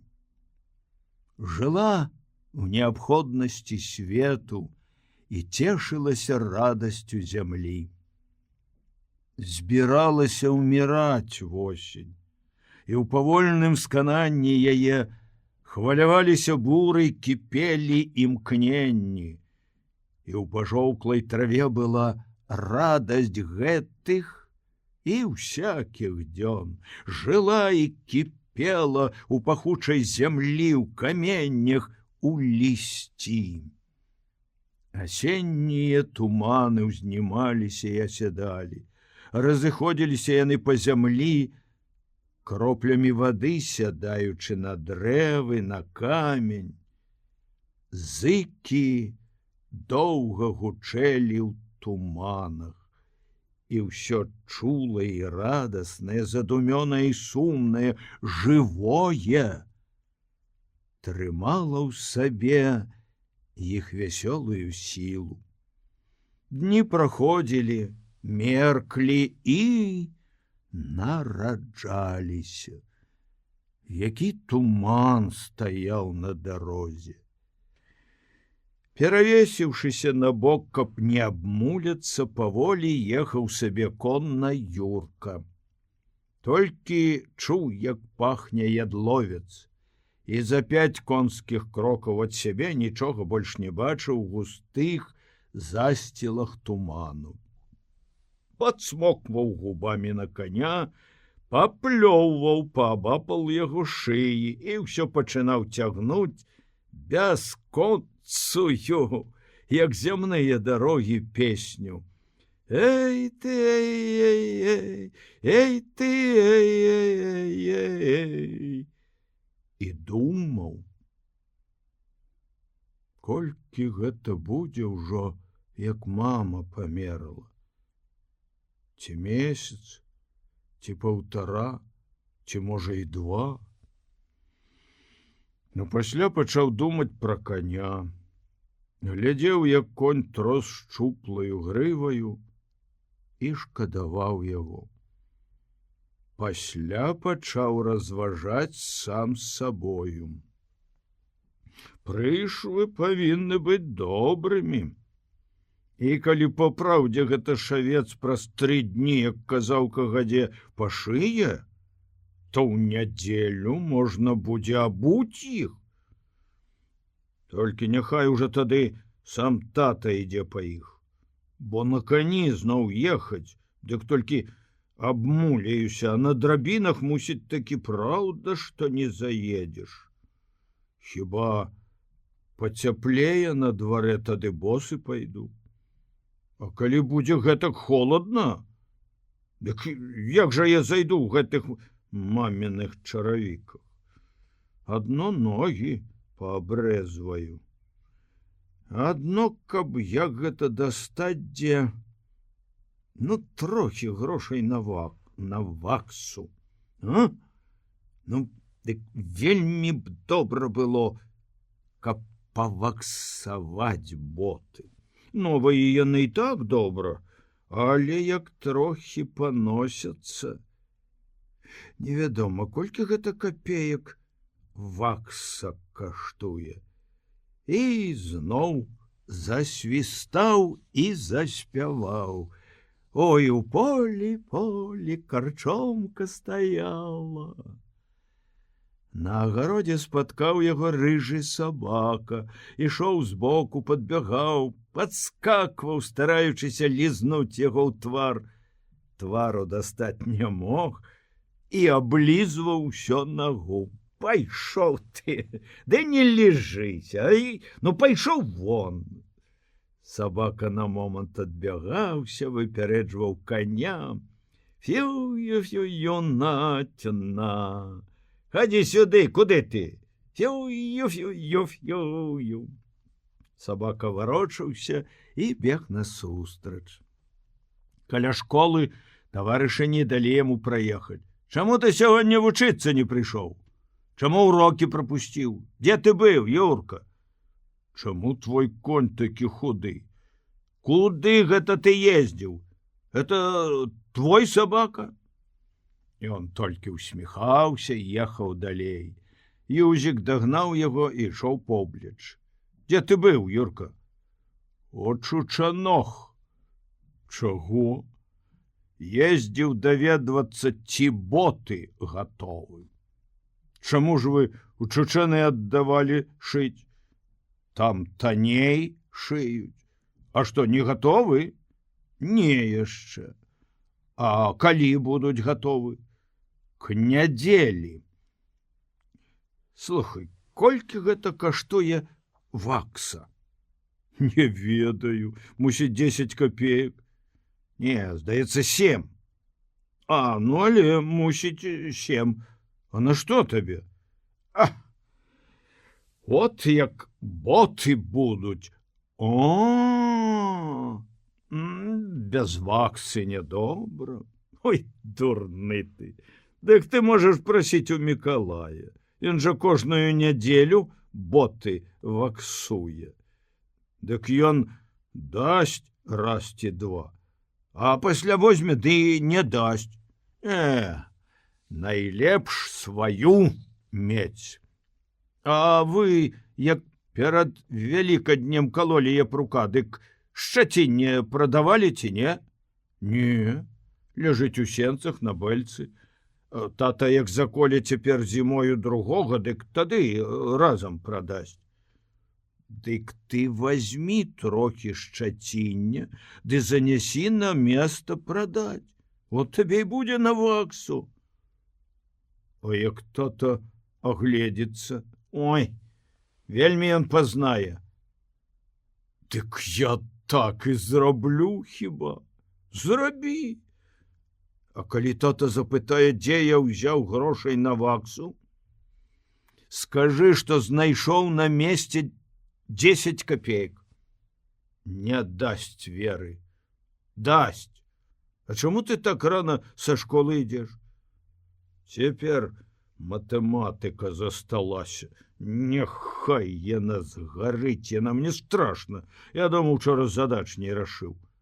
Дык уцякаеш. Няхай яно згарыць. Яшчэ настаўнік возьме ды пад дошку выкліча. Ну, тады хоць плач. А калі попытае заўтра, дзе ты са школы падзеўся быў сягоння?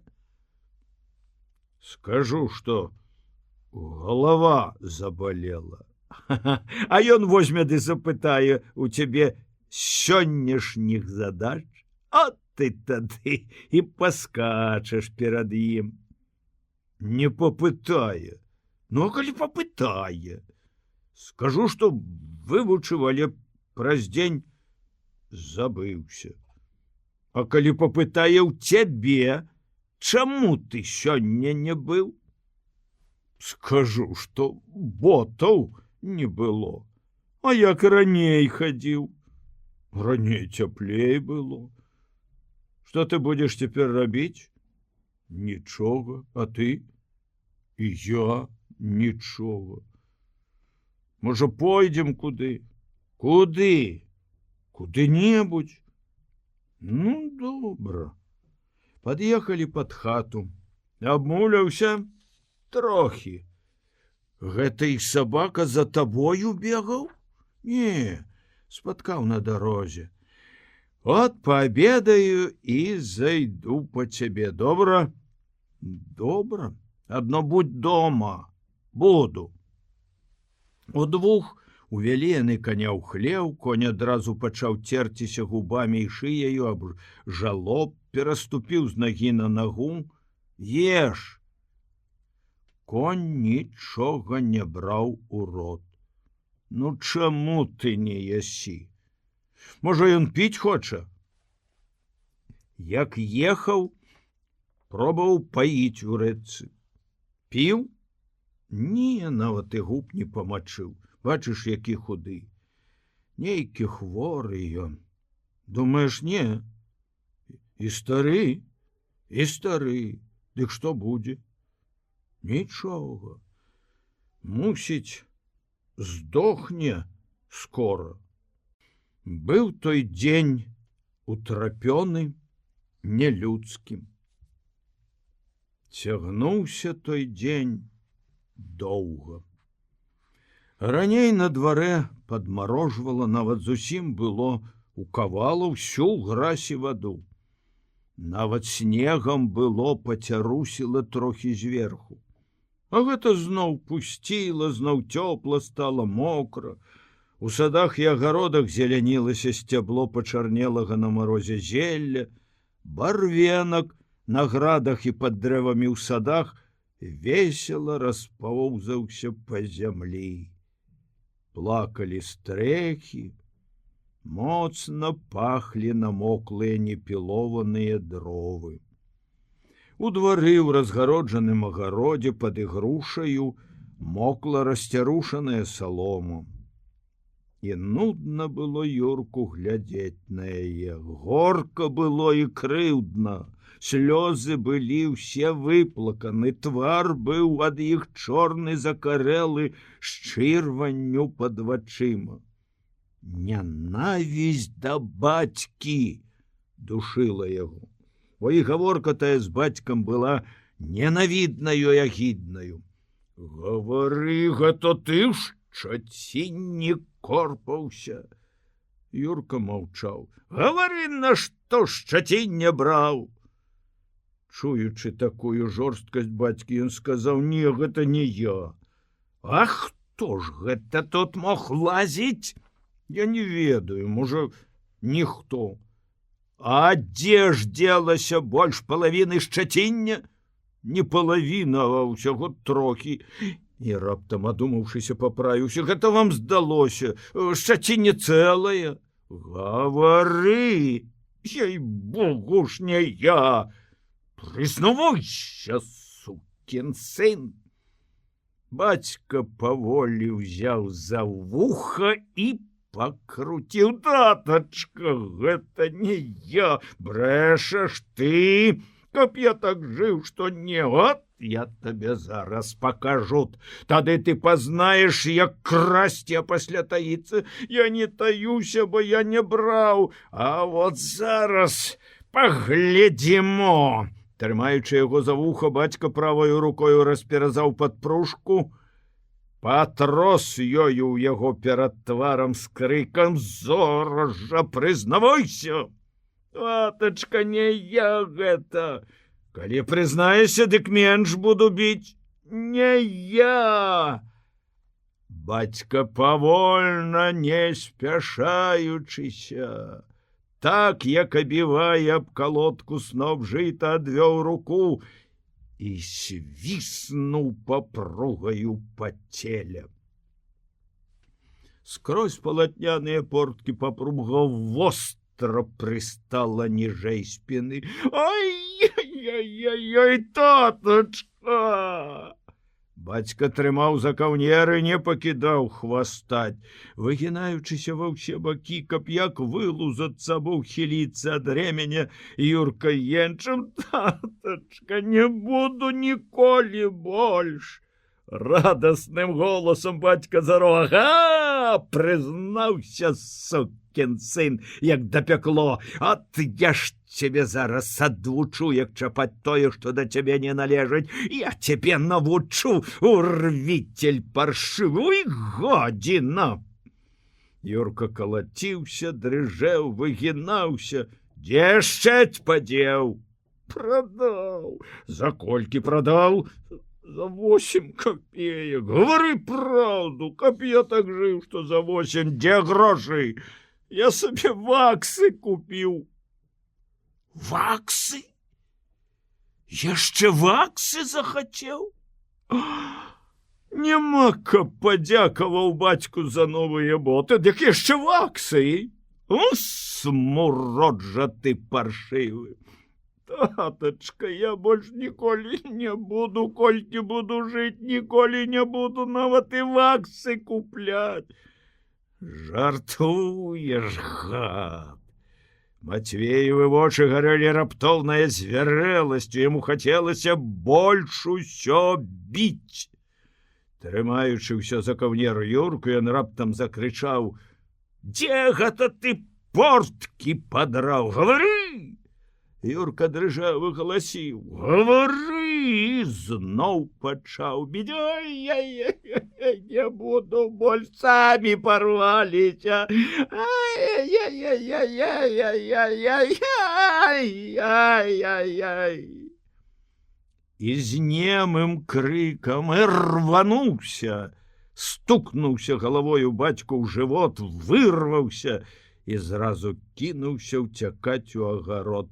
Не бачыў ужо, дзе дзеўся бацька, не чуў нічога. Прабег цераз агарод, ускочыў цераз плот у суседні сад і, не могучы стрымаць моцнага плачу, выбег на вуліцу, прабег усю яе ўпоперак і выбег на паплавы у новых ботах, расшпіленым кажушку і без шапкі. Вецер асушыў на твары яго слёзы. Ён паволі ішоў парыжэлымі паплавамі, плюхаў ботамі па вадзе, моцна гаворачы: «Чорт яго бяры, з ботамі разам няхай пляжацца, няхай псуюцца, калі ён гэтакі разумны, падла гэтая старая, няўдалая, здохлая, трасцы і хваробы яму, будзе некалі ўміраць, папросіць, каб дараваў. Ніколі, ніколі не дарую. Ён у мяне здохне, як сабака, тады ўспомніць». Ён нарочна выбіраў, дзе больш вады, і з усіх сіл пляскаў ботамі. Адчуваў, як тонкі тавар прамок і халодзіць ногі. Так ішоў аж да самых далёкіх кустоў пад рэчкаю.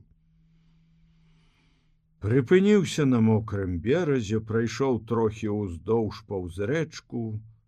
Вады на беразе не было, толькі макрэла з'едзеная і збітая жывёлаю трава. Пакінуў гаварыць, пайшоў назад, голасна і роўна плачучы. І патроху адчуў, якая гэта вялікая асалода для яго плакаць, якая вялікая асалода ў тым, што баліць іныя збітае бацькам цела. Асалода ад слёз і болю, бо быў слабым перад бацькам, бо не мог узяць над ім верх.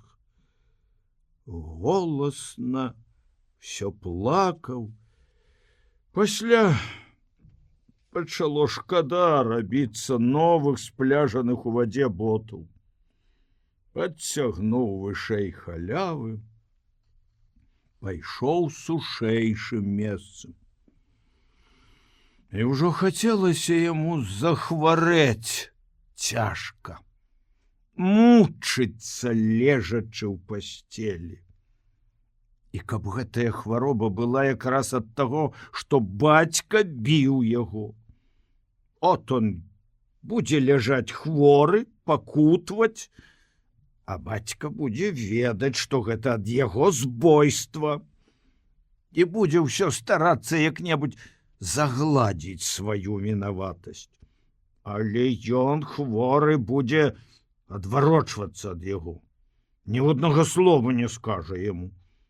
Пасыходзяцца людзі, будуць глядзець на ўсё гэта. Бацька будзе стаяць перад судом усіх.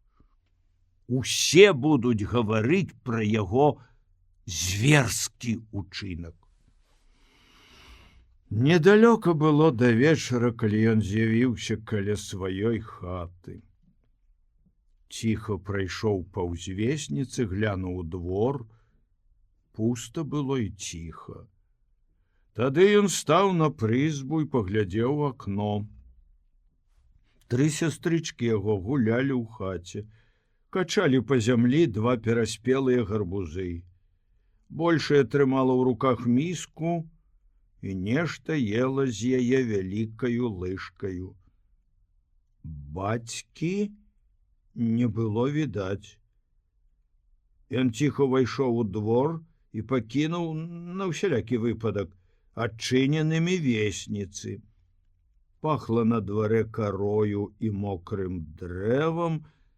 З двара глянуў яшчэ раз, у акно бацькі не было.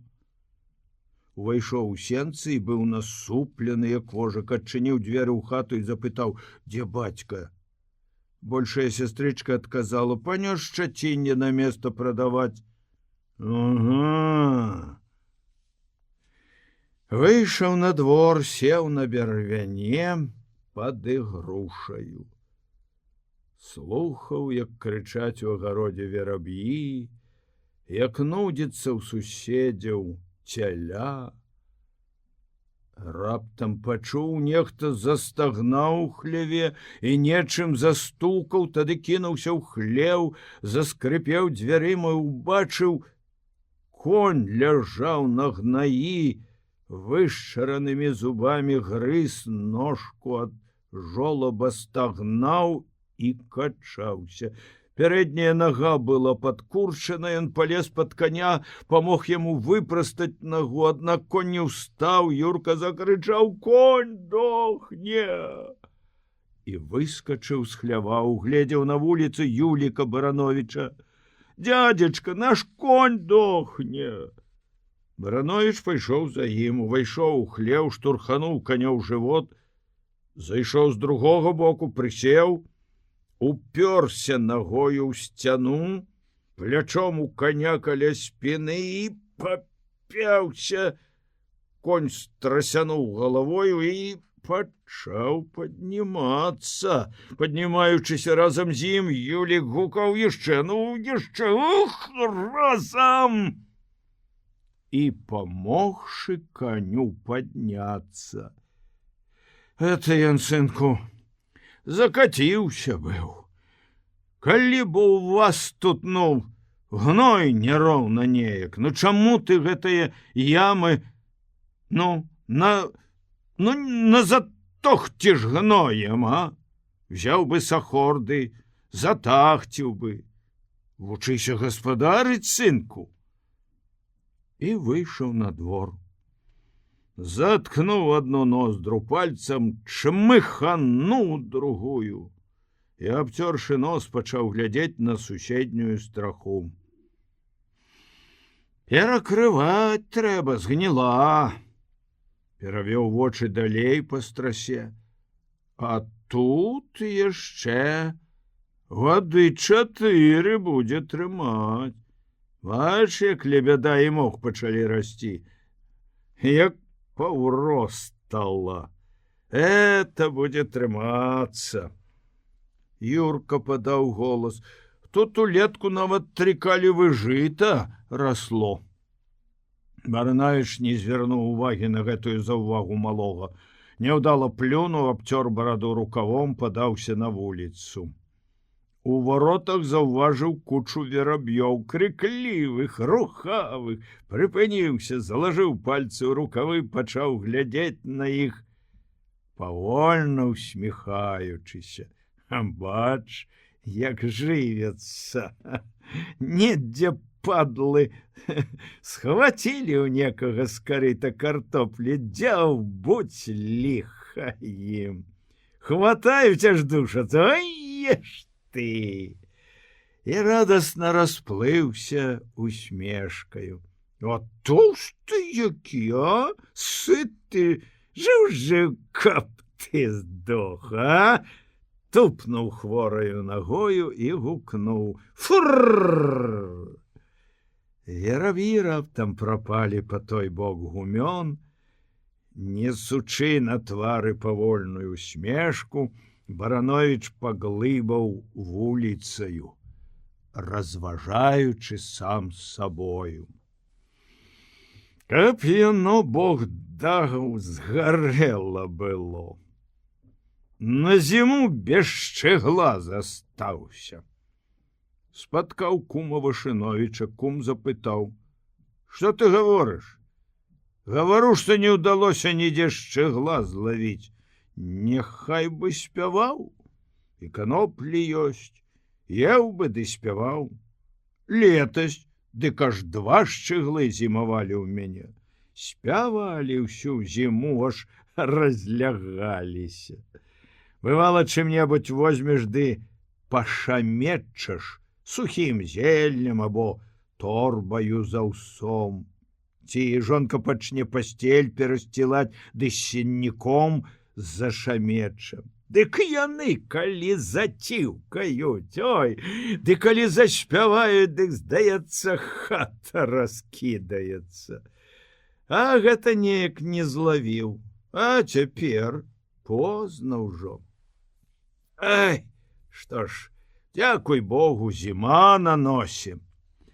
Зіма, адказаў кум.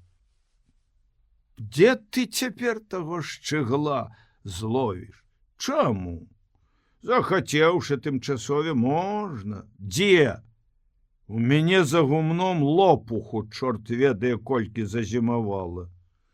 Дык як усмаліць холад, дык яны тымчасове паналятаюць, ваўчкі кляваць. Можна будзе тады упляніць спару якую. Барановіч зацікавіўся. Няўжо?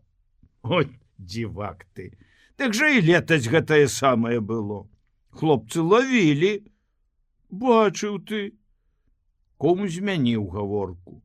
Ну, як Ганна, праўда гэта, што зараз развітаецца з табою? Яшчэ як мае быць невядома. Это як Бог дасць. А я чуў, што каморнік зараз з'явіцца па яе. Ліст, кажуць, нейкі быў ад яго, ці што? Ну, гавораць. Пісаў там нешта. То мусіць жа праўда? Праўда. Ну, дай Божа, час добры. Дай Божа. Няхай сабе жывуць здаровенькая, слаўная дзяўчына Ганна. Этакая дзяўчыны адно пашукаць. Это дзяўчына. А так, яна удалая дзяўчына. Ды ён чалавек, можна сказаць, залаты. Ну, здаецца, ніштаваты. І самае важнае, што чыста жыць будуць. Это не то, што ў гаспадарцы гной разбіваць або ў зямлі корпацца. Лягчэйшы хлеб. Смачна тымчасове з'есць і чыста, можна сказаць, сходзіць. Ды будуць неяк жа жыць. Раптам Барановіч раззлаваўся. Я на цябе, браце, нічога не скажу. І нічога да цябе не маю. Але што гэта ў людзей за мода ўмешвацца ў чужыя справы? От кроку не ступіш, каб не было ўсім вядома, а? Ну, якое каму дело, хто з кім жэніцца ці за каго замуж ідзе? Дык не, все перагавораць, усё перапытаюць, да ўсяго дакапаюцца. Няма, каб усякі глядзеў свайго, як той казаў. От бо народ, хоць ты яму кол на галаве чашы, ўсё роўна ты яго не перайначыш. Цёмны народ у нас. Кум згадзіўся. Это правильно. У нас тымчасове народ такі. Дзе што якое пачуюць? Дык адразу все разам як загавораць, як паднімуць гаворку. Усіх па костачках разбяруць, усіх апалошчуць. З нашым народам кашы тымчасове не зварыш. Барановіч уз'еўся. Тымчасове. А сам ты які? А? Колькі ты плётак пусціў на маю Ганну? Хто ж гэта, як не ты? Усё б паспытваеш, ды усміхаешся ўвесь час хітра. Мусіць, думаючы, што гэта толькі каморніцкія жарты, а? Не, кумок. Моя дачка не то, што за каморніка. За каго хочаш можа пайсці. Я выхаваў яе як належыць. Я вучыў сваю дачку. Вашыновіч адказаў: ай-яй-яй, твоя дачка. Што ж ты там, ну, што ж там твоя дачка? А чые дык не дочкі? За губернатара, можа, сваю дачку выткнеш. Губернатары на тым свеце. То, можа, за глаўнакамандуючага, якога сваю дачку тымчасове усадзіш?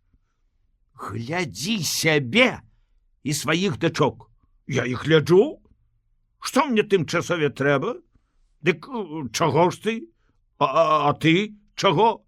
А прыкрыла мне ўся гэта музыка. Хто ж табе вінават? Каб хто яшчэ, а то яшчэ і ты ўсё на нейкія хітрыкі бярэш, усё распытваеш. Ну, на чорта табе гэта. Я ж па-сваяцку гэта, а табе халера цябе ведае, што табе здаецца. Нічога мне не здаецца, а я гавару так, як яно ёсць.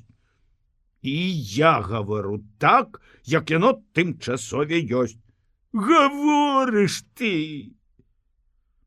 Пастаялі так адзін напроці аднаго, паглядзелі коса адзін аднаму ў твар і разышліся кожны ў свой бок. Назаўтра ж Сабастыяніха расказвала, што Вашыновіч вельмі заядла пасварыўся з Барановічавым, бо зайздросціць, што Барановічава дачка ідзе замуж за каморніка, а да яго дачкі ніхто нават і не сватаецца. І дадавала, што сварка пачалася за тое, што Барановіч нібыта хацеў прысвоіць Вашыновічавы дошкі, якія яны напалавіну рэзалі летась. А калі суседкі пачалі сумнявацца, што ні Барановіч, ні Вашыновіч ніякіх дошчак у гэтыя гады, здаецца, не пілавалі, Сабастыяніха стала даводзіць, што гэта такія людзі, што не толькі дошкі пілаваць, а яны табе што хочаш зробяць, і ніхто нічога і ведаць не будзе. Пасля гэтага суседкі і нават не суседкі падумалі. Наўрад ці гэта была праўда, што Вашыновіч з Барановічам сварыліся. Мусіць, гэта выдумала Сабастыяніха. Але, не гледзячы на такую думку, назаўтра яшчэ шпарчэй пайшла погаласка, што Вашыновіч з Барановічам біліся за 2 старыя дошкі, якія некалі Вашыновіч пазычыў у Барановіча і не хацеў аддаваць назад, і больш усяго вінавацілі Барановіча, бо ён вельмі ж выявіў сваю нечалавечую зайздрасць. А Юрка ў той дзень доўга сядзеў на прызбе. Балюча і горна было яму. Пасля пайшоў ён у двор, стаяў пад ігрушаю і нудна глядзеў на расцярушаную пад ёю салому. І не заўважыў, як бацька падышоў з агарода. «Што, сукін сын, стаіш?» Юрка адскочыў да весніцы, глядзеў адтуль на бацьку. Бацька яшчэ мармытнуў нешта і пайшоў у сенцы. Юрка пайшоў да Юзіка ў двор, сеў на непілованым дзераве ў падпаветцы, сядзеў так і маўчаў. На змроку заўважыў яго там і падышоў да яго Юзік. «Чаго ты сядзіш тут?» «Так сабе». «Хадзі на вуліцу». «Не хачу». «Чаму?» «Так». Юзік падышоў бліжэй. «Чаму ў цябе твар заплаканы?» «Нічога». «Скажы, чаму?» «Тата біў». «За што?» «За ваксу». «А твой жа тата сягоння прадаў шчэць і прапіў». «Як ты ведаеш?» «На месте бачыў яго п'янага, бачыў, як ён і шчэць прадаваў. Хлусіш, ей-богу, все бачылі». Юрка вылез з-пад паветкі, шмаргануў па твары рукавом, пайшоў на вуліцу. Юзік не пасмеў ісці за ім. Доўга стаяў Юрка на змрочнай вуліцы, глядзеў, як прабіваліся скрозь хмары ружовыя стужкі захаду і баяўся ісці ў хату. Ніхто і не спадзяваўся, што ўсё гэта будзе так урачыста і што столькі назбіраецца гасцей. Барановічиха пасля гаварыла. Здавалася, нікога не будзе. Ажно ж то сват, то брат. Таго пазваць трэба, а таго не пазваць не можна. Дык яно, дзякуй Богу, і назбіралася цэлае застолле. Былі ўсе сваякі. Быў і Вашыновіч з Вашыновічихаю. Запрашаючы яго, Барановіч гаварыў: «От тады, кумок, мы з табою пасварыліся трохі, былі на вуліцы пад вечар, то ліха яго бяры, а? Жывучы, ўсё бывае». Вашыновіч адказаў: «Яно ж гэтак. Жывучы, ўсё бывае. Няхай нас, як той казаў, Бог крые навек тымчасове быць ворагамі. Ой, барані Божа! Ну я ж таксама такі чалавек. Дык от, падыдзі, кумок, з жонкаю». І Вашыновіч прыйшоў з жонкаю і з дачкою. Гасцей назбіралася поўна. Праўда, былі некаторыя нездаволены, што абыходзіцца ўсё не па-людску, без царкоўнага шлюбу, і што ўсё гэта нават і да вяселля не падобна, толькі ўсяго і будзе, што паабедаюць, і маладыя зараз жа паедуць. Але як выпілі, ўсё гэта пачало забывацца, засталіся, як вынік гэтага, гаворкі.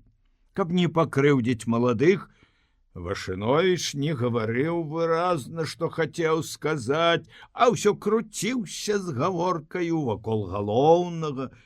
Даўней я памятаю, як Алесяў бацька жаніўся, дык 3 дні гулялі. Дзень у маладое і 2 дні ў яго. Я сам за шафера быў, вянец трымаў, а музыка 2 дні была. Скакалі да 7-га поту. Вышыновічха сказала: «Ат, што там скакалі? Калі Бог дасць усё добра, дык яно і так, някепска будзе». Вышыновіч глянуў на яе, міргнуў бок каморніка. Яна змоўкла. Вышыновіч падняў чарку.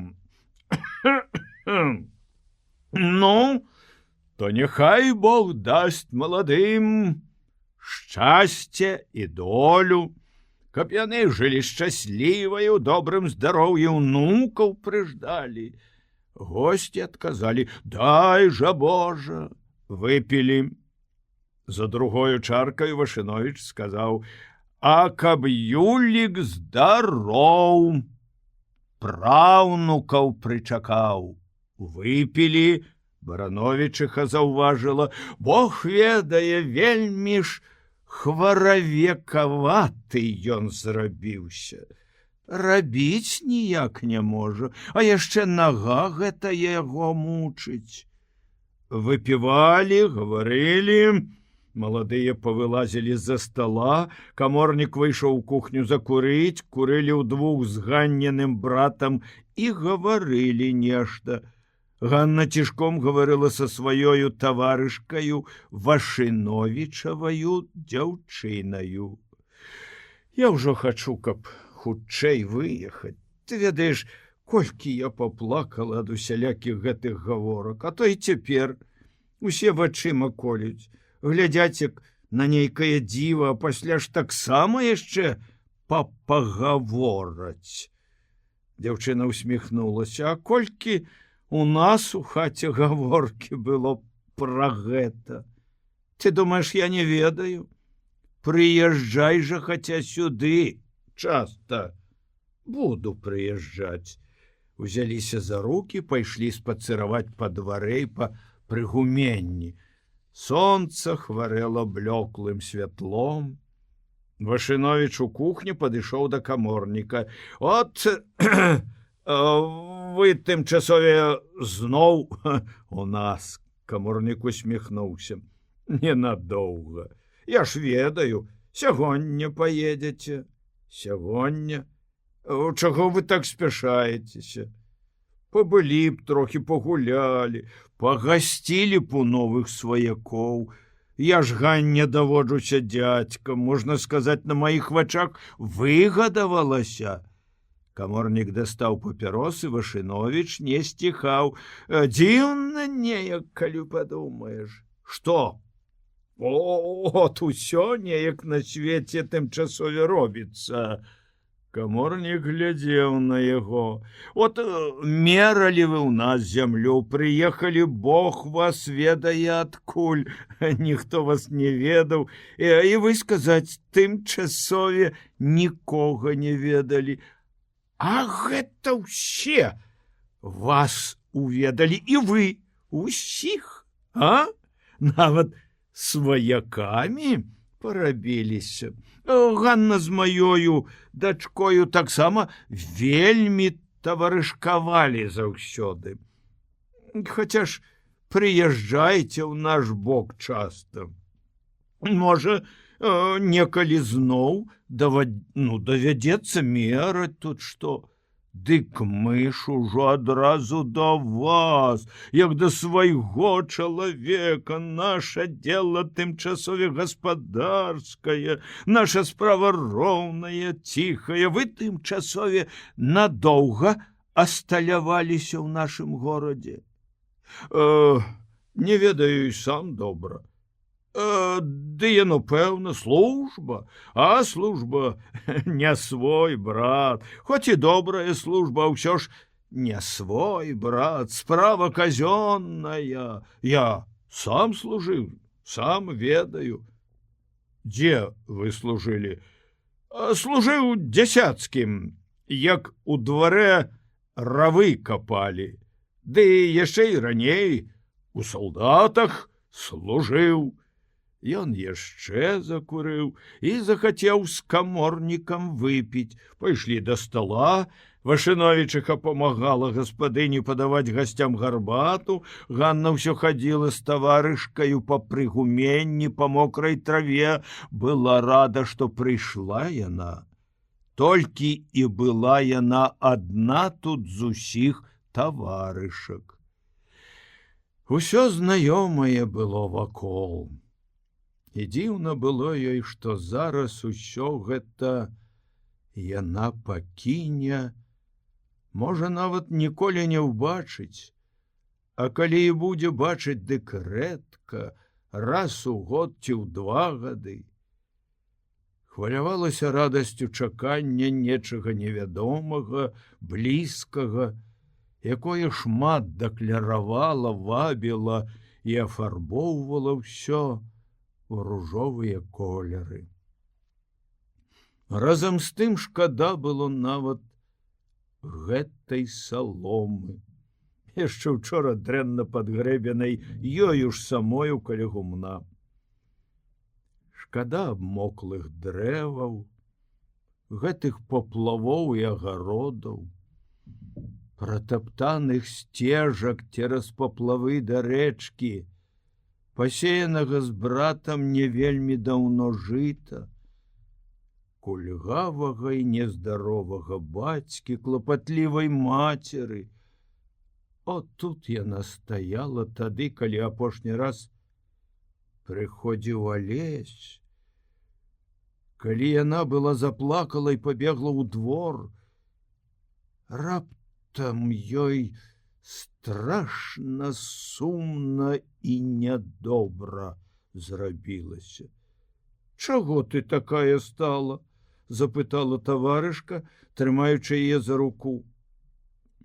«Не ведаю і сама.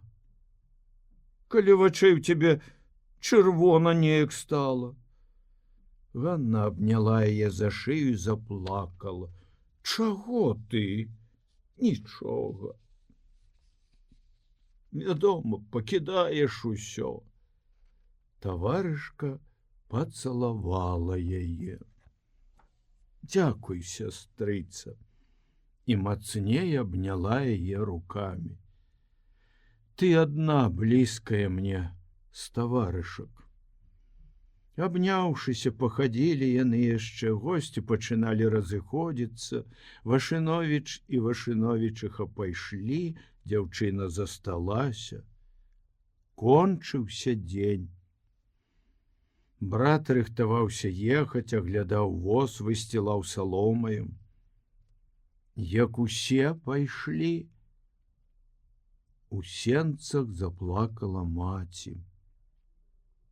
Пацалавала Ганну, каморніка пацалаваць не адважылася, сказала, глытаючы слёзы: «Жывіце добра». Падышоў бацька. «А як жа, хаця там з кватэраю. Прыедзеце, калі паглядзіце». Маці выцірала рогам хусткі слёзы. Барановіч адставіў нагу, доўга глядзеў на маладых. Раптам твар яго зморшчыўся, барада ад'ехала ўніз, ціха чмыхнуў і не стрымаўся. Падышоў, абняў іх абодвух, пацалаваў Ганну ў твар, зяця ў губы. «Хаця ж на старых не забывайте. Я не магушчы стары, і нага ў мяне баліць. Жывіце добра». Зяць паціснуў яму руку. Ганна пацалавала ў нябрыты, жорсткі яго твар. Выехалі перад самым змрокам. Трымаючыся за воз, бацька правёў да канца вуліцы.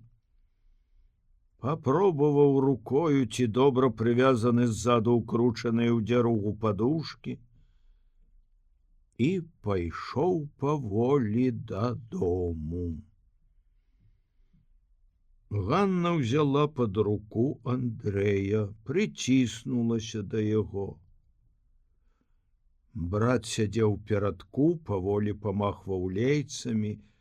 Ехалі хутка, чарнела мяккая дарога, пахло поле жытняю рунню, весялілася поле вечэрнім змрокам, узнімаліся ў поле дзівосныя сцены далёкіх лясоў.